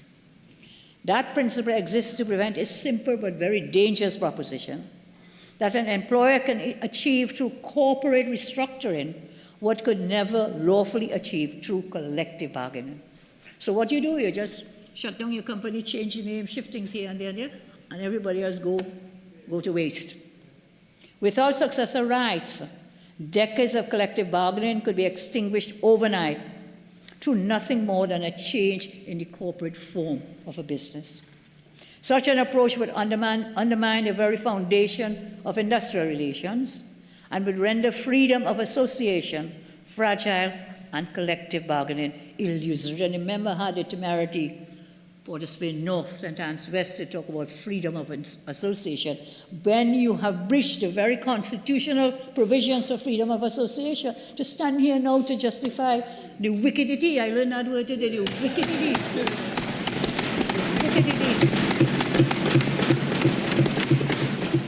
The wickedity of your actions back in 2018. And you know what? 2018, 2019, 2020, 2021, 22, 2023, 2024, 2025. All these years, never one day did it dawn on you that what you were doing was not only morally wrong, but also illegal in depriving the workers of their successor rights. Not once in all those years coming here to cry crocodile tears. Coming here to cry crocodile tears. Listen, you not only breached everything when it comes to respecting worker rights, you breached the very law, the Industrial Relations Act. That act has provided, I think it's 39 to 40 something, those sections, that this, if not in exact form, successor rights were recognized and would be carried on. It's just the regime for that to be transferred over was not expressly stated. You've breached as well all industrial, you mentioned industrial court. The member said that we are trespassing on the industrial court. What kind of lawyer is that? We are trespassing on the industrial court, a self-professed senior counsel. How can you say that? And then threaten to go to court for CPAP workers. Well, listen, CPAP workers, that will only incur you such a cost. And no win in the court should that be allowed. Trespassing. Personal liability, of course. The AG is reminding me. Talking about, just remind me, start at 128, okay. Yes. So saying, trespassing on the jurisdiction of the industrial court. How can we be doing that? This very industrial court has upheld successor rights. Our own Minister of Labour will bear me out. I'm sure you gave some of the examples. Our own industrial court has upheld successor rights. And then we come to even the High Court, the Supreme Court in our own jurisdiction has upheld successor rights. And when you go to look at the international community upholding successor rights, then you look at the ILO, you're breaching the ILO as well. I think it's convention, remind me, Minister, 86 and 98, if I'm not mistaken. 86 and 98, upholding successor rights. So all this 45 minutes, all right, okay, Attorney General, I know you want to get up and deal with him, so you'll get your turn. So I'm saying we had all these, 158, 213, right, okay. Yes. So in every regard, you have breached all these fundamental principles. So for us, there's a very binding legal and policy basis for recognizing successor rights within our industrial relations framework.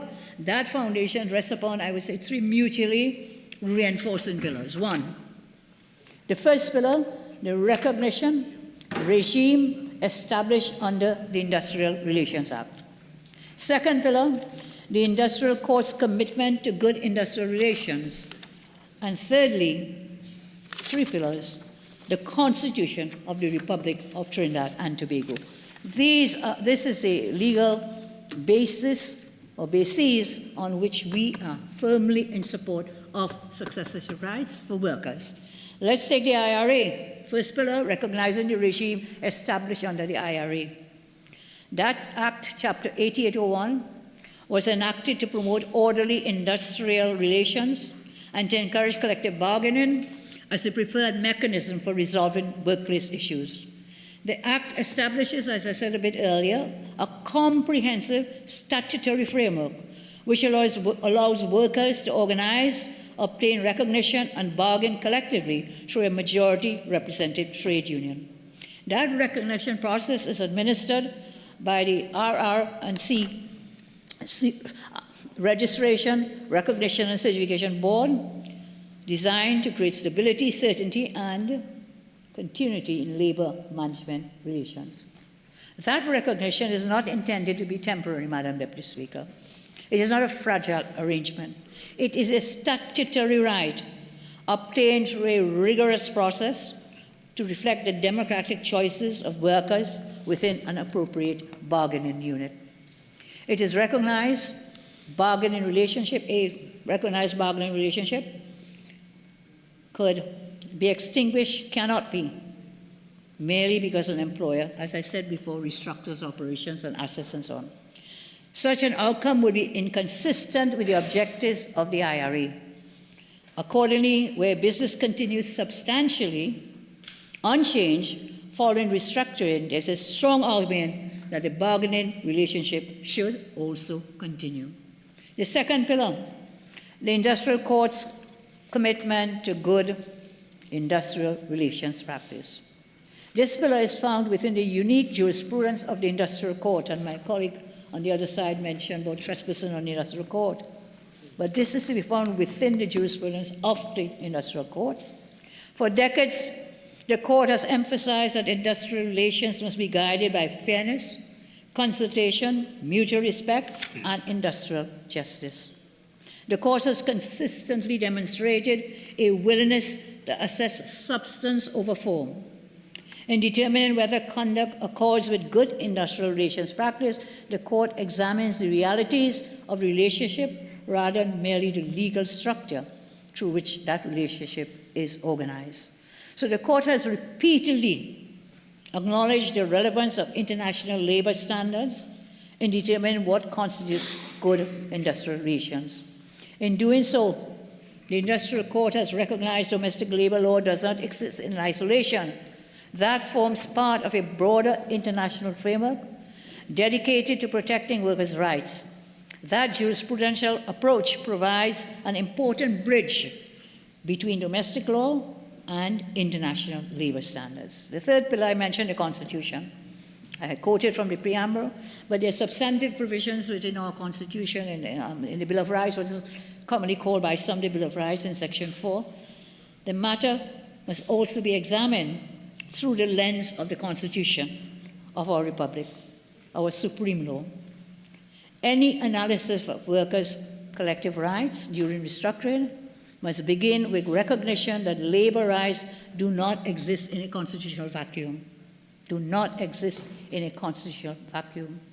Section 4J expressly recognizes and declares freedom of association and assembly as fundamental rights in Trinidad and Tobago. Trade unions are amongst the most important manifestations of the constitutional right association. Workers exercise that freedom by joining together, selecting representatives, forming bargaining units, and pursuing collective bargaining.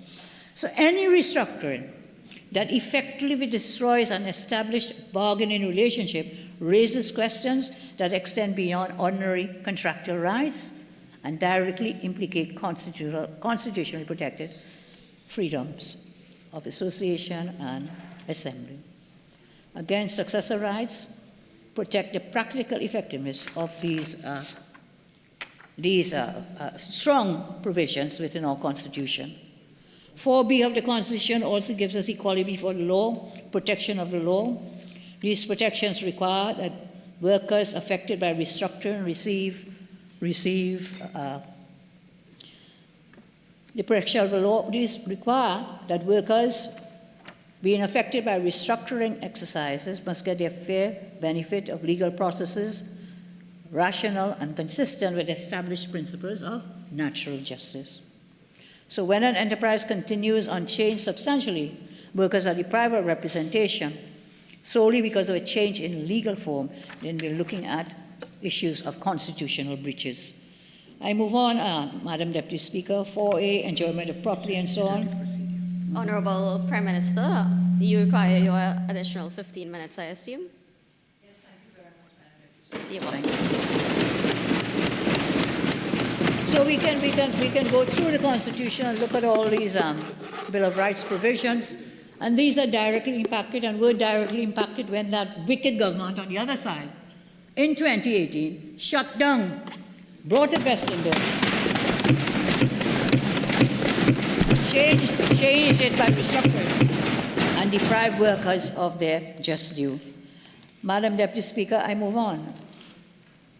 Much more that could be said, but I want to make a very important point. The member for Port of Spain, North, St. Anne's West. And by the way, why nobody else is speaking on this bill from that side? You know, we debate one-on-one. They ask the chief whip, can we put on 2 of ours or 3 of ours, and then they put on 1. But if you break that agreement and you put on the next one, we will bring 5 more for you from on this side. Deal with it. You're ready to enter? You're ready to enter debate? Welcome. We'll have members on the Stretch you for the side. night. We'll stretch you through the night. So, you want to go home? Okay. You don't like to work.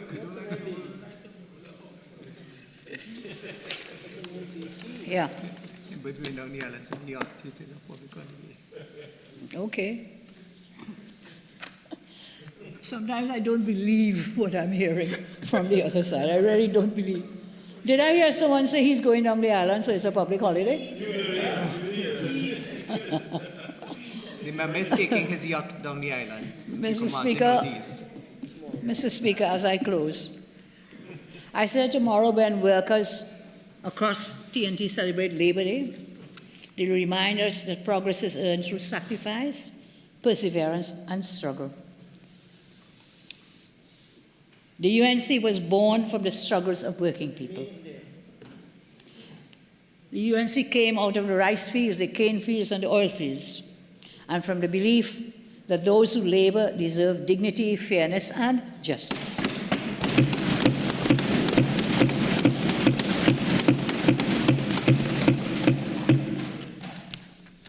That belief guides my government today. From 2018 until last year, thousands of Petroleum workers and families endured hardship and uncertainty. I'll say one thing, the OWTU and their workers never gave up. They never gave up.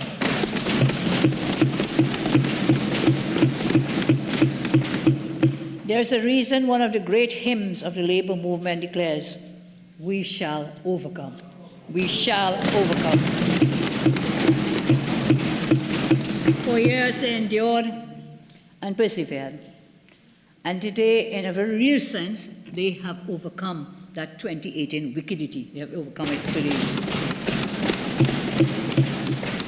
Last Labor Day, I committed to working to the working people of our country. 1 year later, my government stands in Parliament delivering our word, and that commitment has become, this is one piece of legislation, there'll be others. On the eve of Labor Day, I say it is only fitting that this House returns to workers something, as I said before, that should never have been taken away. Dr. Martin Luther King Jr. reminded us, and I quote, Madam Deputy, "All labor that uplifts humanity has dignity and importance, and that the arc of the moral universe is long, but it bends toward justice."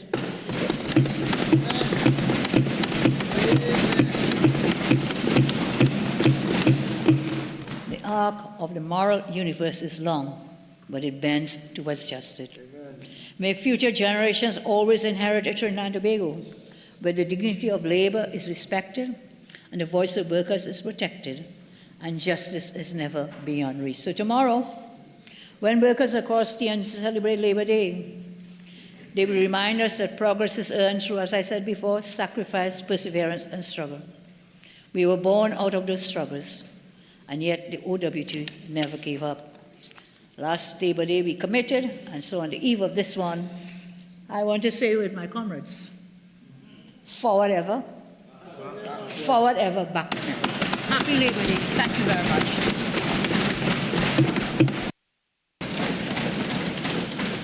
Minister of Labour, Small and Micro Enterprise Development.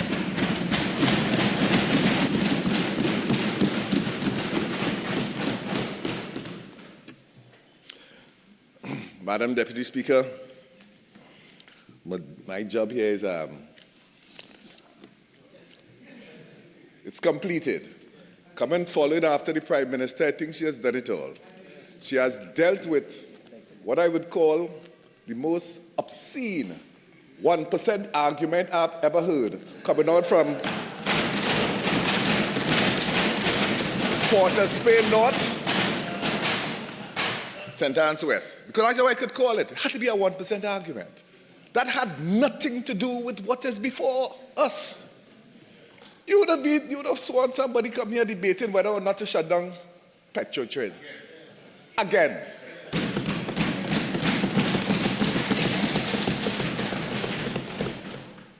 But I think, Madam Prime Minister, you would have dealt with that. But it must never be lost to the population.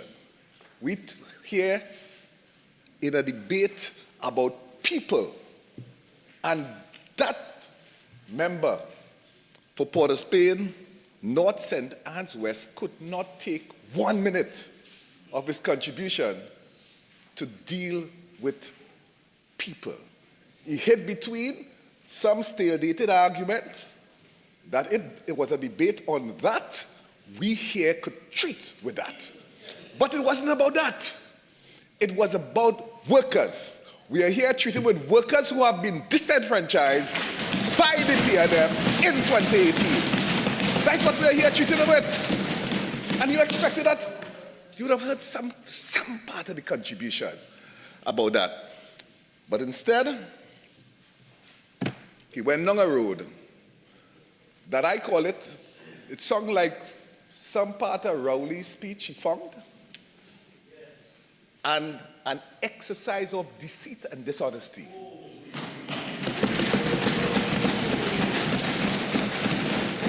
Because they come quite here again to say that they didn't shut down Petroleum because it still exists. Well, you understand the level of hypocrisy, deceit,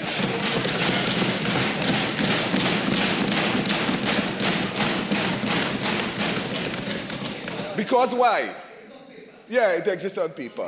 No, and you know, that is just the other day, Rowley started to peddle that. And they decide, oh, that's a good answer. They didn't shut it down because it exists on paper. Listen, if you're not honest, and if you want to understand what's a manifestation of deceit and dishonesty, look at the PNM way. Look at the PNM way.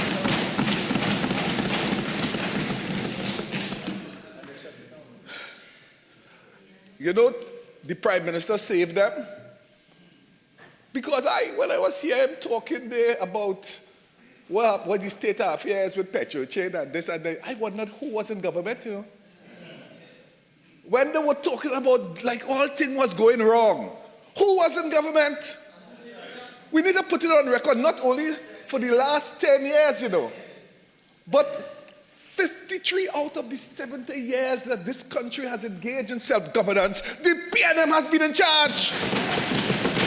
And everything wrong is all about the PNM.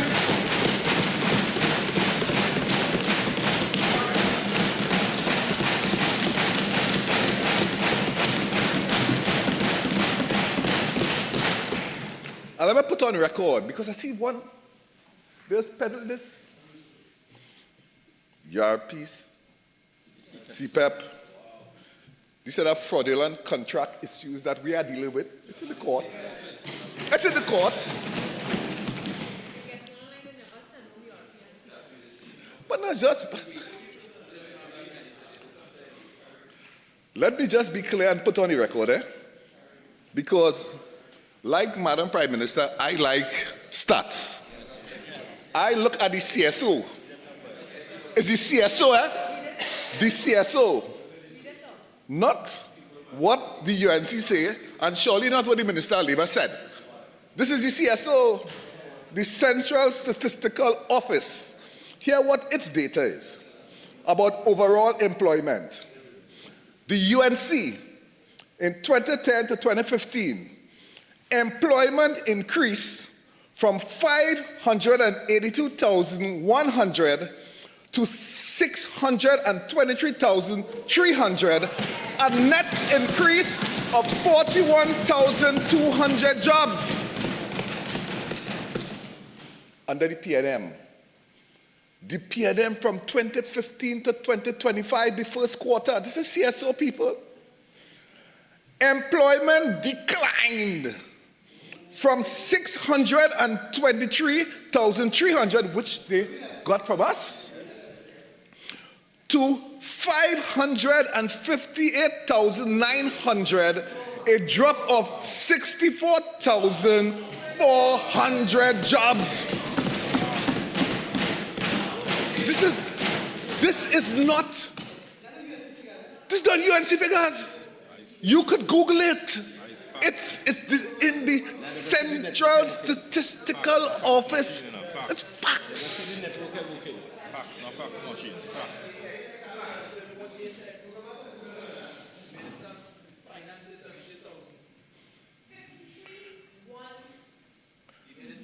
It goes on further. for the stats. I want the Hansa to have the stats under the UNC from 2010 to 2015. Because again, I say people, you just want to know if you're betting on the right horse. You have to see how the horses run. If you want to know where you're going to line up your bet, you better go and look at the history. Look at the history and look at the history of performance. So, in the public sector employment, according to CSO, under the UNC in 2015, in the public sector, we employed 166,700. The P&M, when they left office, the public sector was 129,900, a decline of 36,800 public sector jobs they bust through. And I am saying, this is all you Google it, because this is all her talking about unemployment. These are the facts.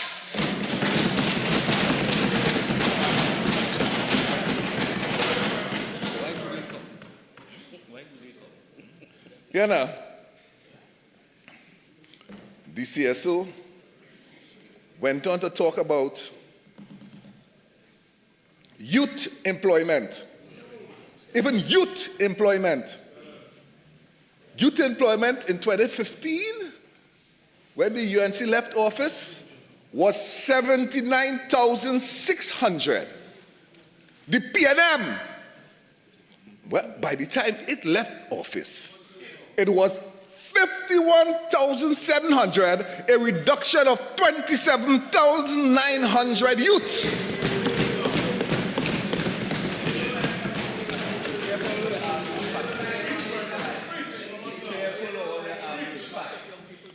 The labor participation rate, all you know is a big term, all the economists love it. The labor participation rate. This is the CSO, eh?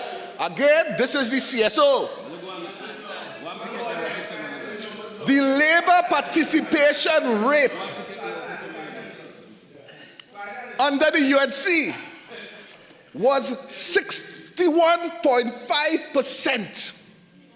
And then P&M comes. And it fell to 54.3%. Even that couldn't hold.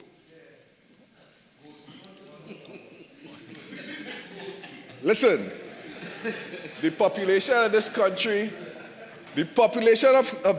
knew what they were doing. Somehow like they read that before us. Because April 28th, they knew if there was to be a change, we had to get rid of the P&M.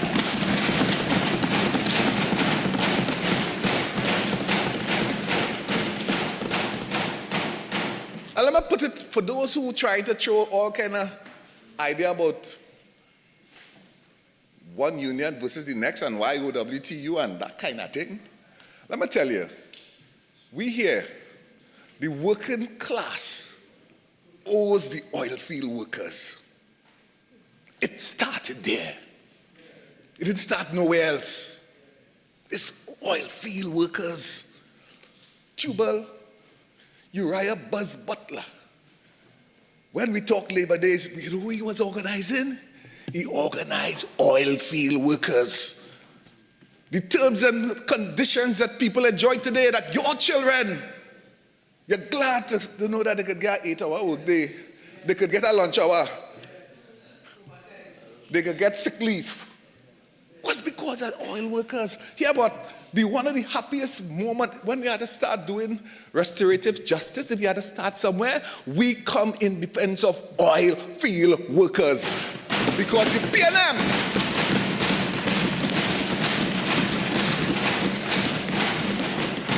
set about to destroy oil field workers by destroying their union. And everything he said, he agreed. he sought to justify whatever problems they have. Is why we must get rid of Petroleum. And though the debate was never about that, the only question we ask, why, if Petroleum shut down and they disaggregate its function into other companies, what prevented you from ensuring that those workers enjoy decent work, including the right to be represented? That is what this debate is about. That is what the debate is about.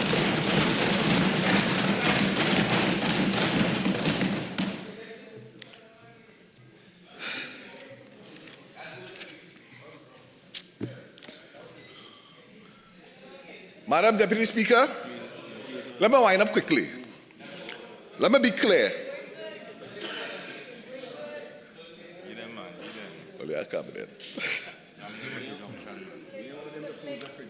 Thank God to the United National Congress.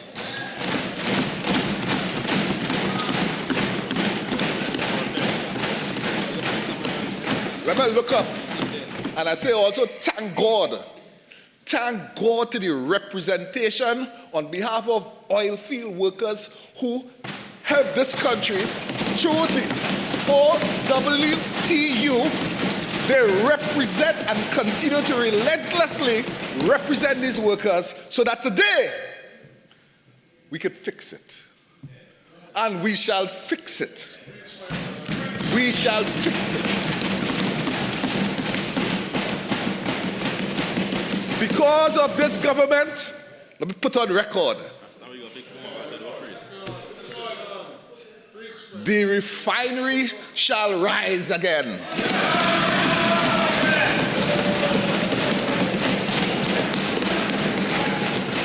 OWTU shall be the RMU again. Workers shall have a safe and healthy working environment again. Workers shall have good paying jobs again. Workers shall have decent, sustainable jobs again.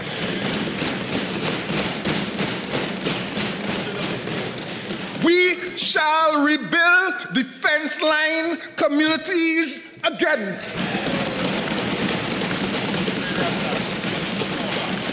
Madam Deputy Speaker, brighter days are ahead.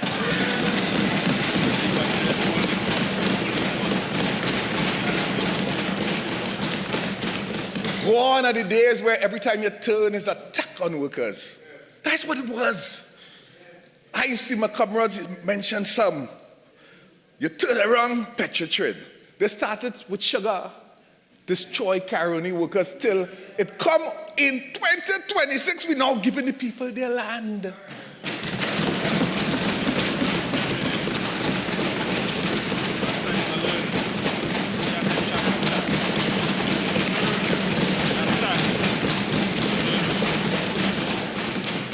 Oilfield workers, those who have left will get their land now. We're dealing with that.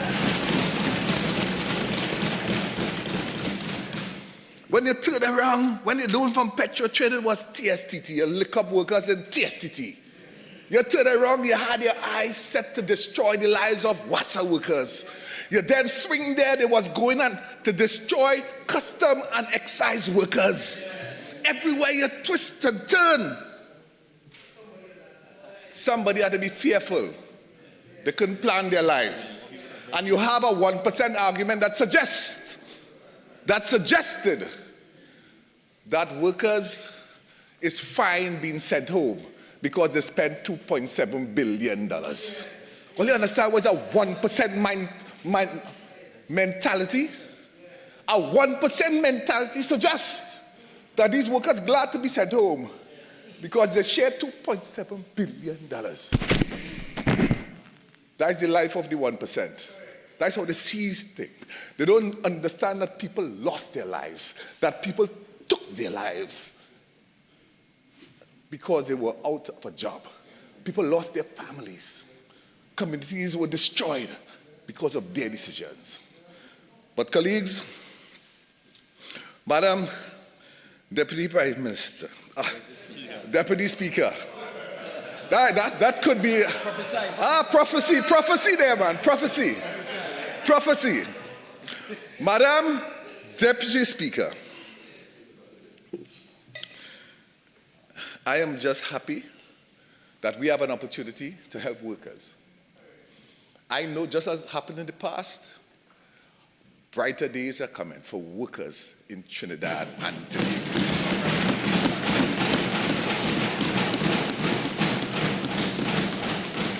The record speaks for itself.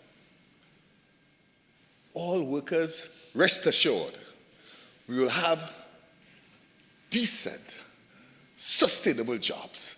Gone are the days on the reliance of make-work programs, handouts that P&M politicians use to corral people to put on red jersey, to hop in maxis.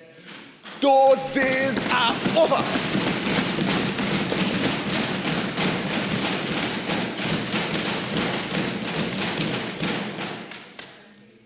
And every time I say, Madam Deputy Speaker, I believe it was just I was about to end. But every time I think about them, but, Madam Deputy Speaker, with these few words, let me just say one last thing. One last thing. I want to say it because I despise it. And I want the national community to know this is something to be despised. One of the tools of the P&M is they peddle envy and covetousness. They look at anywhere there's a good paying job. They try to show their supporters who they suffer and depress that somehow they must hate where they have good paying jobs. Hence, why did they start taking out a salary in TSTT and try to say, hey, only look what money they get in. Or look at what WASA workers get in. Or look at what Petroleum workers get in. And that gives them the license to destroy these people's work lives. Rather than build, they rather to break down workers.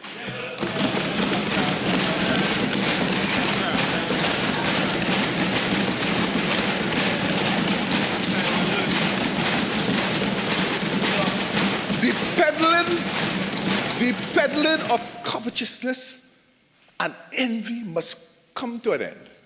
And hear me, the population of this country, trust me, they have understanding. They would think they would get away from time to time with a little mobilizing the 1-2 persons around them with race and all these foolish attempts to get people to corral around them. That didn't work because we have the facts supporting us here. Madam Speaker, Deputy Speaker, I look forward to us delivering on behalf of the OWTU and the oil field workers. Madam Deputy Speaker, with those few words, I beg to move.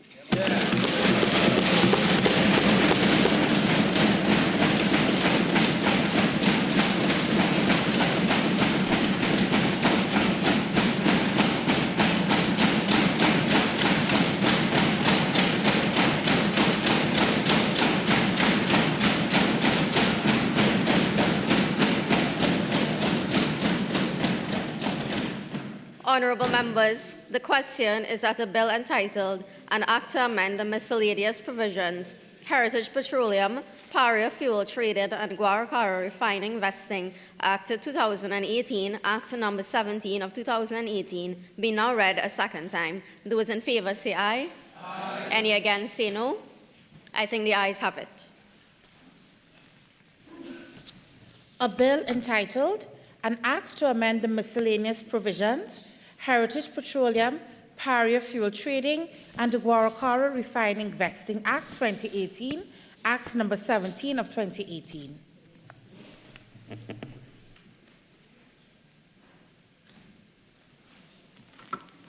Minister of Labour, Small and Micro Enterprise Development.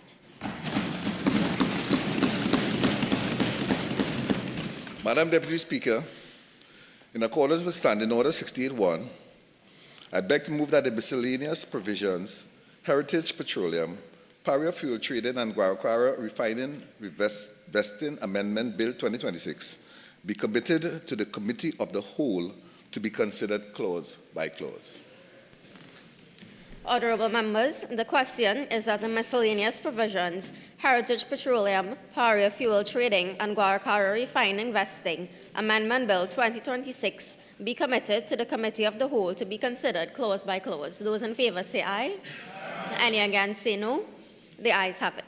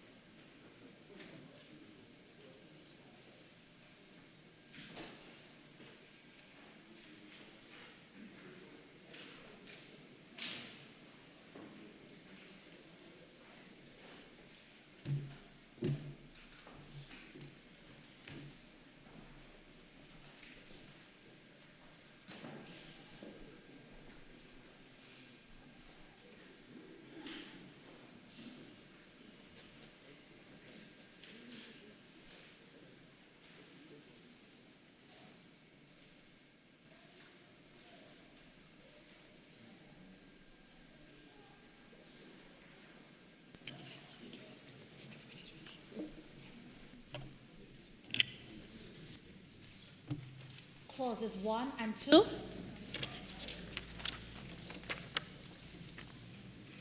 The question is that clauses 1 and 2 stand part of the bill. The question is that clauses 1 and 2 now stand part of the bill. Those in favour say aye. Those against say no. I think the ayes have it. Clauses 1 and 2 now stand part of the bill. Clause 3. The question is that clause 3 stand part of the bill. Honourable Attorney General. Chair, the Minister has circulated an amendment to the bill which was amended in the Senate. So the Senate amendment is further amended in terms of the written amendment which has been circulated.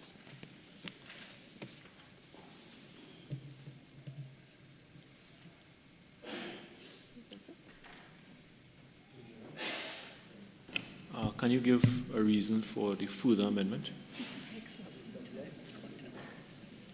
It gives the union the right to engage in collective bargaining. You can say that that right is implied in the previous draft, correct?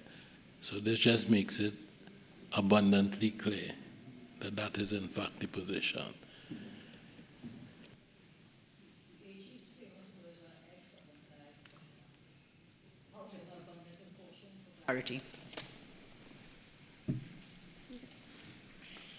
The question is that clause 3 be amended as circulated. Those in favour say aye. Any against say no. The ayes have it.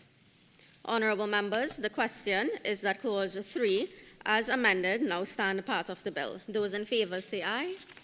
Any against say no. The ayes have it. Clause 3 as amended now stand part of the bill.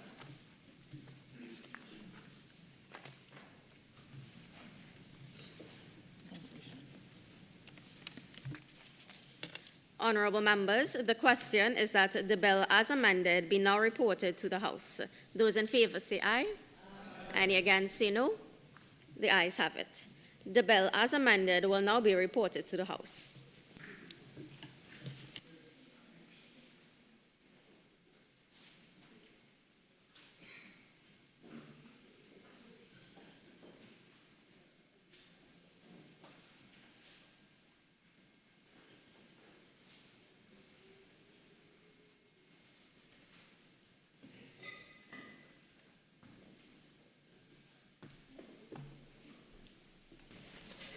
Minister of Labour, Small and Micro Enterprise Development.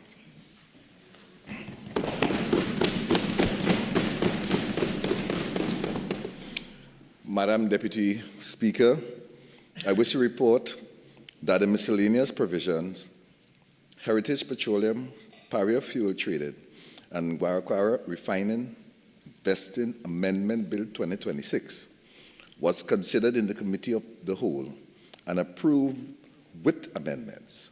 I now beg to move that the House agree with the committee's report. Honourable members, the question is that this House agree with the committee's report on the miscellaneous provisions, Heritage Petroleum, Paria Fuel Trading, and Guaracara Refining Vesting Amendment Bill 2026. Those in favour say aye. Aye. Any against say no. The ayes have it. Minister of Labour, Small and Micro Enterprise Development. Madam Deputy Speaker, I beg to move that a bill entitled An Act to Amend the Miscellaneous Provision, Heritage Petroleum, Paria Fuel Trading, and Guaracara Refining Vesting Act 2018, Act number 17 of 2018, be now read a third time and passed.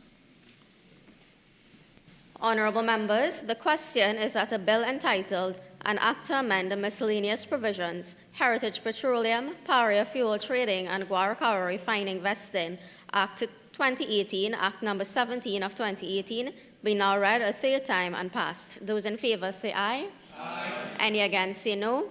Division. A division haven't been called. Mr. Paria? Yes. Mrs. Prasad-Bissessa? Yes.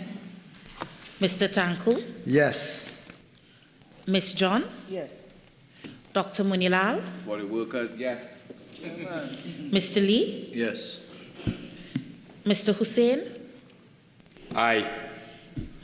Ms. Amin? Yes. Mr. Alexander? Yes.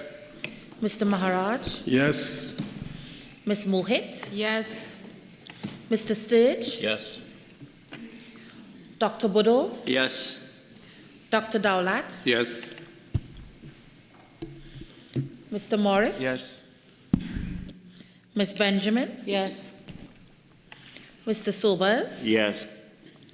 Mr. Watts? Yes. Dr. Sicharan? Yes. Mr. Kesar? Yes. Mr. Elder? An emphatic yes.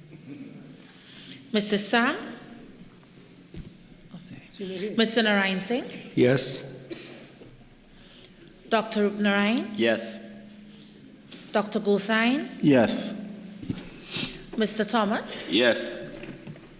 Mr. Sampson? Yes. Mr. Gonzalez? Abstain.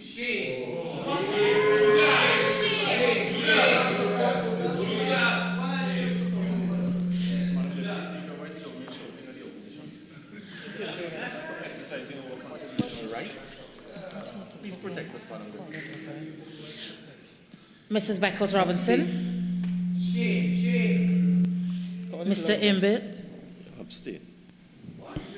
Dr. Gadsby Dolly? Abstain. Mr. Young? Abstain. Mr. Scotland? Abstain.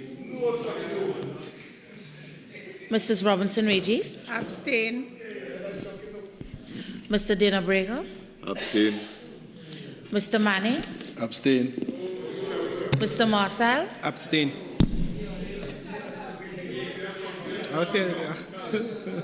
Abstain.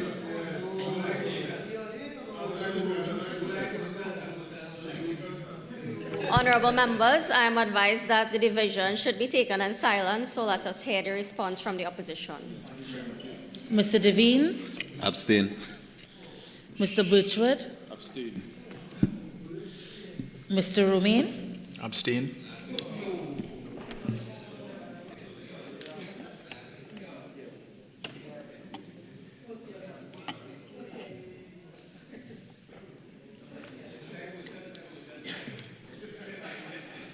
Madam Deputy Speaker, the results of the division are as follows. 26 members voted in favour of the 26 members voted in favour, no members voted against, and there were 13 abstentions. Honorable members, the results of the division are as follows. 26 members voted for, there was zero against, and there were 13 abstentions. The bill has passed.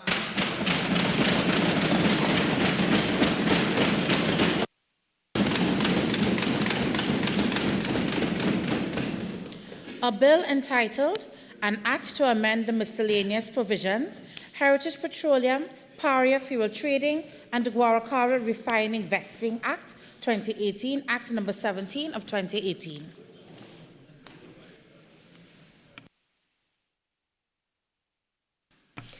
Leader of the House.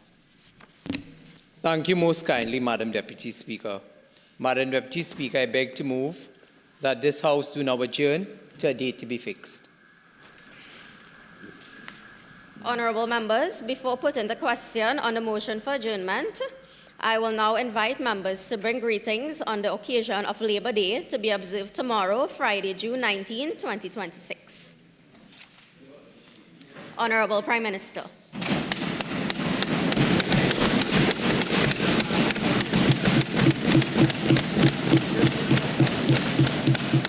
Thank you very much, Madam Deputy Speaker. On a very historic day today, and on the eve of Labor Day tomorrow, I want to say as Trinidad and Tobago commemorates a special day.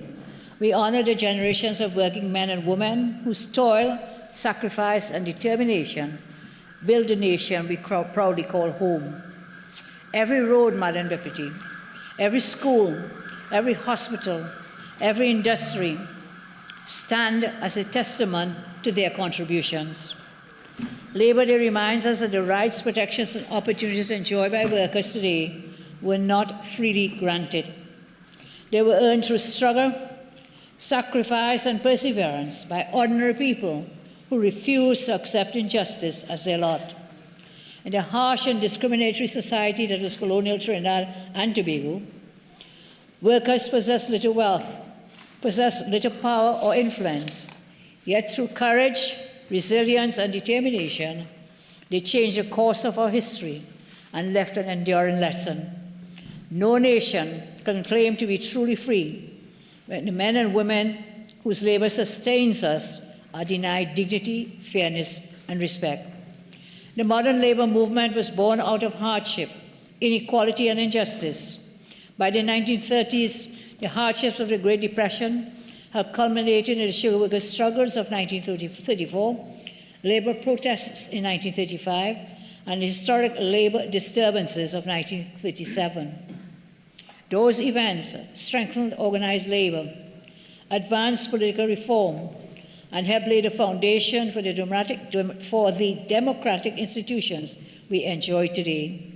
We honor Tubal Uriah Butler, Captain Arthur Andrew Ciprani, Adrian Kohler Rienzi, Elmer Francois, George Weeks, Sarah James, and the many other labor pioneers who helped transform our nation.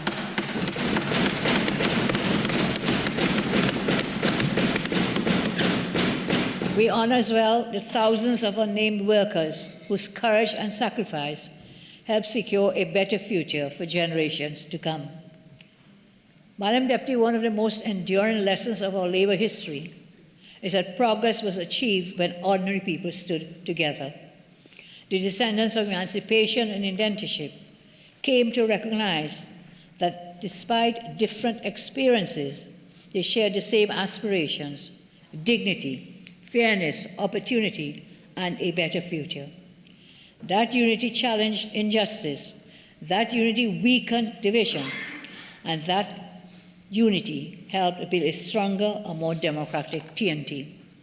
As we honor labor throughout TNT, we must also recognize Tobago's proud tradition of worker struggle, resilience, and self-determination.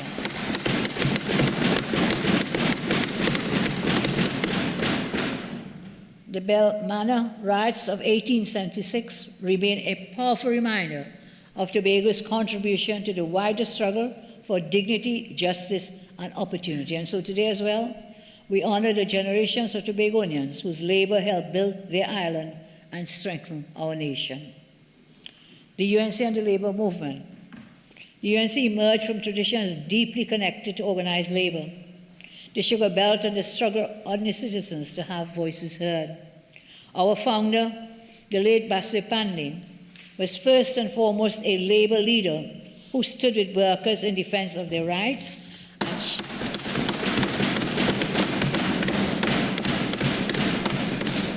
and he championed the cause of those who often felt excluded from the centers of power. Mr. Pandy understood that prosperity must be shared and that working people must never be left behind. Those principles became part of the foundation of the UNC, and they continue to guide our approach to national development. The relationship between the UNC and the labor movement is built on a record of action and achievement. Under the Pandy UNC government of 1995 to 2000, amongst many other things, inter alia, we passed the Minimum Wages Act that was passed by UNC government. We put forward legislative measures to protect workers' pension rights and collective bargaining arrangements during the restructuring of the regional health authorities. The commitment to the labor movement continued during my first tenure as Prime Minister between 2010 and 2015. In 2013, Petroleum and the OWTU concluded 6 collective agreements that delivered salary increases, improved allowances, a vacation travel grant, and enhanced leave provisions for workers. These gains coincided with a strong energy sector.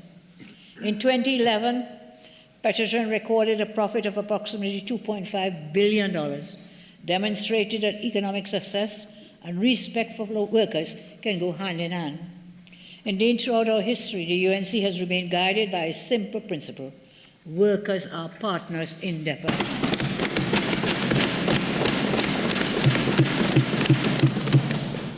On April 28, 2025, workers once again helped shape the destiny of Trinidad and Tobago.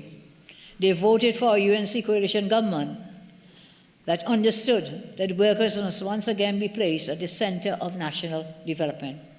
And this is why our workers' agenda mentioned before has become a central pillar of our government's program. That agenda is built around about 20 commitments to improve the lives of working people. And so, in this just 1 year, we have concluded wage negotiations affected almost 40,000 public sector workers. We have delivered salary settlements and 10%, with the 10%. We have paid $3.8 billion to PSA members. Is that correct, Dave? $3.8 billion to PSA members. Pardon? Okay, just check the figure for me, but we settled the 10% salary, but we did pay millions of dollars to workers in the PSA and in NUGFW, and we also did some for TNDEC, which agreements for the NIB employees. We concluded a landmark settlement at TNTEC. We removed taxation on private pensions, and we repealed the Trinidad and Tobago Revenue Authority. My colleague, Minister of Labour, has talked to us about the statistics, the numbers of employments and so on, jobs created, placement and employment programs, the national recruitment drive, expanded youth opportunities through UTEC, YTEP, ICT and others. We have established the Refinery Reactivation Committee with OWTU, local and international enterprise. And our work continues. Reopening that Petroleum refinery, protecting energy sector jobs, strengthening protections and benefits for domestic and vulnerable workers, strengthening agricultural agencies, rural employment and job creation, honoring outstanding settlements and providing further relief through Budget 2027, as the Minister of Finance has indicated. And Madam Deputy, let me say, if today I could pay every single cent that is due, owed, we will do it. But we inherited an economy in shambles. We are attempting to fix it, and as we say, better days will come. Every advance the nation has made has rested upon the shoulders of working people. Investing in workers and expanding opportunity remains the surest path to national progress. As I close, Madam Deputy, I say the history of labor teaches us that progress is earned, as I said before, through sacrifice, solidarity, and perseverance. The workers who marched in the sugarcane fields, stood in the oil fields, who organized in workplaces across our nation, struggled for generations yet to come. Today, we inherit the rights, the institutions, and freedoms their sacrifices made possible. On this Labor Day tomorrow, we pay tribute to the pioneers of the labor movement, the trade unions that continue to defend workers, and the generations of working people whose labor built our nation. I promise, as Prime Minister, I reaffirm my government will continue to stand with workers to protect their rights and expand opportunities. For the lesson of our history is clear. Every great advance in our nation has been built on the strength, resilience, and determination of the working people of Trinidad and Tobago.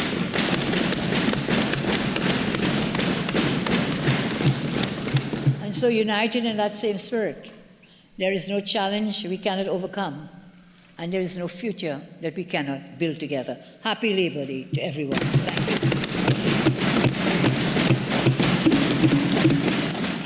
you. Member for Malabar Mausaka.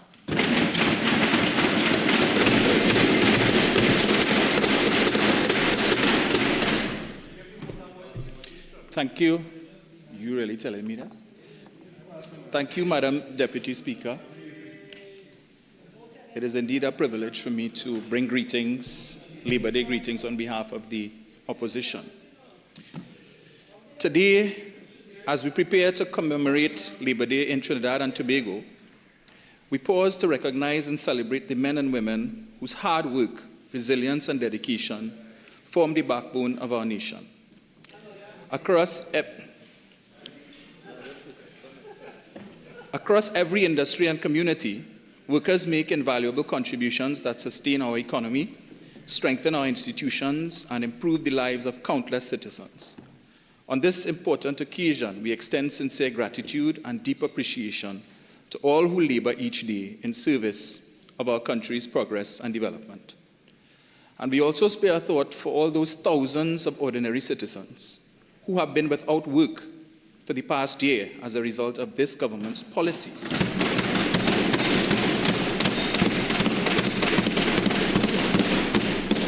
Who struggle each day to provide even the most basic of life's necessities, and who have been relegated to the position of collateral damage.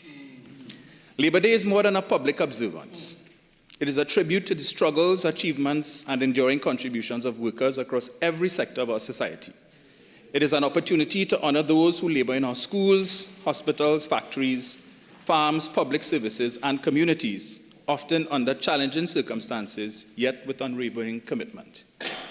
The history of Trinidad and Tobago's labor movement is deeply intertwined with the story of our nation's development. We remember the courage and determination of pioneering labor leaders who stood against exploitation and injustice and fought for the rights and dignity of working people. Today, we pay tribute to the great sons and daughters of our nation whose leadership transformed the labor landscape, including Tubal Churaya Buzz Butler, whose efforts helped ignite the labor uprising of 1937, Adrian Colarienzi, who championed the rights of the sugar and oil workers, George Weeks, whose leadership of the oil workers strengthened the labor movement, Basdio Pandey, who emerged from the trade union movement to become a national leader, and CLR James, whose intellectual contributions inspired workers' struggles throughout the Caribbean and beyond. Their sacrifices and achievements laid the foundation for many of the workplace protections, rights, and freedoms that workers enjoy today. The People's National Movement has long recognized the vital role of labor in national development. Since its founding by Eric Williams, the PNM has championed policies aimed at improving the quality of life of working people. Let us be reminded that the PNM, under the visionary leadership of Dr. Eric Williams, has played a defining role in shaping the rights and recognition of workers in Trinidad and Tobago. On March 18, 1965, Dr. Williams introduced landmark legislation that provided for the compulsory recognition of trade unions, mechanisms for resolution of trade disputes, price regulations, and the establishment of the industrial court. This legislation laid the foundation for modern labor relations and industrial justice in our country. The PNM's engagement with the labor movement has been historic and continuous. Trade unionists such as John Rojas, who was part of the 1962 delegation to London for Trinidad and Tobago's independence, exemplify the deep integration of labor into the national fabric. From the party's inception in 1956, prominent union figures like Donald Granado, UCIW, Ulrich Lee, John Hackshaw, and Ali Mohammed proudly contested elections of a PNM ticket.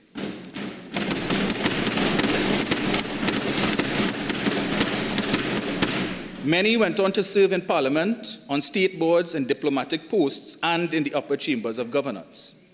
In the decades that followed, union leaders such as Claude Drayton, Sam Worrell, Clyde Payne, and Elton Peters served on the PNM's General Council, while others like Carl Tull, Vass Stanford, Simeon Alexander, and W.W. Sutton took up critical national responsibilities.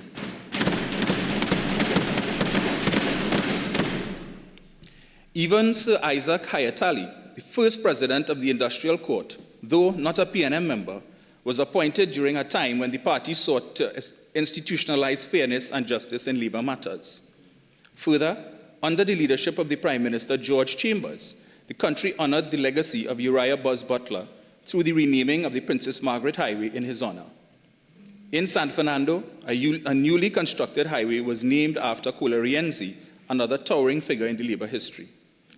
And given this rich and undeniable history, it is deeply unfortunate that current trade union leaders now find it fashionable to launch broad and often unfounded attacks against the People's National Movement.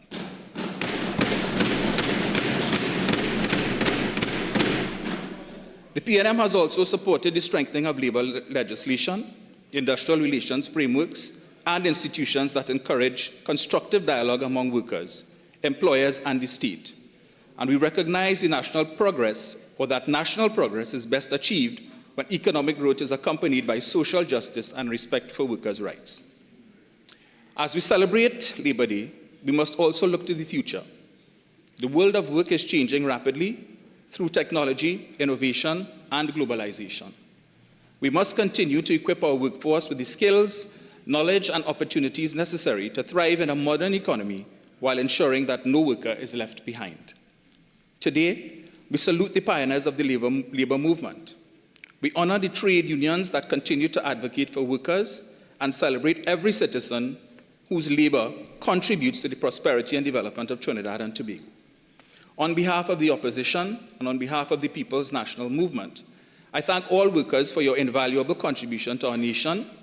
Your resilience, dedication, and commitment remain the driving force behind our country's progress. Happy Labor Day. May God continue to bless the workers of Trinidad and Tobago, and may God continue to bless our beloved nation, Trinidad and Tobago. Madam Deputy Speaker, I thank you.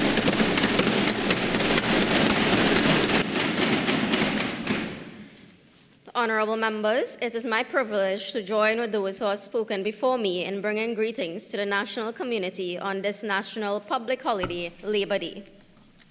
Labor Day is not merely just a public holiday. It commemorates the intense sacrifices, struggles, and hard-won achievements of our predecessors. Pioneers like Adrian Colarienzi, Tubal Uriah Buzz Butler, George Weeks, Elmer Francois, C.L.R. James, Captain Arthur Andrew Cipriani, George Weeks, Alberta Maria Gomez, Daisy Crick, and Teresa Ojo, just to name a few, who fought to ensure that we have better working conditions, fair wages and rights, which so many of us often take for granted. Its genesis can be found in the labor riots of 1937, a period marked by immense hardship, low wages, and poor working conditions, which accumulated in several protests and strikes. Such action was met with brute force, resulting in many injured and several dead. This event was a catalyst for the birth of the labor movement of Trinidad and Tobago. Today, we have the collective bargaining structures, union representation, social and economic empowerment, improved living standards, and legal protections. We are also very privileged to have such an illustrious institution in the form of the Industrial Court, established through the Industrial Stabilization Act, through which we can seek redress for unresolved disputes and other labor-related matters. I therefore take this opportunity to urge citizens to take time to reflect on the history of the labor movement in Trinidad and Tobago, what it took for us to get to this point, to be able to enjoy the benefits we are afforded in the workplace. I also submit that while we have indeed come a long way, there is always room for improvement, change, flexibility, and dynamism to continue to meet the evolving times and needs of our citizens. As a Parliament, we are keenly aware of our role and function in strengthening and shaping labor protections through the enactment of laws, upholding labor rights, promoting social dialogue, strengthening enforcement and compliance, and addressing social and economic outcomes. I am confident that as we work together, honorable members, we can ensure that our citizens can continue to enjoy fair, safe, and dignified working conditions. On behalf of the Parliament of the Republic of Trinidad and Tobago, my family and myself, I take this opportunity to wish all a safe, peaceful, and happy Labor Day. Thank you.